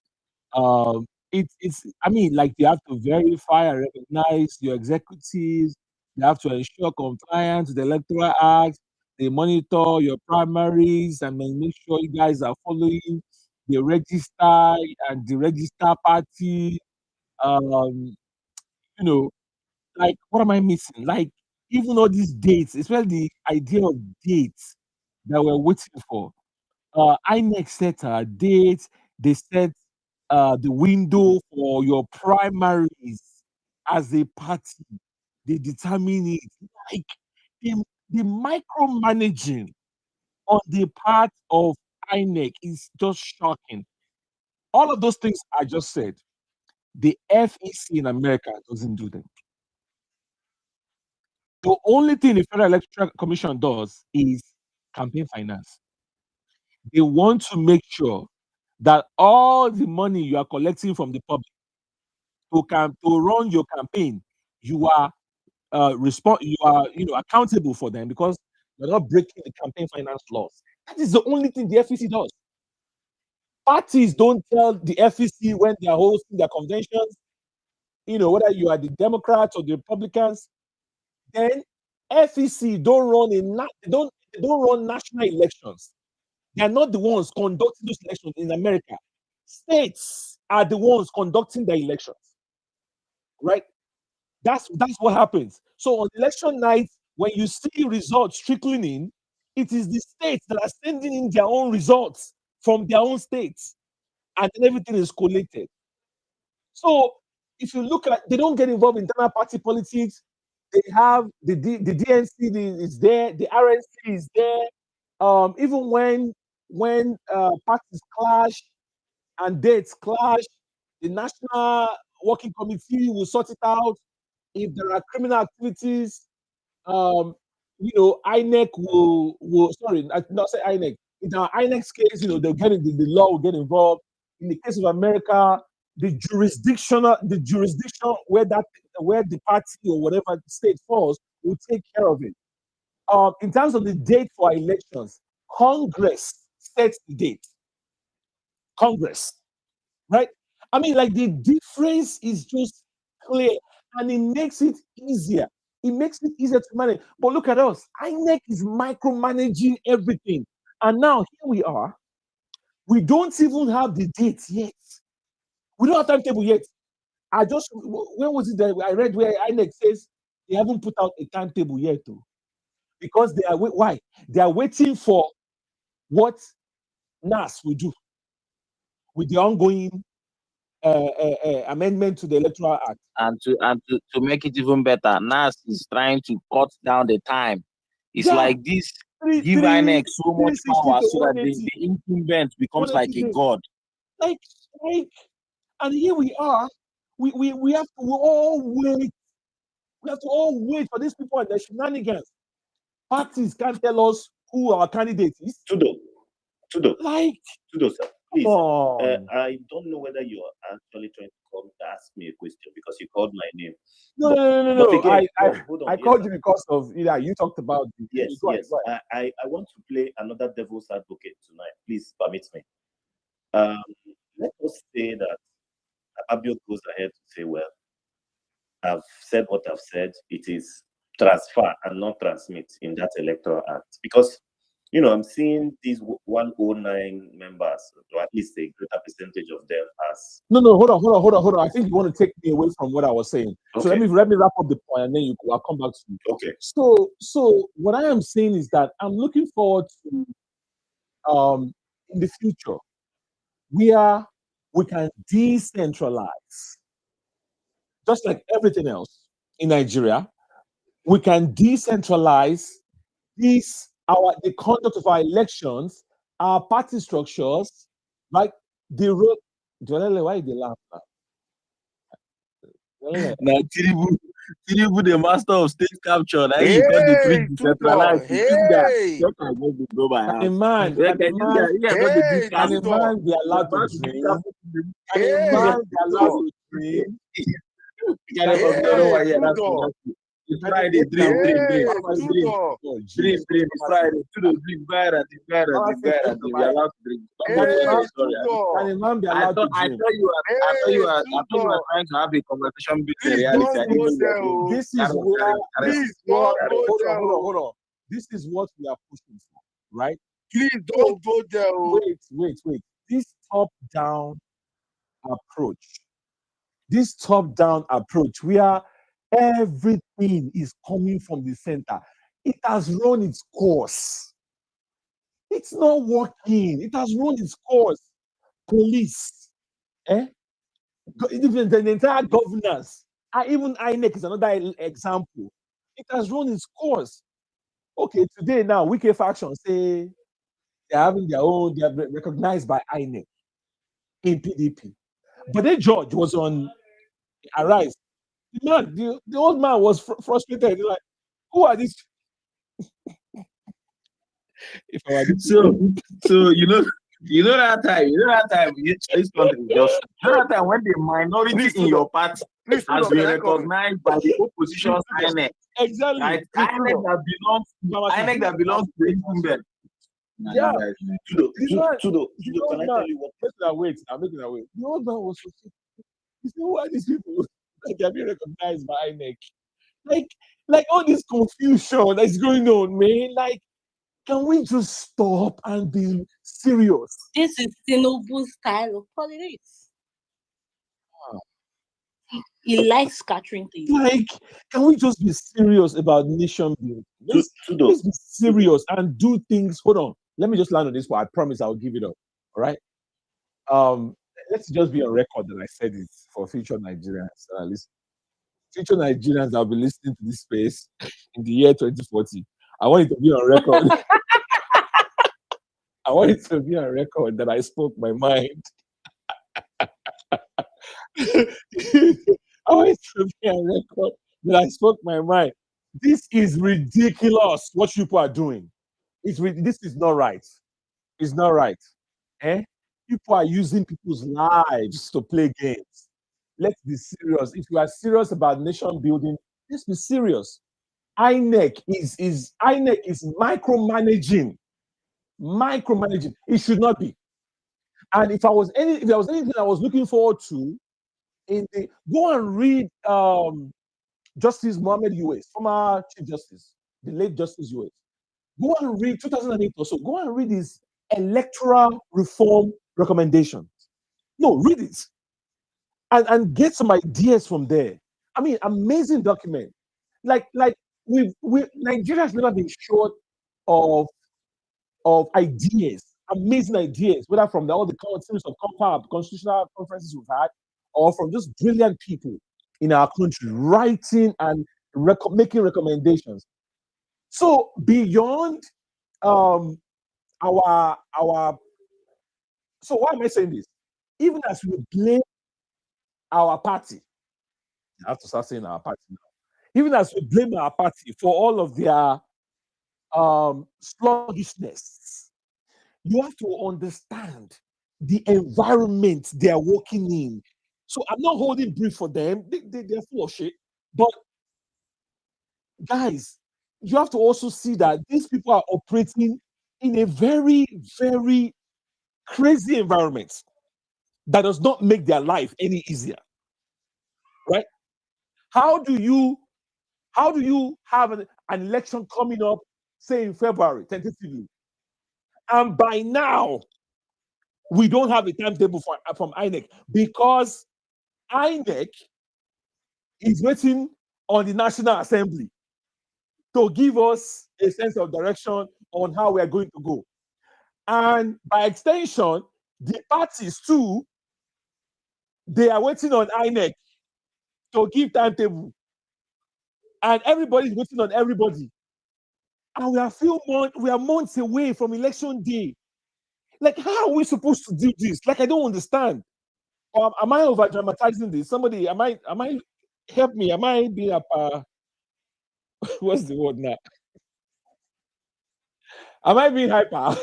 I don't understand. Anyways, Justice, go ahead. You want to say something? The pharmacies. Yes. You know, Tudo, you want to put things on record for the the next generation of 2040, like you said, and you're laughing. If they are listening to this particular voice note by that time, you'll be like, okay, this guy was trying to make a point, and then he's laughing. I understand that you want to put the humorous part of the conversation to lighten the mood. Okay. However, when we are discussing serious issues like this, I don't actually beat about the bush. I don't laugh about it. We have 109 active criminals that want to destroy that next generation you're talking about. I don't see any reasons why. I've mentioned all the things that work in Nigeria, even as at now. POS works anywhere in Sokoto. Banks work in Bayelsa. That is as far back into the Atlantic Ocean that we can have it, right? And then a senator comes out to say, "Oh well, we are saying transfer, not transmission, because we have the fears that internet will not work." And I'm supposed to just accept that hook, line, and sinker. No, they are saying that because they are afraid that they cannot control all the polling units that determine whether they become senators, whether they become governors, whether they become president at the same time. And that if these results keep hitting on IRF before 12 noon, most of them will have no jobs. Now, that's besides the point. But, Tudo, I'm trying to play the devil's advocate because, I try to read the mind of the average Nigerian politician. Sorry. Just before you continue, the Surge, guys, check out what he wrote in the comment section. You wrote this way back in 2023 about the point I just made, comparing INEC's role in the conduct of our elections and the Federal Electoral Commission in the US. Brilliant. I'm reading it now. Yeah, thanks for sharing that. All right, continue. Yes, and before I get to my devil's advocacy point, I think I need to also talk about what you have just talked about. You see, it is only when we get the right leader that the person or persons in that government can actually say, wait a minute, I think INEC is overloaded, and probably create sub ministries or sub institutions to manage some of these things. INEC seems overloaded, yes, but there are several departments in INEC that handle different matters, and INEC has a lot of time. So I don't want to cut them the slack of, oh, well, they are monitoring election primaries, they are monitoring elections, they are monitoring parties, they are doing that and all of that. That is their constitutional role as of the moment. We had a close call to fixing INEC. Unfortunately, that happened and he could not, continue with that electoral reform, which was years ago. Because you see, they say the Chinese adage that says the fish rots from the head. Yaradua came into power and acknowledged, in all truthfulness, that the process that brought him into power wasn't entirely transparent, and made a resolve to fixing it. We saw that resolve, unfortunately. And that's why I begin to really wonder whether Nigeria is cursed. Because at every point we find somebody that makes meaningful leadership, something just tragically happens, and then that meaningful leadership that we seek is tragically taken away from us. And I hope this is not going to be a trend, because it's going to be very, very dangerous. Back to my devil's advocate. The question I have for distinguished members of this space, and of course everybody listening, is, let's assume that this Senate chooses not to heed the warnings of the people and consider changing this electoral law the way Nigerians actually are yearning for it, even with the public outcry. Because I know Abio is somebody that has taken the goblet from the devil and he has drank from it. So let's assume he says, well, the Senate has decided it is transfer and not transmit. How are we going to react? And for how long is the protest going to last? That is the question I have tonight. Because I'm looking at this from the perspective of, we cannot actually have 2027 go forward without mandatorily allowing real-time transmission from the polling unit. I want to get to that point. I want to get to that conclusion that 2027 ceases to hold, ceases to exist. It is for me, that is the end of democracy. It's better for the military to come in and take over from Bola Tinubu than we are reverting back to 2022 Electoral Act. I want to make that position clear, that this is my position, that it's either Akpabio and the other 108 decide that yes, Nigerians want transmission, and transmission they will get, regardless of whose ox is God. Otherwise, 2027 will not hold, and maybe there will not be governance in Nigeria. So I'm asking this as a question. How long can we shut down the country if transmission is not approved at this National Assembly? Thank you. That's all I have. Thank you very much. Every time you say this military takeover, I just smile. I have a smile, a grin in my face from ear to ear. Do those guys look like our military where they carry what their walking stick and with their pot bellies? Do they look like they want to take over anything? So have you? I think it was Christopher Nolan that directed. Have you seen Inception? Right? This guy, what's his name? This guy that acted in this popular movie. Basically, Inception is where you have a dream within a dream, right? You know, you were dreaming earlier. Justice is dreaming within your dream, right? The military takeover, something that is never gonna happen. Like, not in 1,000 years. Not the way the country is set up. The people have to think back their country. That is the only. So some days I wonder if in the spirit of hold on, Chris, in the spirit of reforming INEC, and I think it's going to happen. I have a dream. Speaking of dreams, Olale, that one day INEC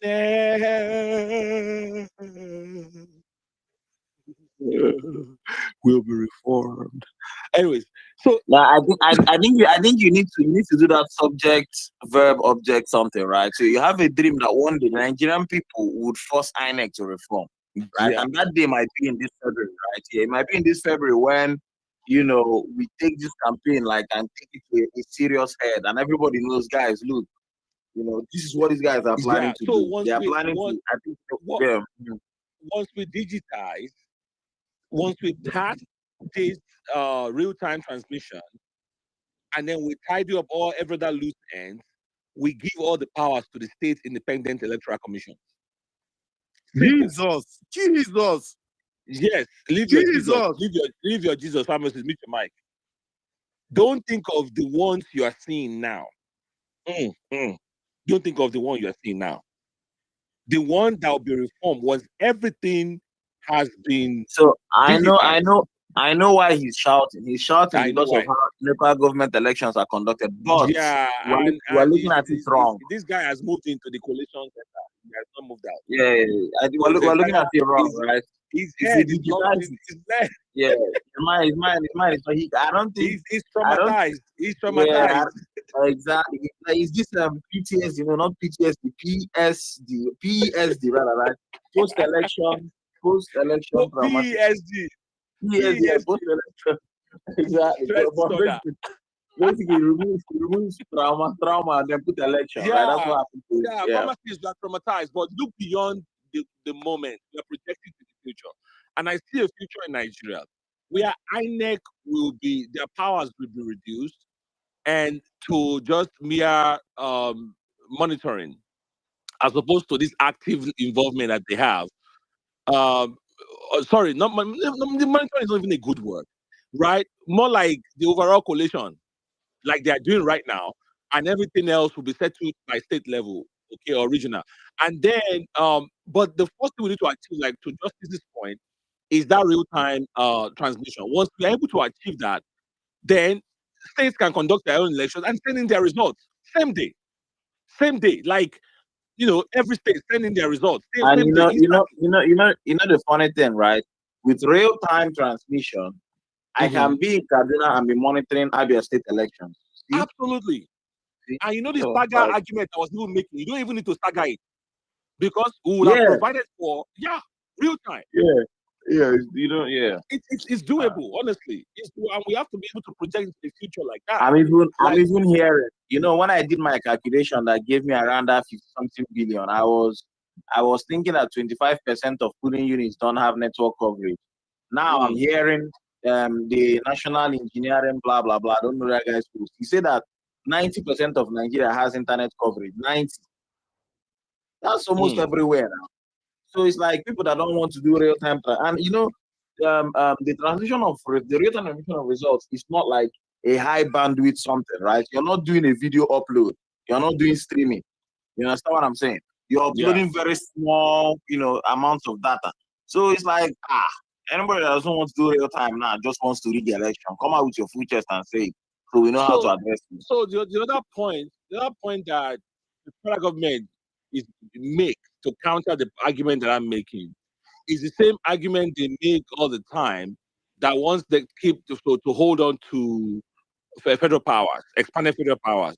For instance, when we make argument for state police, they say, you want governors to turn into a militia and start oppressing people. They just turn into a personal police force and they'll be oppressing people. So because you are afraid, let them oppress now.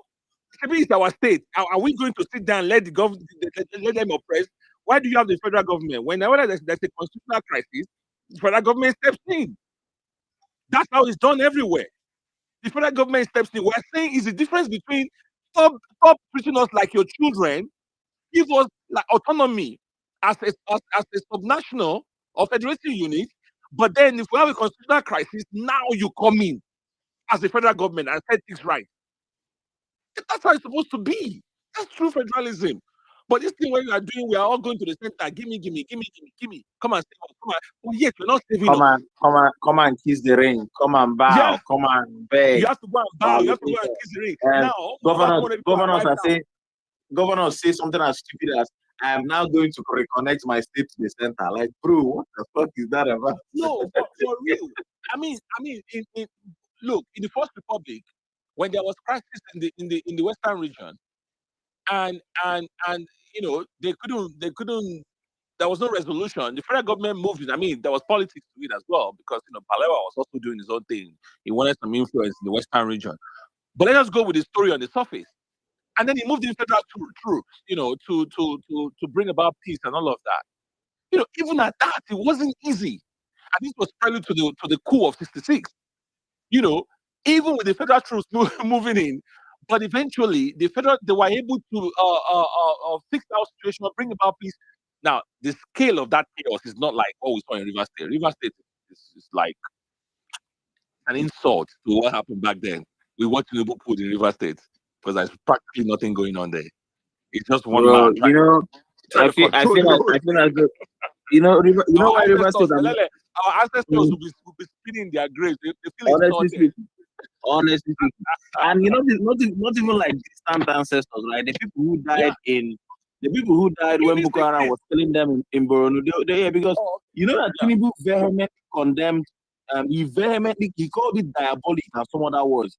He vehemently condemned Jonathan's state of emergency in when Boko Haram was attacking.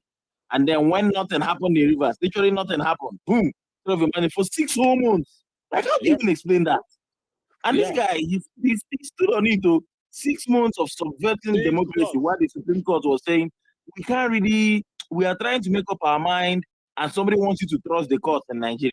You want external investors to say, come and invest. I think we're going to have a president that will respect the rule of law eventually after Tinubu. Hopefully Peter Obi, that will give the courts back their autonomy. Whatever ruling, even if it doesn't favor him, he will accept it.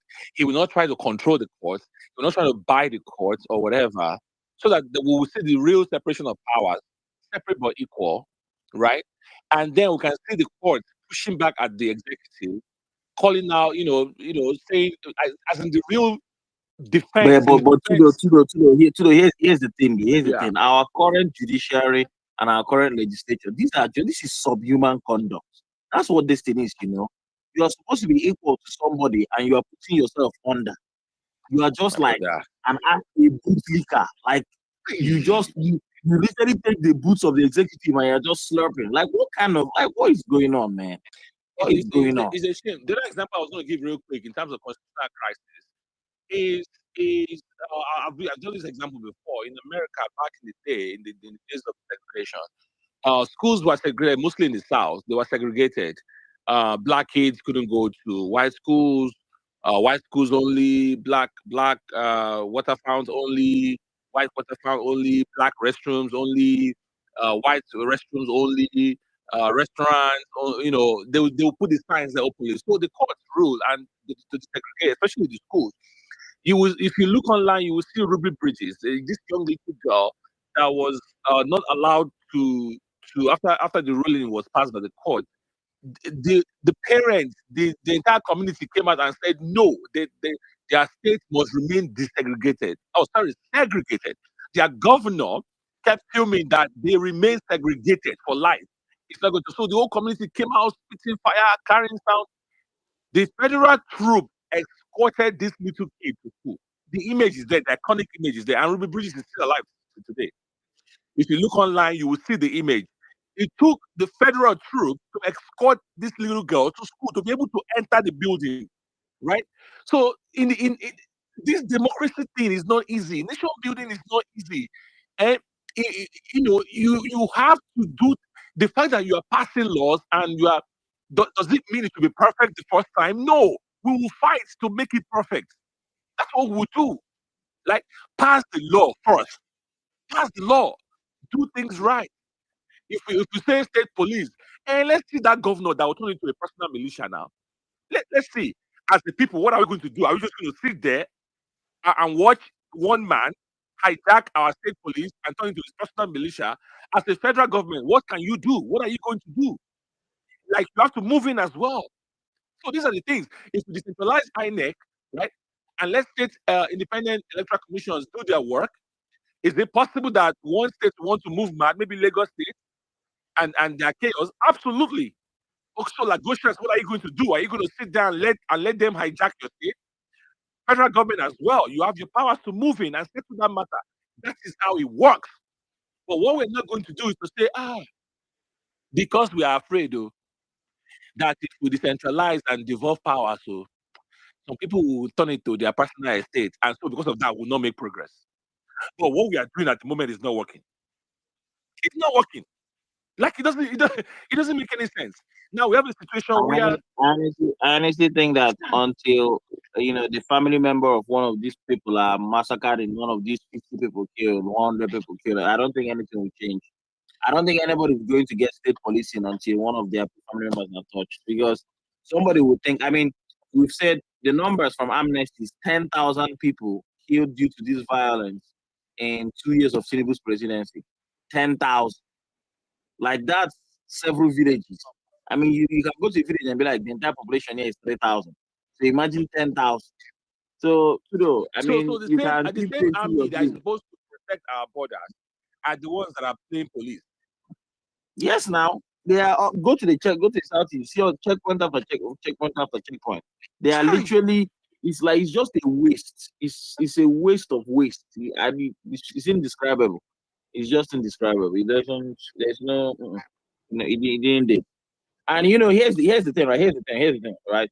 So you have these military deployments. You move like, I don't know, 2 kilometers. You see somebody, you give either 100 or 500 or 1,000 as the case may be. And then you are hearing about ungoverned spaces in the north. You're hearing about places like in Kwara where you can go and start killing people. Then when you are tired of killing people, you take a break, you stretch, be like, man, we keep too much. Let's rest for a bit. You rest, you come back and finish where you stop.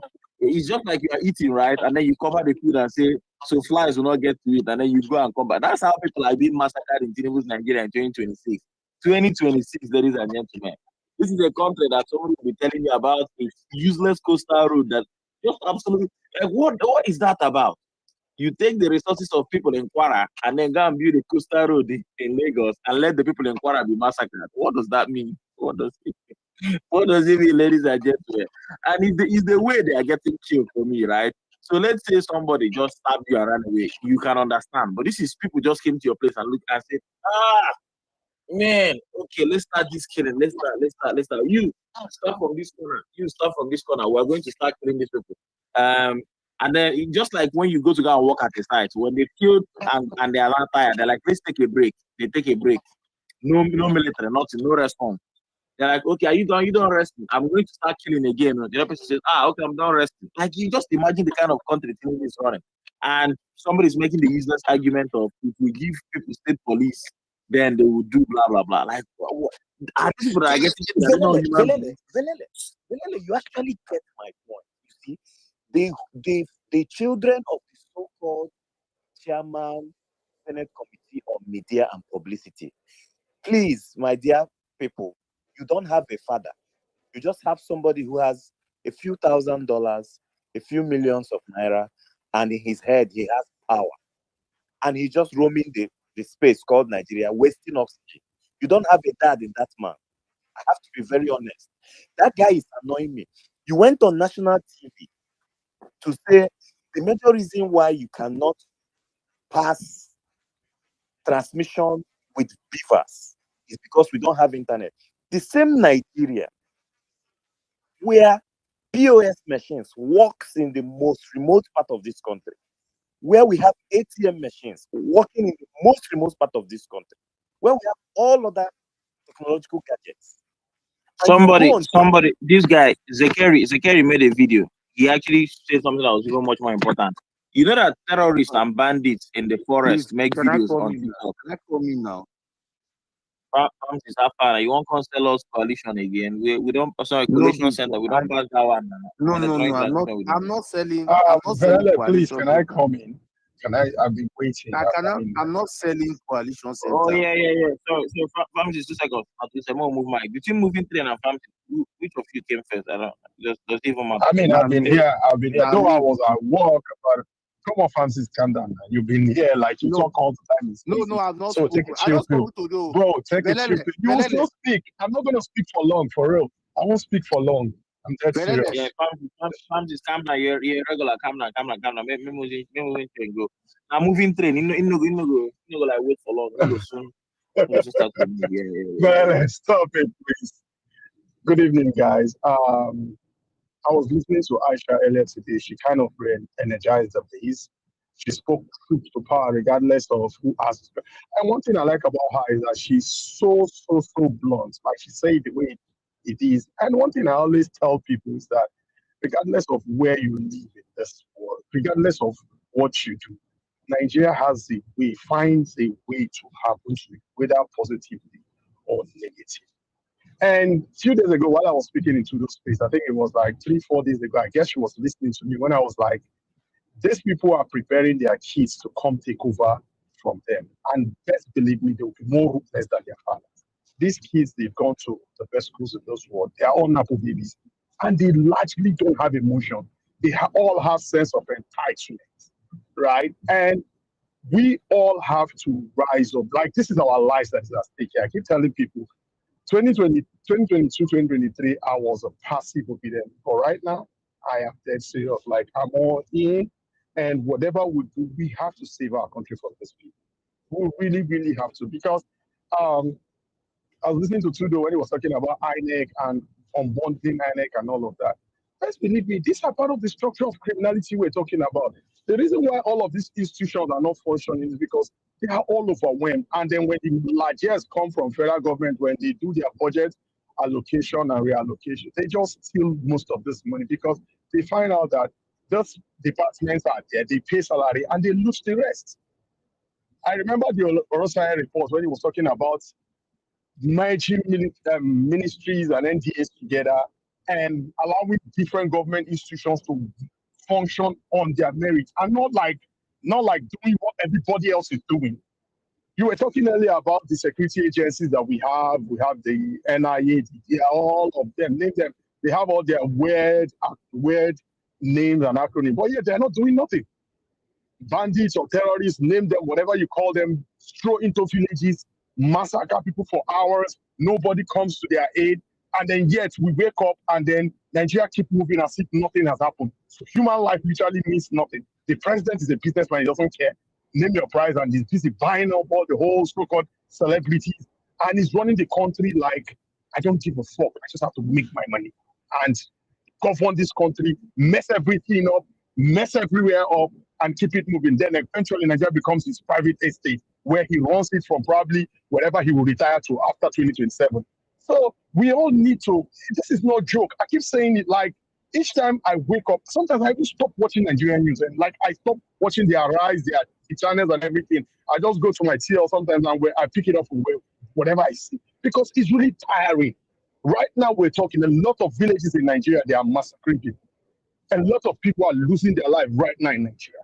People, today's victim were yesterday's survivor. And guys, like each time I talk about Nigeria, and each time I say all these things, the hurt I feel within me, like the pain I feel. Sometimes it's like, can this just stop? But nothing is happening. And that is why right now, the only hope we can see clearly on the horizon is PO. Whether they want to, I mean, we can all put pressure on the National Assembly for them to pass the new electoral law with transmitting of the election result real time from the polling units, right? We can do all of that. What if this Kenya refuse to sign it? Have we thought of that? Remember, Buhari did the same thing. Buhari refused to sign the electoral act. Have you guys all forgotten that? Just in our recent history here. So, guys, this is not like right now. We all have to find a way. We will not give up this fight. 2027 is either we get it right or the country is gone. And this is not like we're laughing because most of us were in diaspora. No, it's not a joke. Our lives are at stake. People go back home for whatever celebration or whatever visit they go, and then they end up losing their life. For what? For nothing. Every day we talk about having a government, but there's nothing happening. So my special thanks goes to Trudeau and Extraordinary Omar and the guest we had today. She got all summed up. And guys, man, let's keep the fire burning. Let's keep the fire burning. Let's keep closing our hands. Let's keep doing what we're doing and keep preaching the gospel, still or nothing. Nothing changes that. I mean, go all over the world. Most politicians that have made mark in their country, they have their base. Today, Trump is making all of the things or doing all the things he's doing currently because it's the MAGA movement, right? You talk about the days of Barack Obama. We have the Yes We Can movement. So what are we talking about? Let's not let anybody gaslight us. Let's not let everybody come and speak the Queen's English and mess up things for us. That's not going to work. We will stay on the message. We keep speaking truth to power. We keep bringing people that will keep energizing the beast. And then we hope that ADC does the right thing, because guess what? If they don't, whatever fates that happen to PDP, they will have the dose of it. It's common sense. They know it. They can feel the pulse of the people. So, guys, I eat here. Thank you. Good night, all. Please, who spoke now? I want to follow you. I'm moving train. God bless you, my brother. Thank you very much, Justice. Thank you, Justice. Whenever you can take the mic. Thank you. Yeah, sorry, yeah. No, Yes, justice on the moving train. Moni, That's you're going to be laughing. something. I am very happy with what happened in Abuja today. No matter how small it is, it arrested my fears. So you let him just chime in now. You go talk. Let him just chime in. Francis was so beat Belele now. No, it's not. I mean, Famsis, I already know where he's going to go. So, Famsis, please take us to where we know you're going to take us. Or surprise us. You never really can tell. Yeah. Sorry, I was supposed to be on Aisha's page, but I was, I don't know, I was, but then I understand, because most of the times I try to be very, very factual, because I've played politics with this government. I've played politics with politicians, not today, and I've been experienced. So whatever gimmick they want to do, I've already seen it. I thank God for the narrative, because these are the narratives that I had since. Or people were just no.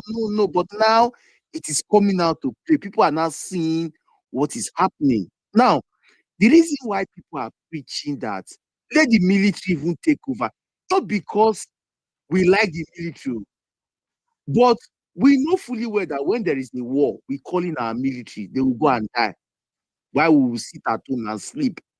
But when we have civilians behaving as military, then there's no cause for us to just come to say, after all, no, just who call military, because now the same thing which will happen. Now, the reasons why INEC, why even we are against state police, and we are saying, yes, INEC, the job of INEC is cumbersome, but let us leave it like that until we have politicians who have the minds of the people. Let us leave INEC like this. I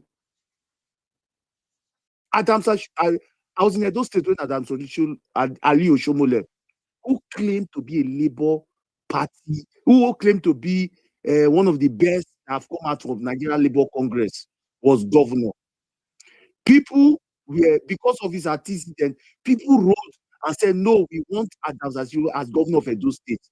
I was in Edo State where he conducted an election and he was shouting, one man, one vote.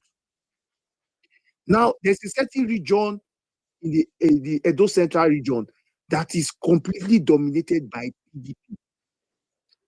And when he came for the election, he was overwhelmed and he has to change the election. Then when he was mandated, okay, fine, go and do the election, because even the federal government supported you, he was competent. He went and did an election while people were jubilating at the field that, oh, we have won the ACS at that time. A certain, I'm going to call names, Izeyamu was in Benin announcing results, another written result, and they said, go to court. And that was it all. People protested that we are not going to agree. They sent dogs on the street using cutlasses, machete to beat up people. And that is why people are insisting, for now, Nigeria is lawless. We don't want state police. Let the federal control everything until we have people who are decent. I went to an election grant, and I told some Labour Party members, don't be look, please, keep your money. Don't bother about local government elections. But they listened, they called me saboteur. At the end, what happened? They came back and told me, if we had listened to you, we wouldn't have wasted our time. Because they collected all their money and they still did as if, yeah. Let me tell you the problem. And the problem we are having now is that, yes, the federal government does not meddle in state affairs. The state government will conduct a state electoral committee, put in their friends, and what they just do is to just rectify some stooges and all that and place them in position. The federal government is not meddling in affairs. But why people are shouting now is because this present president is trying to take over both the federal and the states. Let me tell you one thing. We have President Obasanjo, Jonathan, Yara, this thing. Now, these presidents are not interested in what happens in State House of Assembly. A certain speaker was removed in Lagos State and he was reinstated. They forced the speaker to resign, and this president did. He's trying to meddle in even local government affairs. And that is where the danger is. Now, it's not because we don't want this, because that would be the best thing, this devolution of powers, where the states can be controlling their resources, controlling their police, and all these things. But for now, we have lunatics in government. Lunatics in government. That is why, for now, we will not agree. Now, before House of Assembly elections, governorship elections end at the appeal court. But we saw in situations where the same politicians were busy calling appeal court judges. Remember the case of Justice Salami and DC and DC that even the what they call the former Supreme Court judge had to call Justice Salami, and there was a recurse because of, I think, was this Sokoto election or DC, and the federal government said no, for now let the Supreme Court be handling both governorship elections, because we now saw that even they were meddling into the judiciary. These lunatics meddling into the judiciary. Before it was done, our judiciary was very strong. But right now, they have taken over both the legislature and the judiciary. As of 2005, 2006, the judiciary was very firm until we saw politicians sponsoring their girlfriends to the judiciary, and they have taken over everything. And that is why when the military is in power, they take over everywhere. But the judiciary, they don't care. But now we have politicians, lunatics, taking over everywhere. And that is why for now, we are saying we are not yet ripe for state police. We are not yet ripe for state independent electoral commissioner. Yes, let one man be in Abuja and be constituting nuisance. The whole 36 state governors will be fighting him. At least we will have a little bit of sanity. Because if we decide to devolve, we will have 36 emperors controlling and meddling into the affairs of man. They can wake up and look at you and tell you you are not fit to be in this world. Just imagine a Wike having a state police. This is a Wike that told the PDP governor, don't come to my state and campaign. Have you heard that kind of thing before? Can you imagine it? Imagine having 36 state governors and giving them state police, and they have the full right of the law to do and undo. You can just wake up one morning. I've seen state governors just say because you don't support them, they will just go and say, oh, we want to dualize this road on your house that you have stayed for 20 years, and they will demolish it. If you like, go to court. Nothing is going to happen. Do you want to empower them more? That is the question. And that is why for now, we want only the federal, so that let only one man be constituting nuisance and all that. And we will all fight. If all the 36, but right now, we have a president that is forcing almost everybody to join his party. That is trying to be the emperor of the whole 36 states. And that is where we are going. And that is why I want every Nigerian to rise and say, no. The reasons why we kept powers in the center was because we want to take 36 lunatics from controlling our lives. Now we want one man is trying to control the 36 lunatics and also controlling our lives. And that is why we insist we must get our electoral process right. If we do that and we get it from the national and we see that we have stabilized, then we can decide to devolve power to the state. Thank you.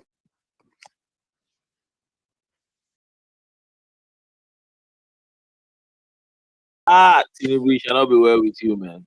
So I thought moving train was bantering us, man. I just refreshed my timeline. I'm seeing gunmen kill 13 in fresh Benue attack. See, children, if you laugh again whenever I see you are endangered species, I'll pick offense. Like, bro, how many are you people in that state? They didn't kill that finish. What the fuck is As going on? in, I honestly, I don't understand. Bro, this was like 5 hours ago. bro, That was like see this the night. way they're Ah, man. killing human beings. Oh, I'm thinking Jesus Christ. these people just Yeah. besieged my village now. 13 people. How many are left in my village that you will just kill 13? Eh? Felele, what kind of thing is this? And you say we have government. They are busy trying to go around, you know, falsifying the system, the institution that brings them back. That is the whole thing that is causing this confusion in Abuja. Bola Ahmed Yeah, I Tinubu beg. doesn't care whether those ancestors are all wiped out. He does not care. He just wants to confirm his return in 2027. That is I that is beg. why I am just like Peter for Nigeria. I am on this INEC issue. Whether they wipe out the entire middle belt, unfortunately, that is that area is not where I'm thinking. I am thinking So, about that but process wait, guys, that brings them to power. hold on. Tudu, where is the association of middle belters that are in diaspora? I don't understand. Did you people sign an agreement with your ancestors that you people will not make it past 2020, 2030 or something, man? Because you guys are fast on your path to extinction. I don't So, even think Chudo is on his handle right now. Maybe Chudo he's oh, is not by okay. his phone. Velele, Oh, I Velele, see. those 13 people that You were play. killed, that they have PVCO, and their name will still be on INEC register. Oh, wow. Just now, wow. I mean, guys, I don't even. I have no words, man. I have no If they words explain Nigeria to because you, you no, won't no. This understand it. one don't pass that one. So the people who describe the way Kwara killing happened, right? Let me tell you, they said that the guys were killing, and when they got bored, they rested, and when it was time for prayer, they prayed. Like, and then they finished. When they finished completely, like, so guys, hold on. So I want to paint this scenario because I know there are people who do videos on this space. These guys, someone should do a documentary style capture so that people can understand the gravity of what's going on. Right? Imagine, yes, it's very, very similar to that time there was an armed robbery in Abuja. And they went from door to door. And after they robbed everybody comfortably and went home, then the police then came after. The same thing is applying to human life, right? These people enter your village and just they drag you out, they butcher you, they kill your wife, they kill your baby, they throw people inside the house, they set it on fire, they move to the next one slowly and steadily. So something that just occurred to me, right? Under table like this, some people are going to be having they are going to suffer the horror of hearing their neighbor being killed before they get killed, and then they will still get killed. Like, what is going on? What is really going on, ladies and gentlemen? I don't understand it. I don't understand this stuff. I refuse to understand it. What is really going on? It, uh, is there an agreement that was signed somewhere that we are not aware of, right? So, for example, maybe some people have agreed that their lives don't mean anything because have they made any arrest of the people that killed all those people? No. So it's like the people who died, maybe they were just less people because I don't understand. I don't understand it. Again, Felele, you see, I now begin to have that situation that the Sultan of Sokoto is actually complicit in all of these things. I'm sorry, I'm bringing it to that angle now. Because in all of these killings, he has remained silent. His silence is so loud. It is so loud to be wished away. It's just so unfortunate that the Sultan of Sokoto has not made any clear statement condemning all these killings. These are human beings, for goodness sake. Honestly, if we don't get our election right, there is really no need for for us to be practicing democracy. I'm being honest though. I'm being very real right now. get the right process to electing leaders that we can hold accountable, that actually feel that they have us to report to about what they are doing. Just like the governor of Abia State, after a short period of time, Velele, I don't want to hear your voice. I know you. This is one area that they'll taught you now. You start lecturing, but then good thing is good. Governor of Abia State, once in a while, he comes, he makes press statements, grants interviews to pressmen about governance, right? That is because he believes that he should be accountable to the people he's leading. We don't have that anymore at the federal level. The last time such a thing happened was, well, at best, Jonathan's government. Jonathan's government, where you actually assemble reasonable journalists and they ask you questions concerning all the aspects of your governance. Honestly, if we don't get our elections right, there's no need calling us a democracy. And honest, no need. I'm so sad tonight. I'm sorry. Democracy is the rule of the people, for the people, by the people. You are just coming. You didn't even hear what happened. They Eh? kill people in Benue again. No? They've killed another Today?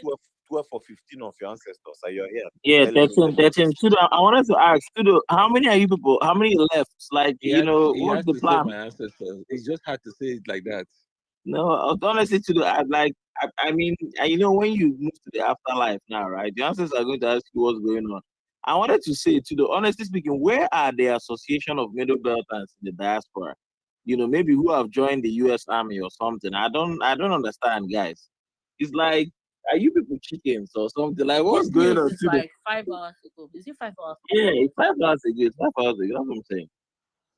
And today, I don't understand, man. I don't understand. I just don't understand.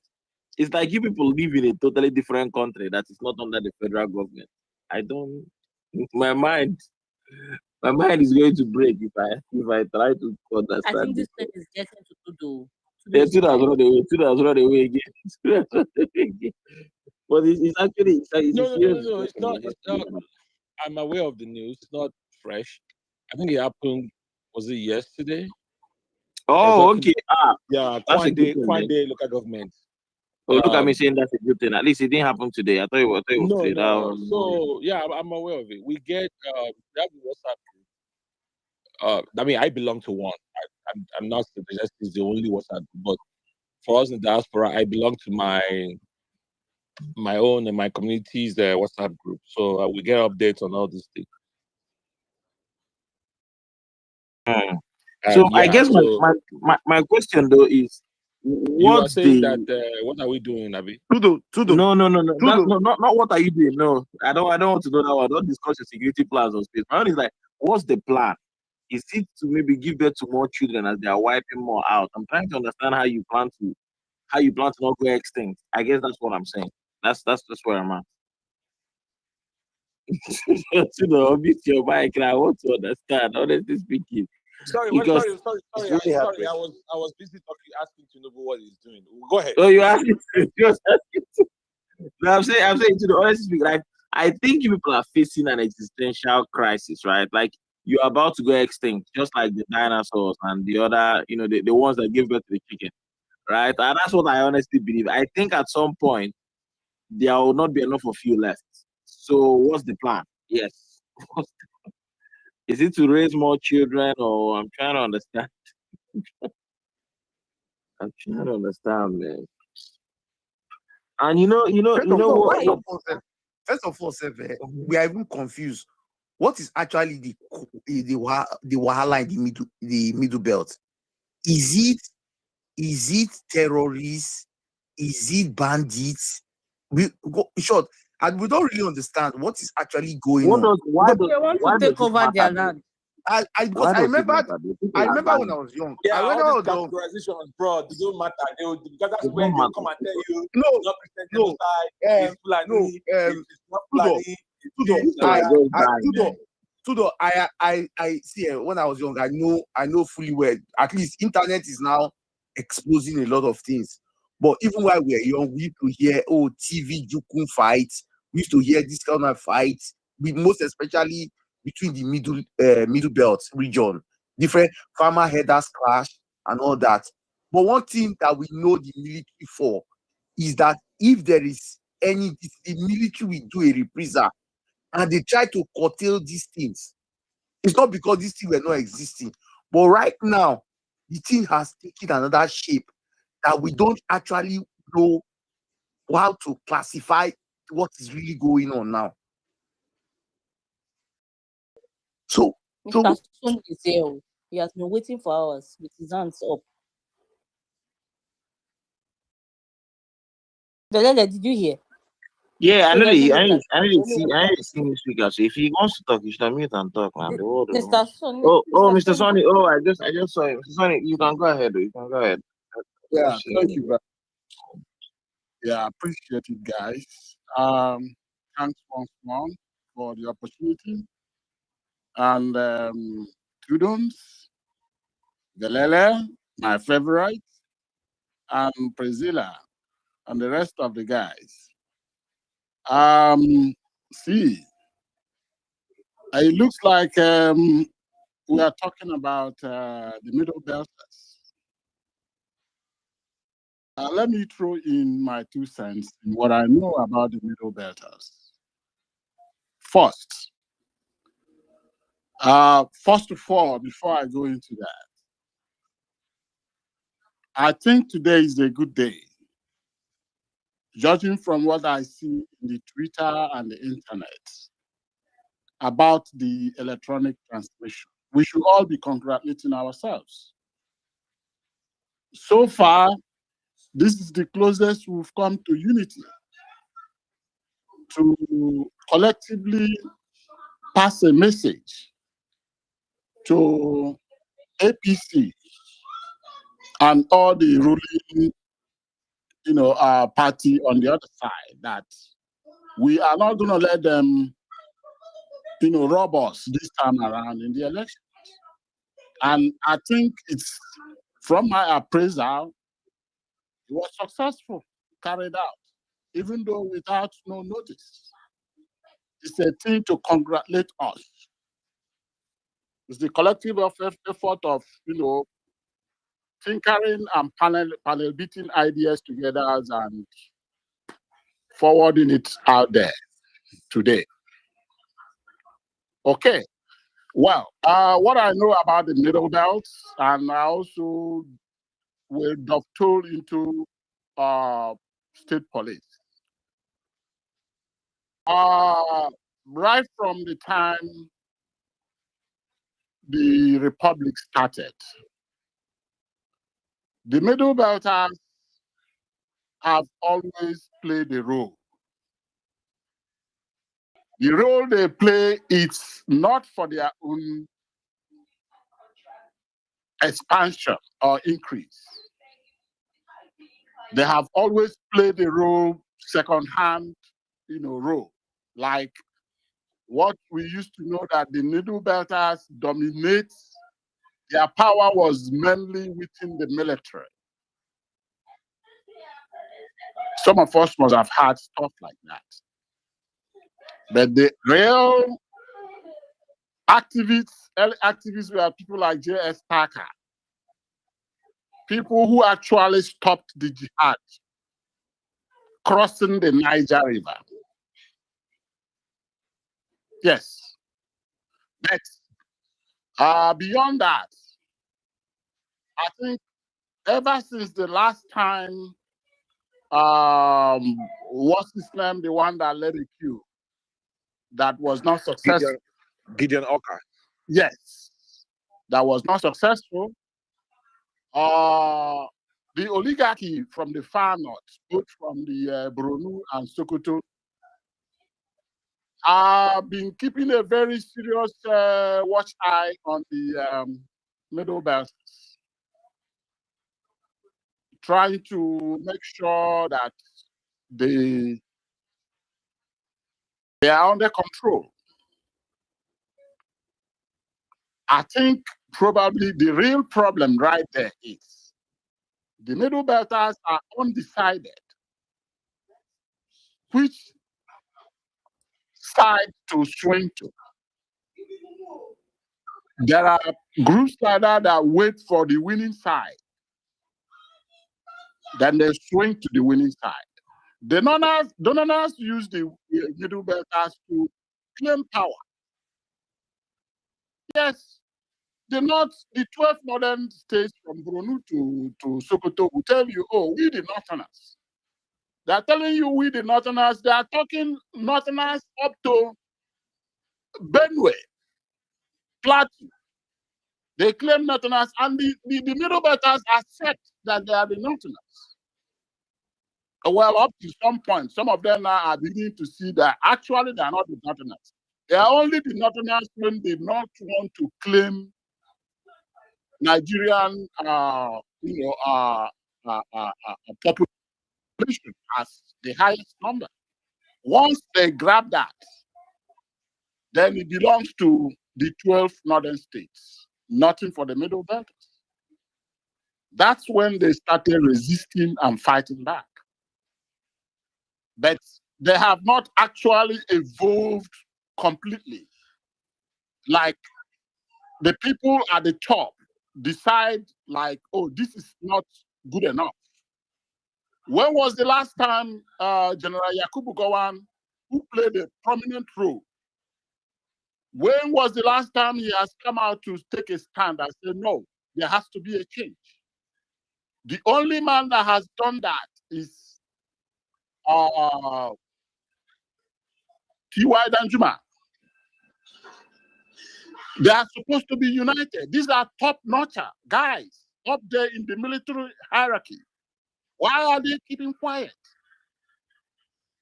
They have to come out and say, listen, maybe we were deceived on the onset of Nigeria, but we have seen the difference right now.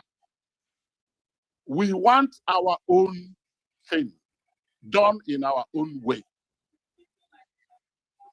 There is no way you can achieve justice for the entire Nigeria if we treat our oppressors in piecemeal.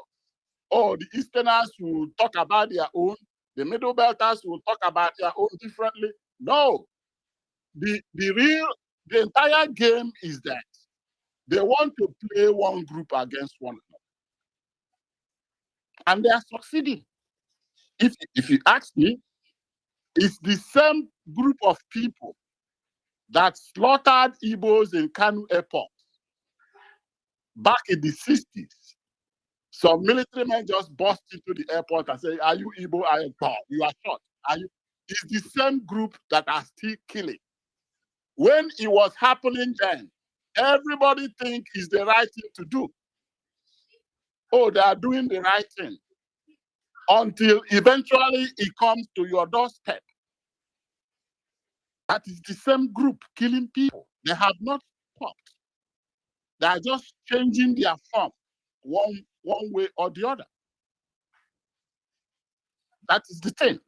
So for us to really wipe it out, there has to be a complete unity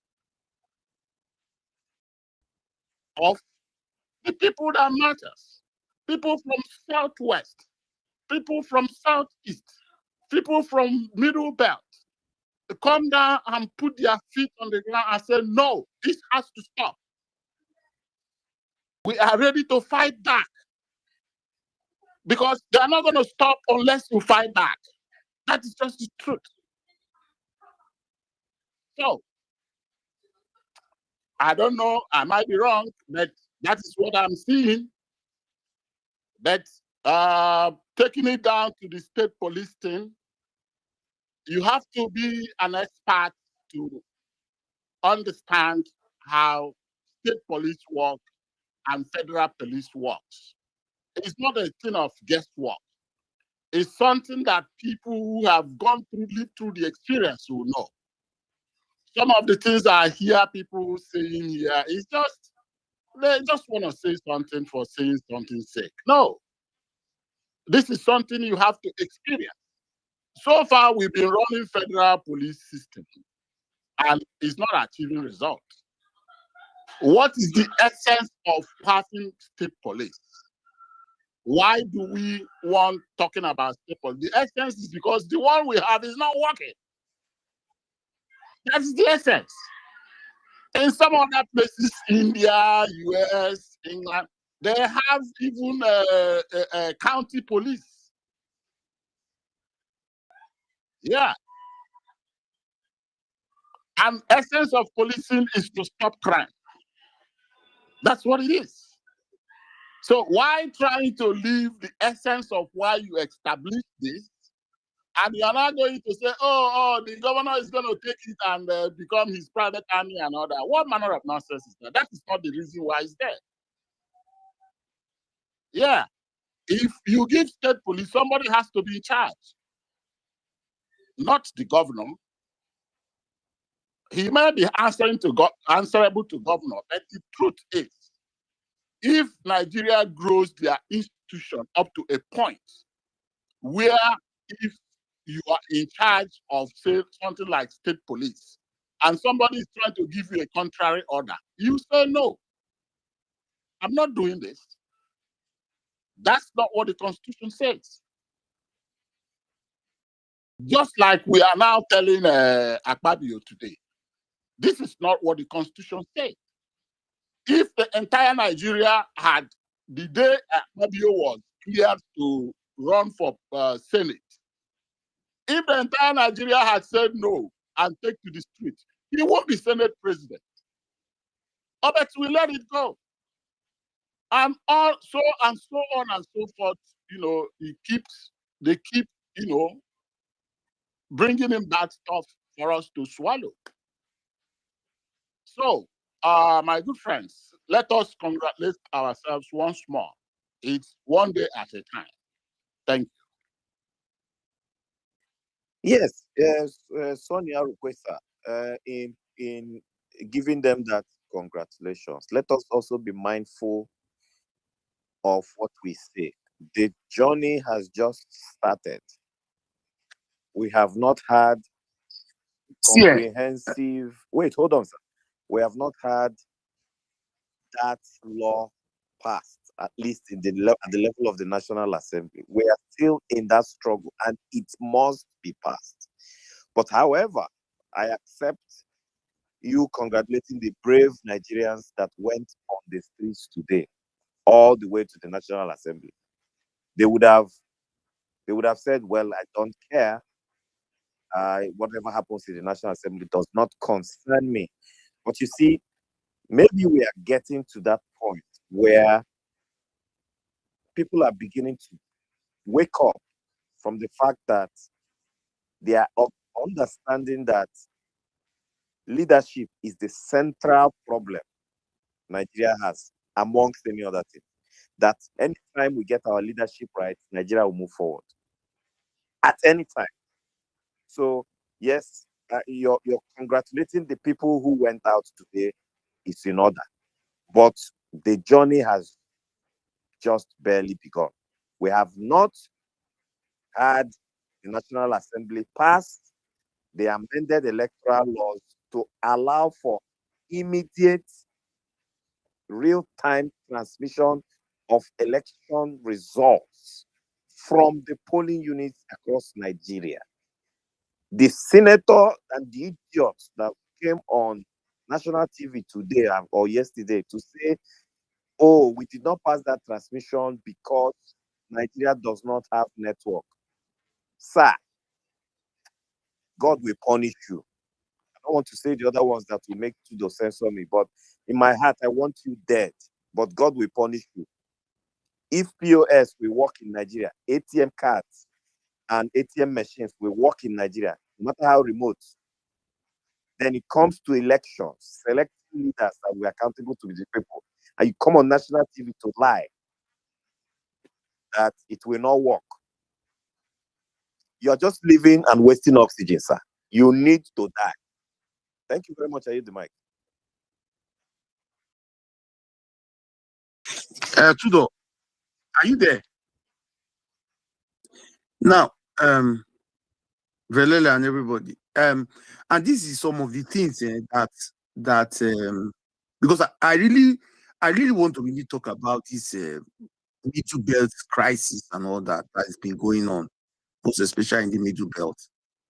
Now, it really baffles me, and sometimes if they explain Nigeria to me and all that, there are some critical questions I want to always answer, but I've not really gotten an answer to it. Now, because all this is I'm going to say, I want to go back to memory lane, down to memory lane. Now, after the 1966 problems and all that, and the death of Amadou Bello and everybody and all that, and Irunsi from the southeast took over. When there was an uprising and all that, and the counter coup, majority of the people that did this counter coup were all middle belters. The likes of T.Y. Danjuma, Taka, the likes of they were just huge nothing like Asa Kasina from Kanu and all that. And majority of them were all middle belt soldiers and all that.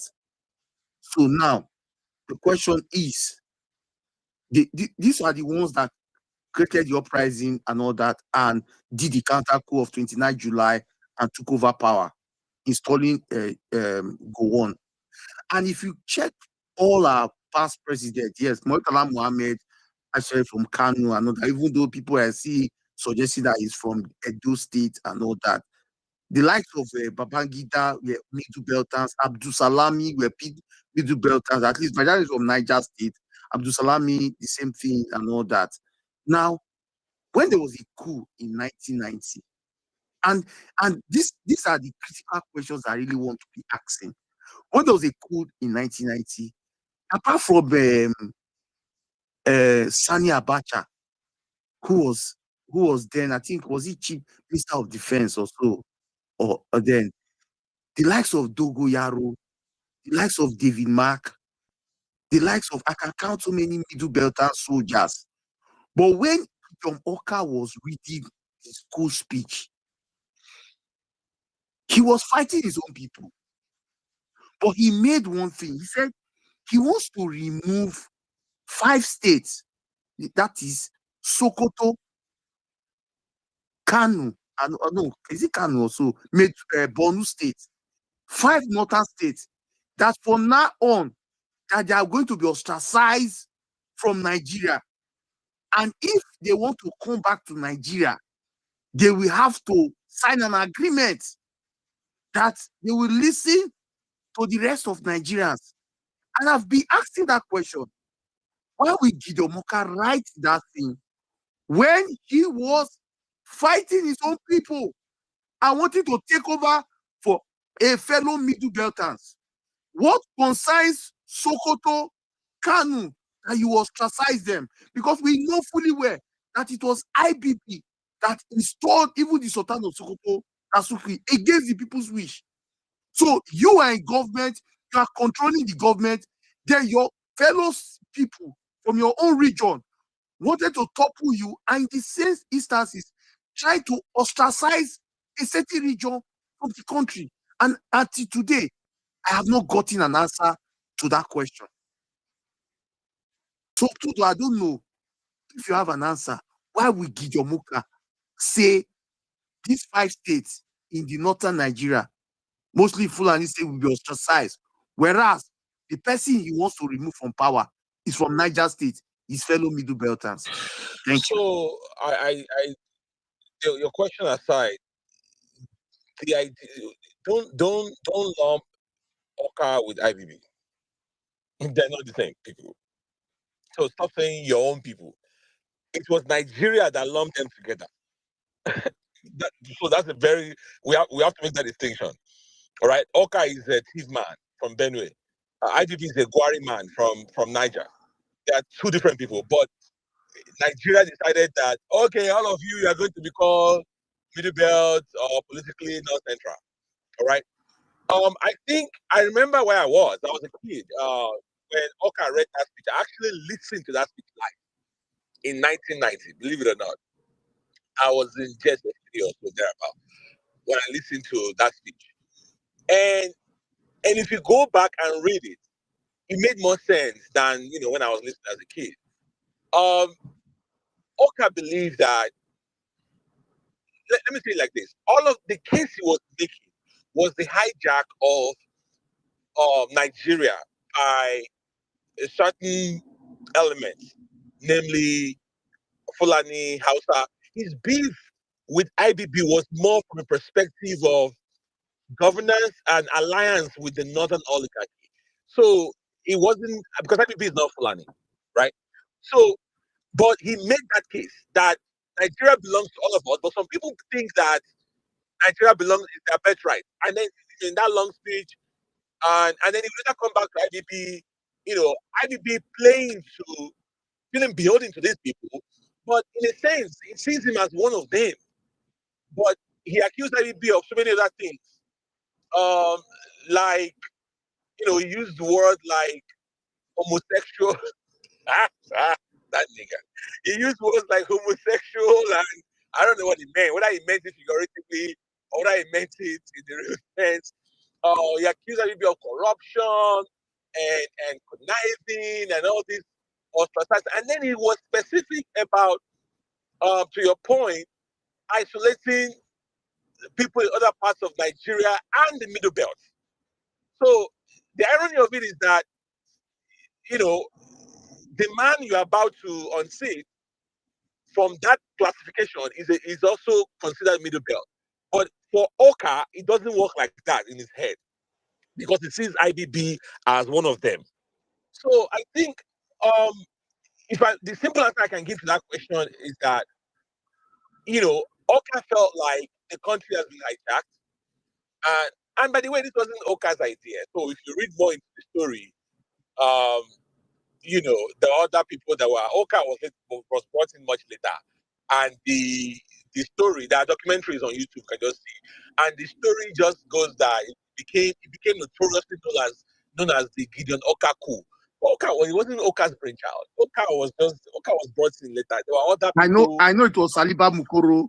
Thank Saliba you. Mukoro was and really the main guy. Ogboru, Great Ogboru. Great Ogboru, exactly. But you don't understand. Tudo, the question I'm asking is that Babangida is from Niger. Majority of those, apart from Abacha, in that government, 70% of them were Middle Belters. Dogoyaro, the less. Dogoyaro. But Middle Belt. Why are you going to? Why are you going to? Hold on. My question is your argument, right? But for Oka doesn't see it that way because these people are all dancing to the same region of the country.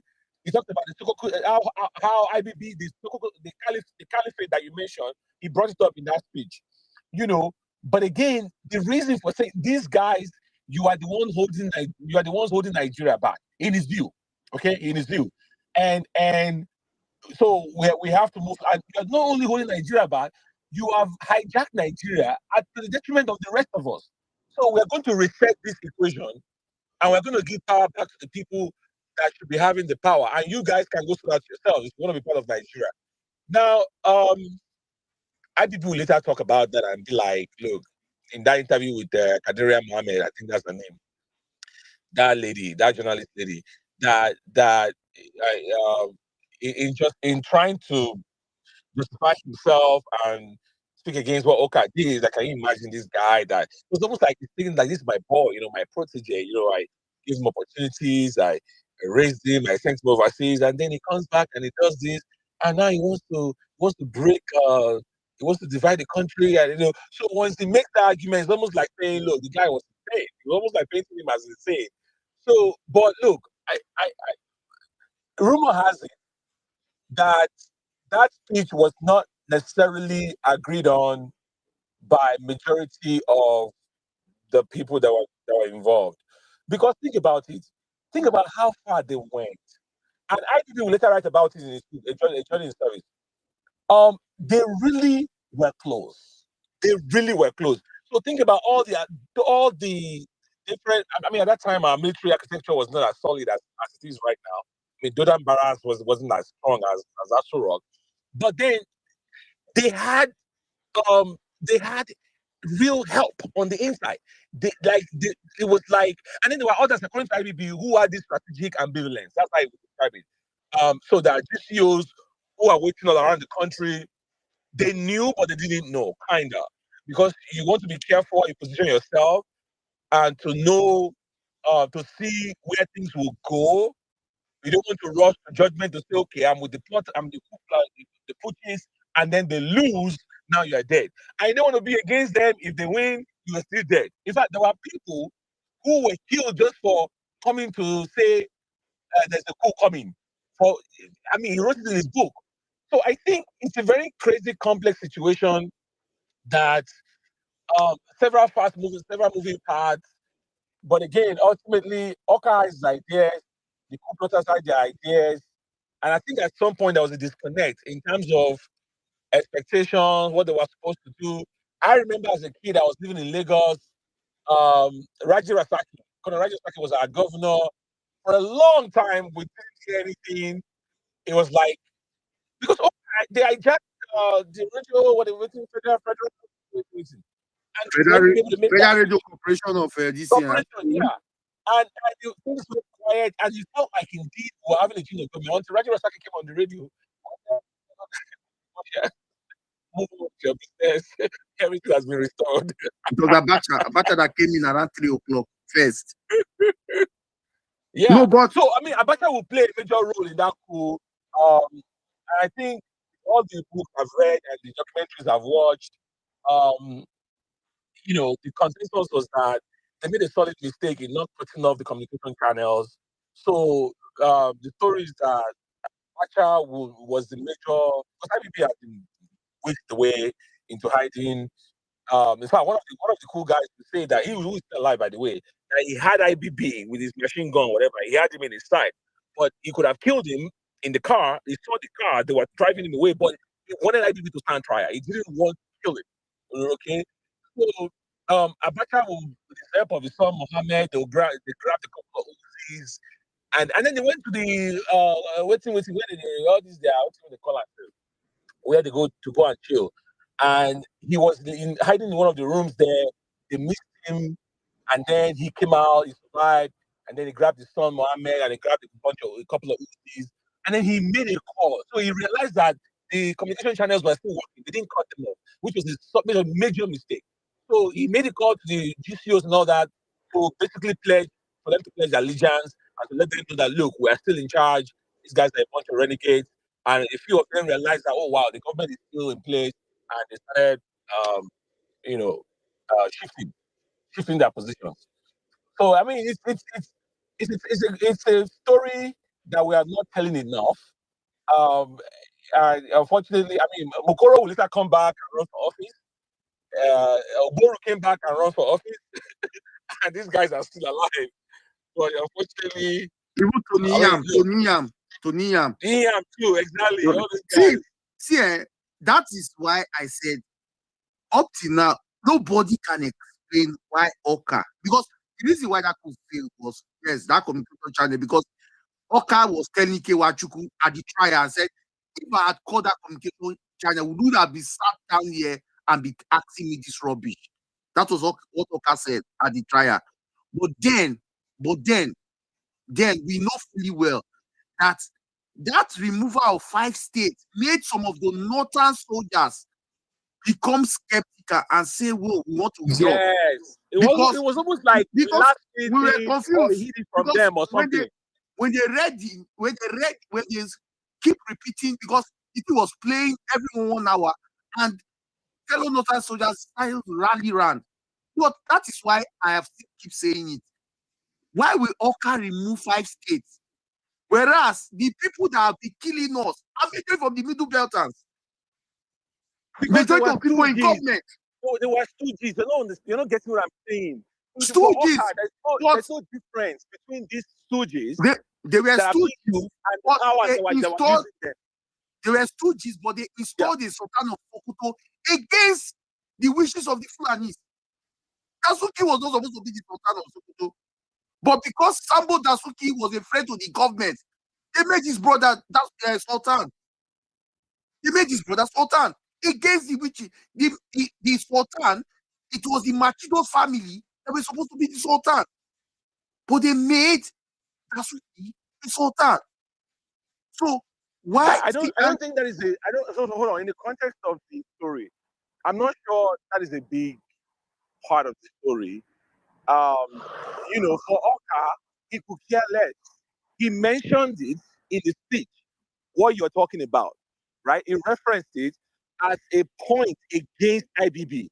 So he makes a larger argument of a section, the House of Fulani hegemony, that has hijacked the country, and then he makes a separate case against IBB as a man and his style of governance.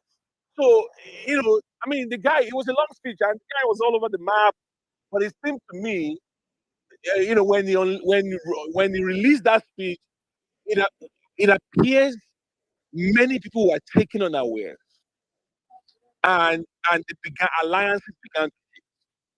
That's what I can say from my limited knowledge. It appears many people are taken unawares by that speech, and alliances began to speak, and some began to shift, and that was the beginning of the end, unfortunately. Because these are some of the reasons why I keep asking this question. Now, take prior back to the 1966 coup. When the counter coup happened in 1966, this guy was at Agodi House at the battle. Ironsi factory at Agodi House. The person that was led to explain why he had hijacked regional power and now, centralized. Now, that was yes. He wouldn't survive.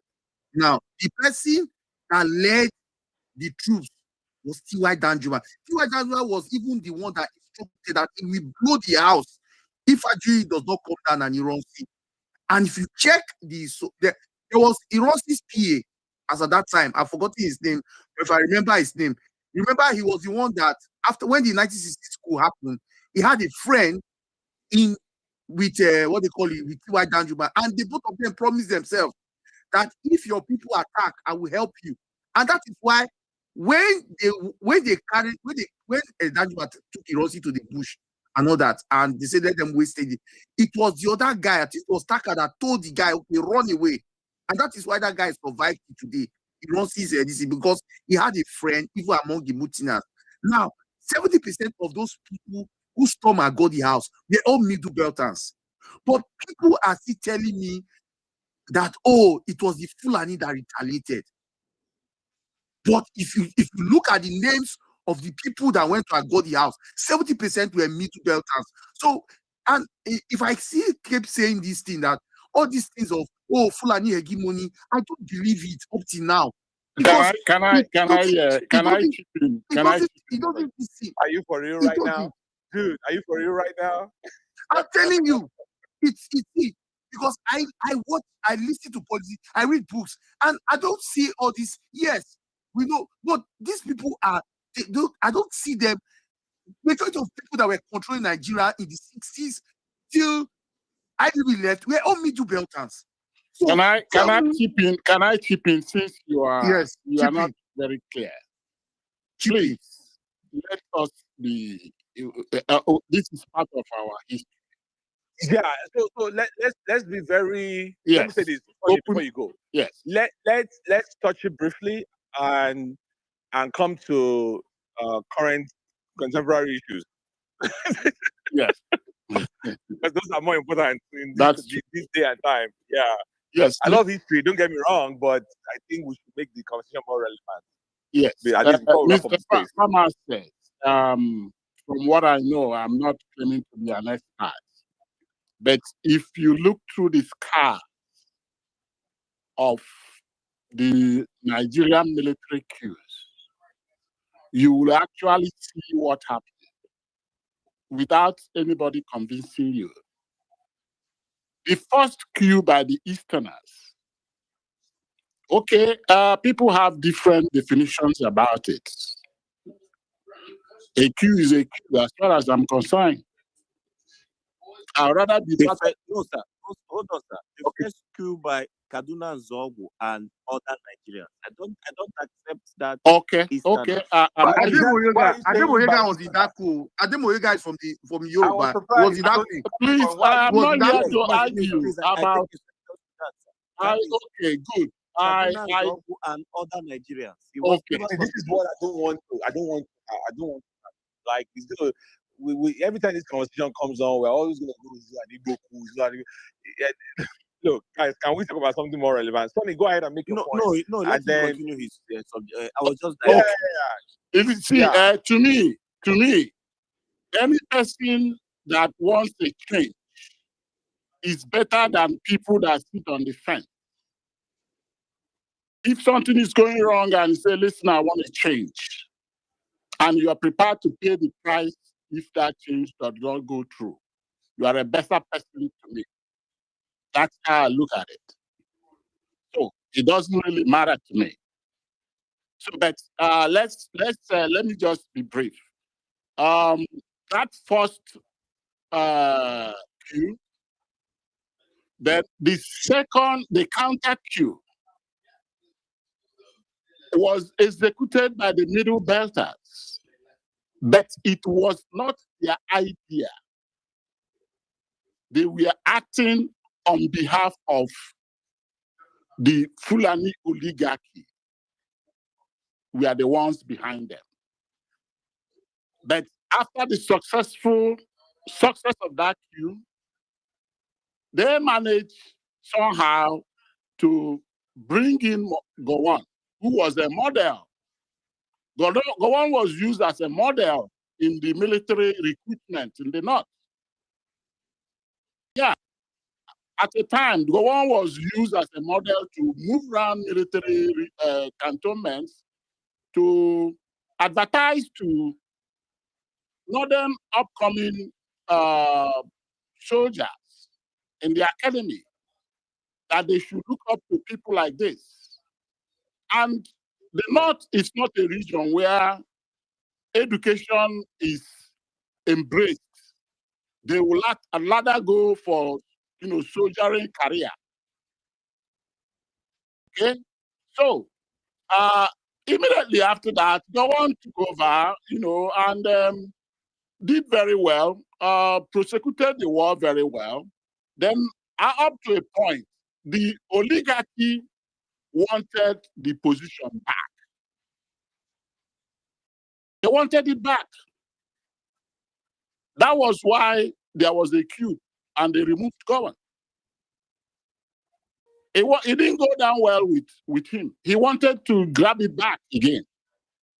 They took it back from him, and Murtala Mohammed came in, and they struck him with, Dinka, and he expired.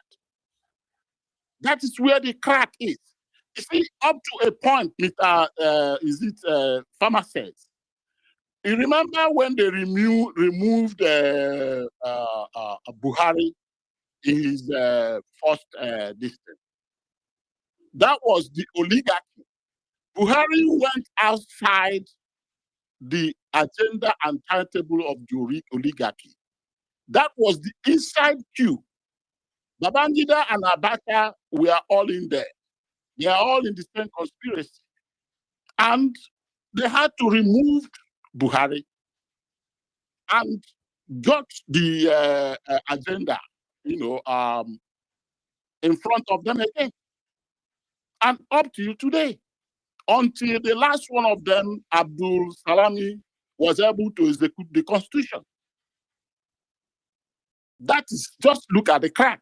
It's not something somebody will write in the book and you just read it in this thing and you think you got it. Look at the crack and the track of how it went.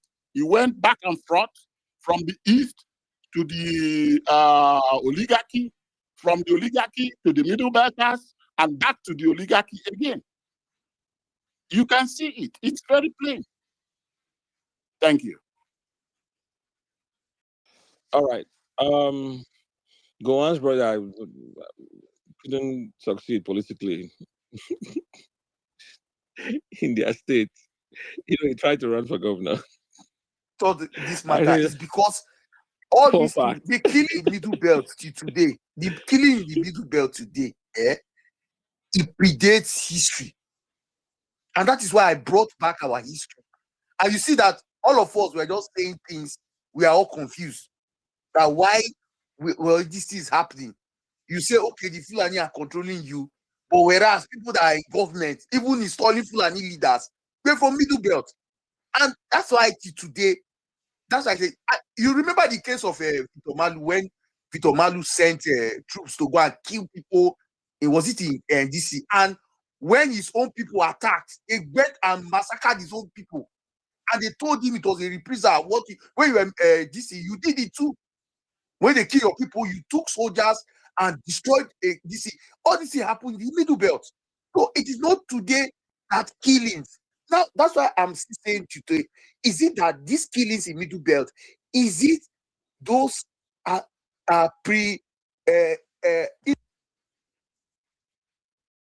All right, pharmacies, we are losing you. Your network has started again. I don't think I have. Whether we like it or not, there were big killings in the Middle Belt prior to the 1999. So what is your argument, Gogon said? What are you trying to say? My argument now is that this president killing that is going on, and we cannot really say, we cannot really give it to. That's why I'm still getting confused now. I don't know. I can't confidently say, okay, it's a terrorist attack. It looks terrorist. It looks like a bandit. It looks like a terrorist. It looks like a crisis between communals, Middle Belters, Are you serious? and Are you elders. serious right now? Pharmacists, Yes. are you serious? No, mute your mic. You don't know what you're saying. Mute your mic. Yusuf,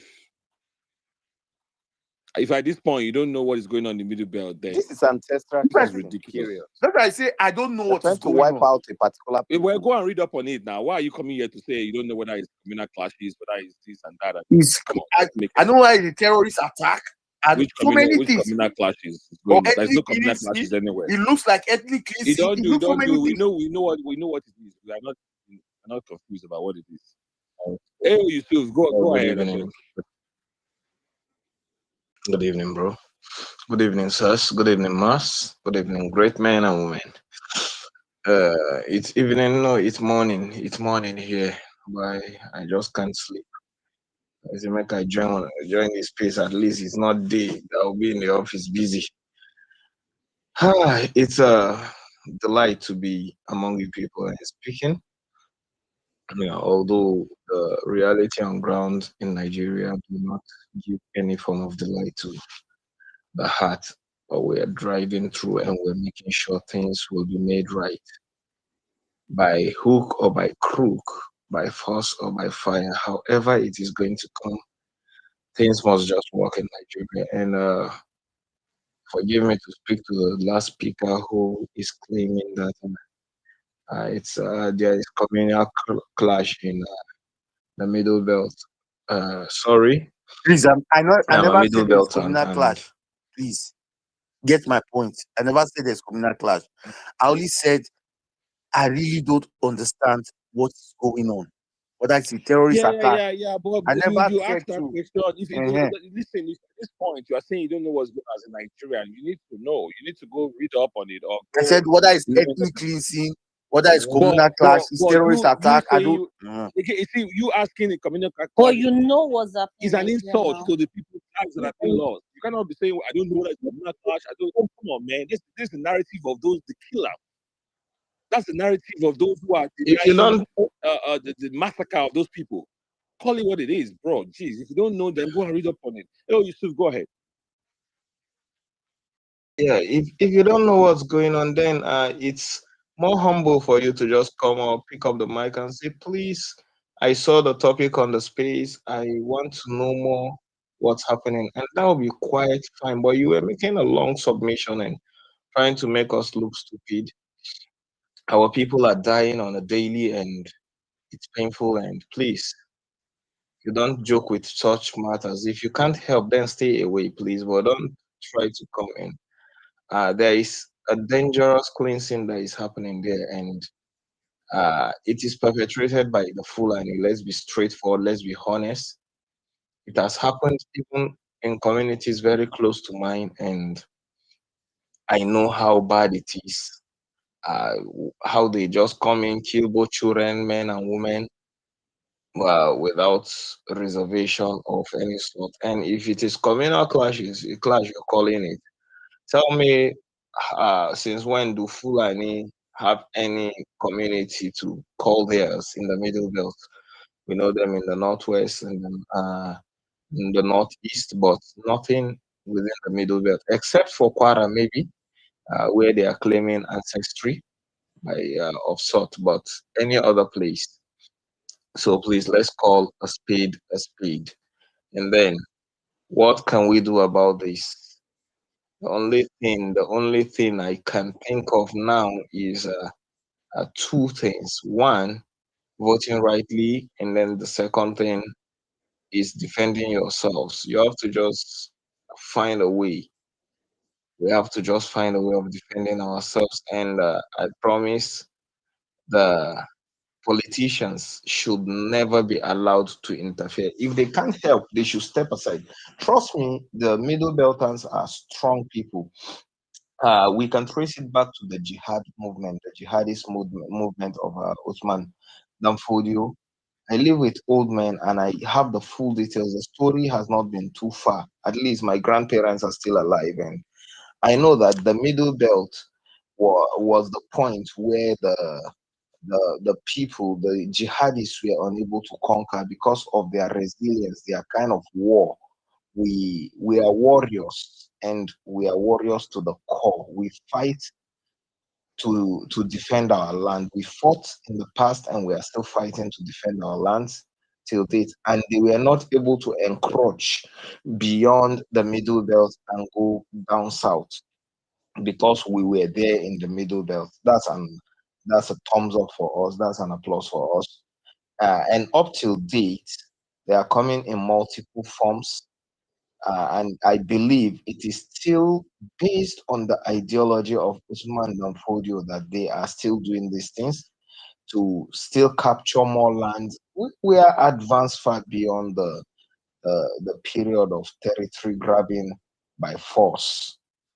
So I just believe if the government is willing to help, then the government is going to come decisively, define the owners of the territory, and then set rules that are going to limit the encroachers.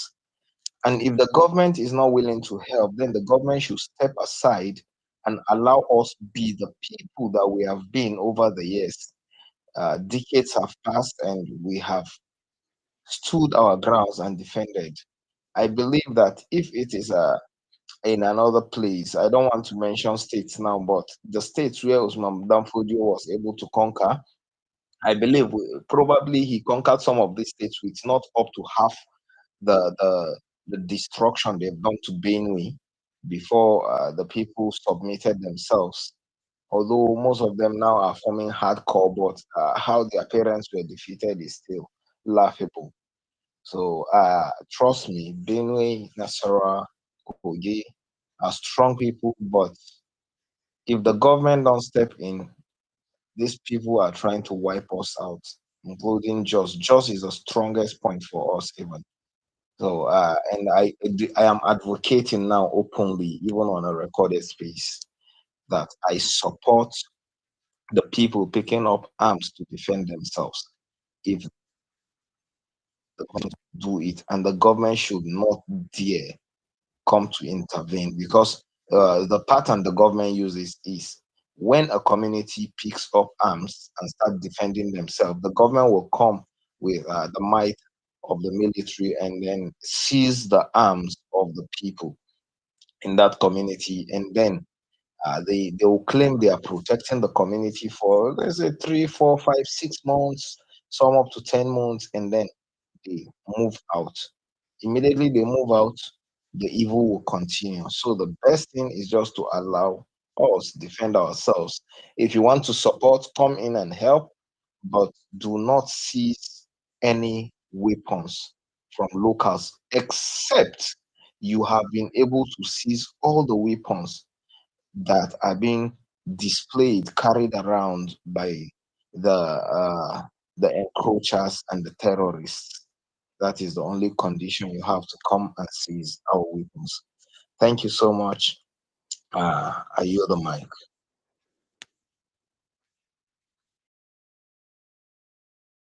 Thank you, brother. Well said. All right.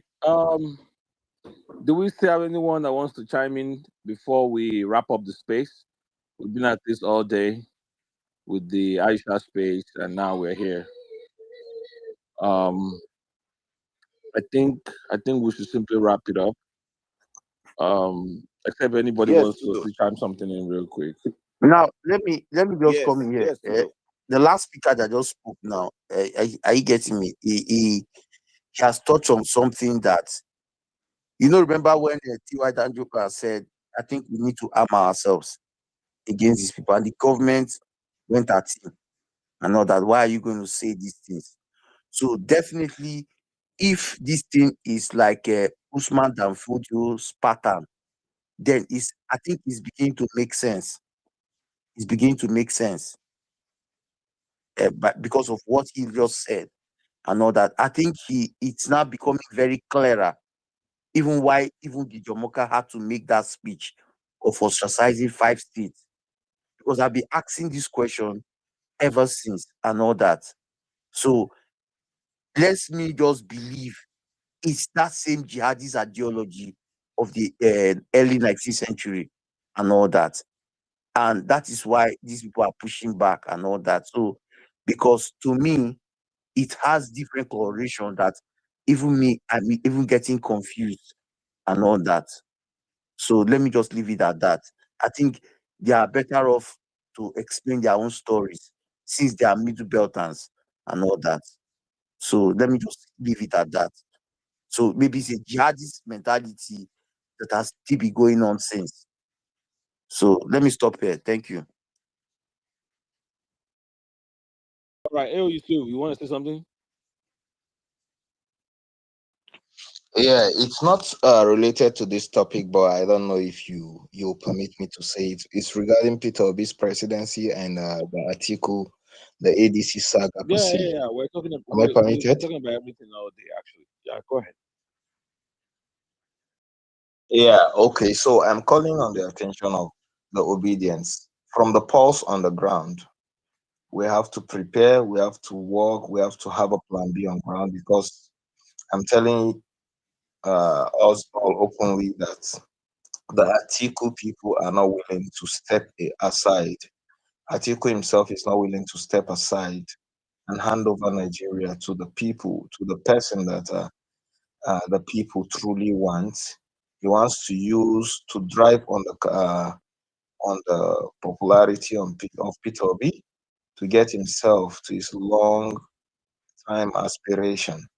So we have to get to work. And for now, I will say that we should cease any form of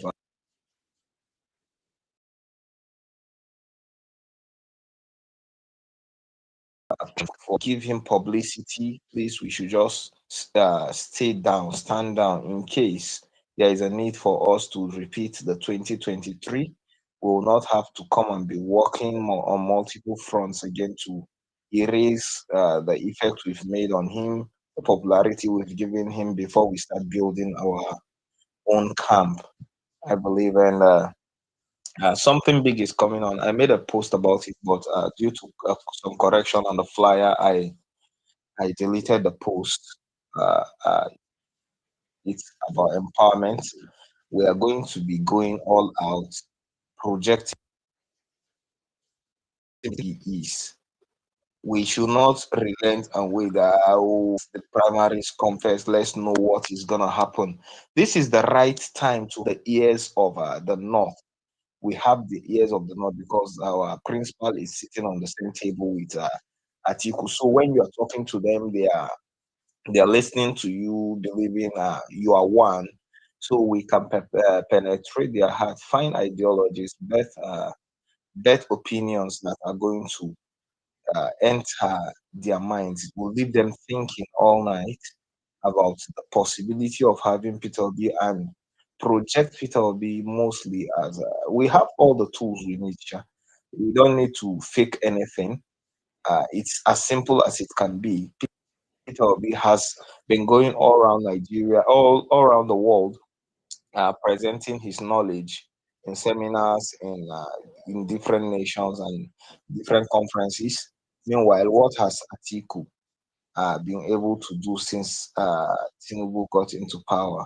So it shows clearly, and the stand, how the world respects Peter Obi is nothing to be compared to how the world respects Atiku. So is it that we are seeking global respect for our nation, or we are seeking to have an old man hold our nation to ransom continually as it has always been done? And then we are supposed to also know that Peter Obi is a global link, is a link for us to global networking, to be able to access some special uh, privileges that are reserved to some nations that they know are credible and reliable. Peter Obi is that link, and we cannot have, many countries cannot trust the presidency of Atiku. So is it about our nation, or is it about a region? That is what I just want us to go back thinking about, and let everybody get to work. Nobody should relent, nobody should rest, nothing like after the primaries. Let us get it done with, let us get the numbers before we even go halfway into the primaries. And let's see, any card they pull out, we should be ready for them. Thank you. I yield the mic. Nice one, nice one. Thank you, brother, for the good work that you're doing out there. My goodness, being an obedient in that part of the country, man. I can only imagine. But please keep up the good work. Keep up the good work. Thank you. All right. Justice, you wanted to chime in real quick? God will punish that senator that said transmission cannot happen because of network. Thank you very much. I yield the mic. Yeah, those guys know what they're doing, or they're just plain stupid. It has to be one of the two. Elvis, you came up. Oh no, it's not Elvis. I thought it was Elvis. It looked like Elvis. Peter Obi 2027. Are you there? Good morning, bro. Good morning. Welcome. Go ahead. Yeah. Actually, I just come up and I don't have anything to say. Why? The reason why I come up is just to thank you. I just come up to thank you and your fellow co-hosts, because come to think of it, before 2022, 2023, many that started this movement, many have fallen away by the roadside. Many have used it to cash out, but you stand just to make sure that this movement continue. I like the fire. I like the good job you have been doing. I just come up just to tell you thank you from my heart. Thank you so much, bro. Thank you so much. Thank you. That's very encouraging. Yeah. Thank you. Thank you. All right. Where is morning? And Lemeo, are you there? Ìwọ, Okun, máa ṣe fóun. Okun, Ara o, ìyókù o, ìyókù ìrara o. You know that ẹ pẹ̀lẹ́ fún àtàárọ̀, ikú àtàárọ̀ o, ìyókù o. Well, I just got back home. I wanted to speak. My hands were up, but you started another topic. I said, Tudo will not let me talk. Let me just mind my business. I just be going, JJ. Me, I didn't start And it. I was just I made the topic. I met it. he said, Today I started another one. He said he was going, okay, let us be rounding up and everything. I said, let me also put my mouth in this matter. Oh. Let it not be like I'm not there. And I said that, okay, no, we are Ali. Let us give space to all our allegios, that came on the space and everything. But anyway, how we doing, family? Thank you, everyone. I just want to say thank you to everybody that came out today. We really, really appreciate you all. And it was an amazing time. It was an amazing time. Tudo, thank you so very much. Thank you. Thank you for your professionalism. Thank you for keeping it real. Thank you for all you did today. And gorgeous Oma, she was amazing too. I follow Aisha on YouTube. So it wasn't new for me. That's who she is. She's raw, she's straightforward. She's just like, sometimes I even think maybe she's from Ekiti Papa, because she's just like us. White is white, and you keep going, with all humility and everything. And she was owning everything, and she was just so direct, and everything. It was just a wonderful time. It was a wonderful time, and I'm glad that with the feedback that we have gotten, that it was what people expected, and some people didn't even know what was going to come out, the outcome was going to be. But at the end of the day, it was an amazing time. It was an amazing time. It made us to forget all the other experiences that we've had, and it gave us a lot of hope. For instance, I have not lost hope. I just know that it's a matter of time. But her coming and talking to us for us to ask questions, and she was able to give us clarity. I just know that, okay, we're going somewhere. Like I keep saying to us, since our principal has said is in ADC, me, I've already perched under the canopy and waiting for them. It's just unfortunate that they're using analog in 2026, and people are ready to just keep going and firing on all cylinders. So it was a bit discouraging for not knowing exactly what is going on with the website and all those.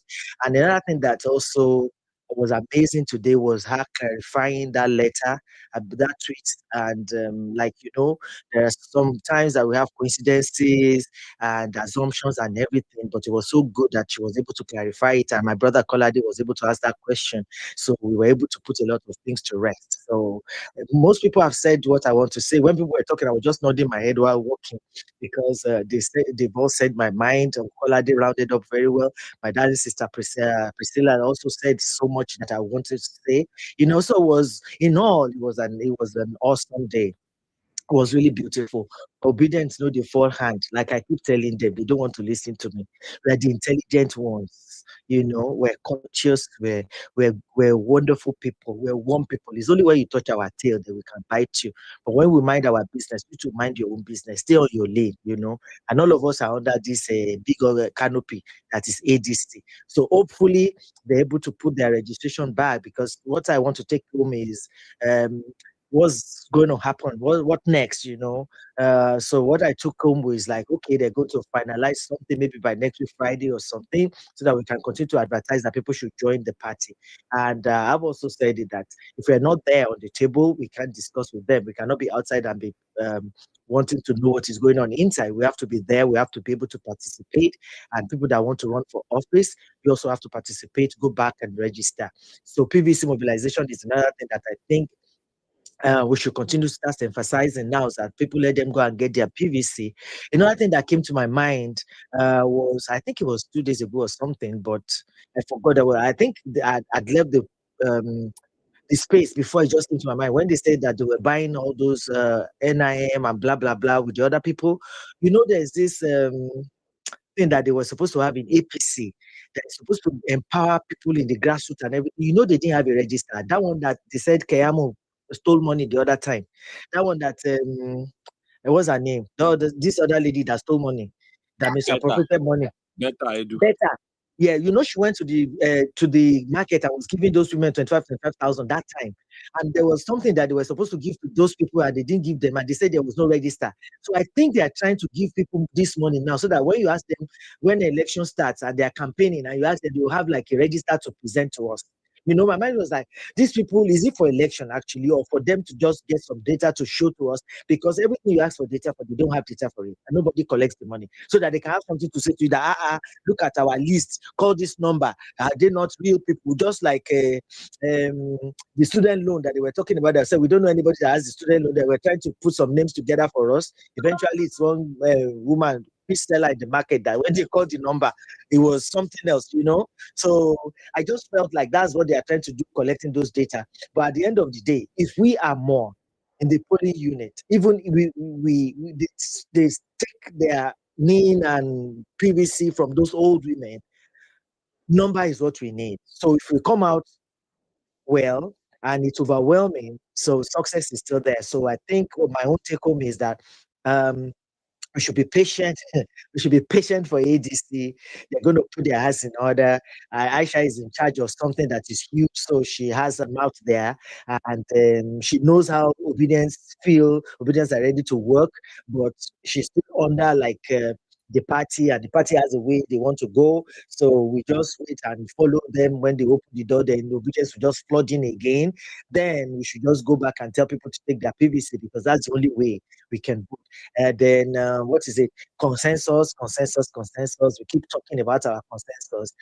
She was trying to talk about the primaries and everything, but we are not for primaries. But like she said, if they could have a raffle draw, I said in your dream. I thought she was even going to talk about option A4. That everybody will stand and they will now they will now stay behind them. I thought that was what she wanted to say, but when she now said it was the draw, I'm like, oh no, Aisha, that's not possible. But anyway, it was a lovely day. Don't let me rant too much. It was a lovely day. Thank you, Tudo. Hopefully, we're going to bring somebody else, and so that it's not going to be so dry. People will just come. People will be excited to keep talking about ATC and everything, because we are all there. So there are people that we can relate to, the people that are relatable, people that are humble, that can carry their message without being disrespectful to us. It was just an amazing day. It was an amazing day. Thank you so much, Tudo. I said 3 busa for you. Busa.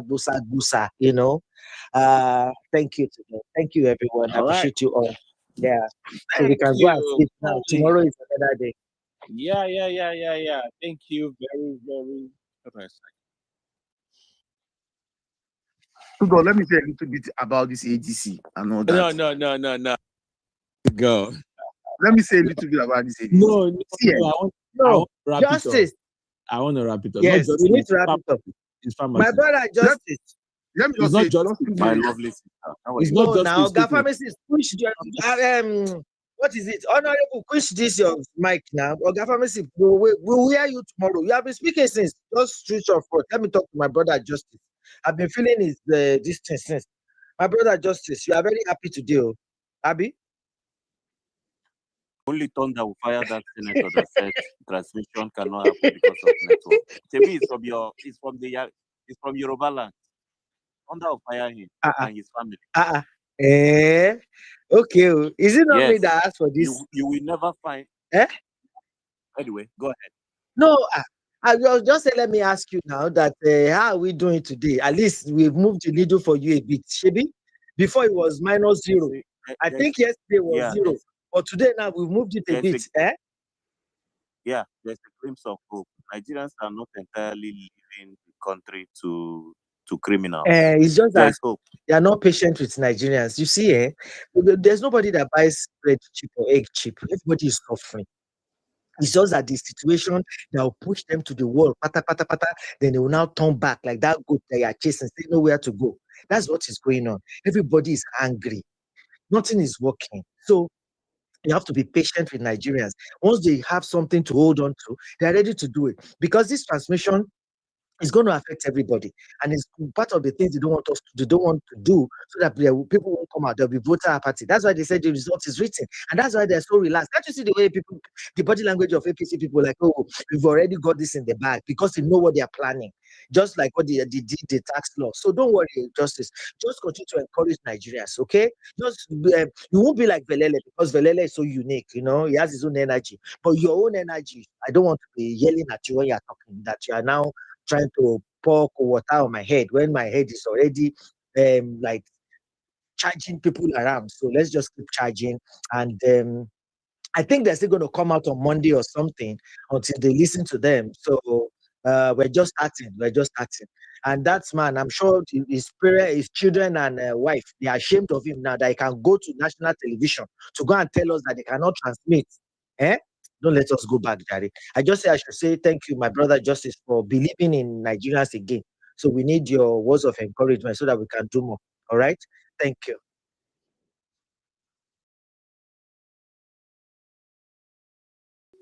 All right. Thank you, guys. All right, ladies and gentlemen, we'll come to the end of the show. So you didn't allow me like a minute for this matter. I got to go. Let me just tell you. Oh my goodness! 40%. I have to go. 40%.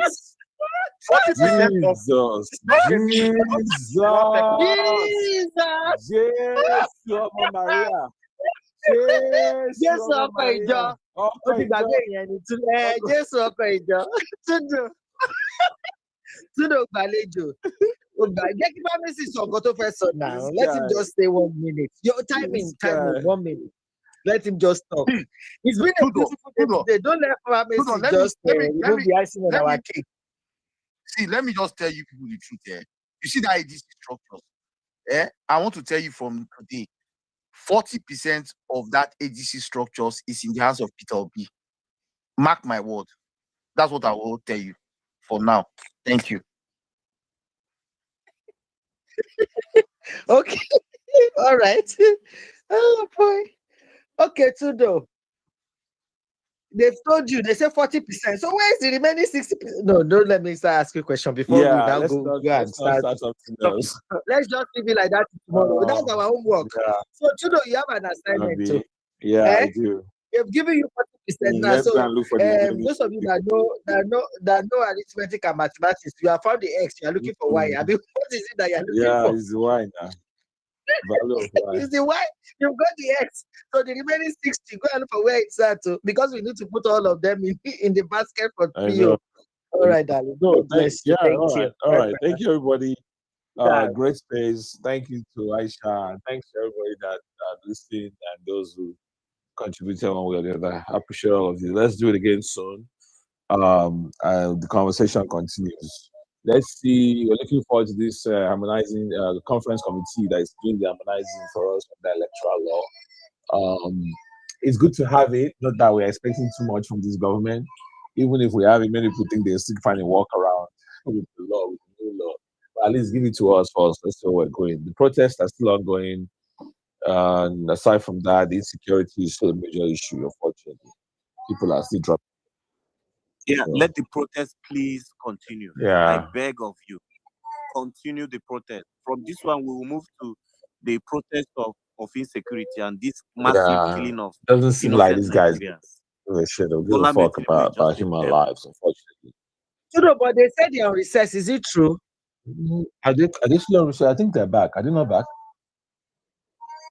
I think I heard from somewhere that they said they are recessed till the Now 22nd. recess is on the 25th of February. Oh, so who are we going to go and meet now if we go on Monday? Nobody Anyway, now. They have run away now. No, it's okay. Let's do our investigation, and tomorrow we'll No, be they able are to have recess. a They are thorough recess picture. till the 25th. I was in speaker space with even Ireti Kingibi, and I asked her a question. Say, you people are not sincere. You senators are not sincere with us. They are on recess till 25th of February. It is well. Okay, all right. No wahala. We'll continue tomorrow. All right. He that fights and runs away will live to fight another day. After their recess, they will come back to the National Assembly and do the bidding of Nigerians. What the fuck? Yeah, no, do we have but with Justice, this they've guy? said that it's not going to be business like as usual now. Maybe they were thinking that Nigerians will not come out. Before they could say Jack Robinson, placards is already flying. People are already going there. People are already talking. Look at the way Apabe was talking about what happened on the social media now. Criminal. Yes, we didn't expect it. So no matter what, we are there for them. They're not going to pass rubbish that we don't want. That transmission, they must do it. That big bird Amokuto must buy it for me. Okay, all right.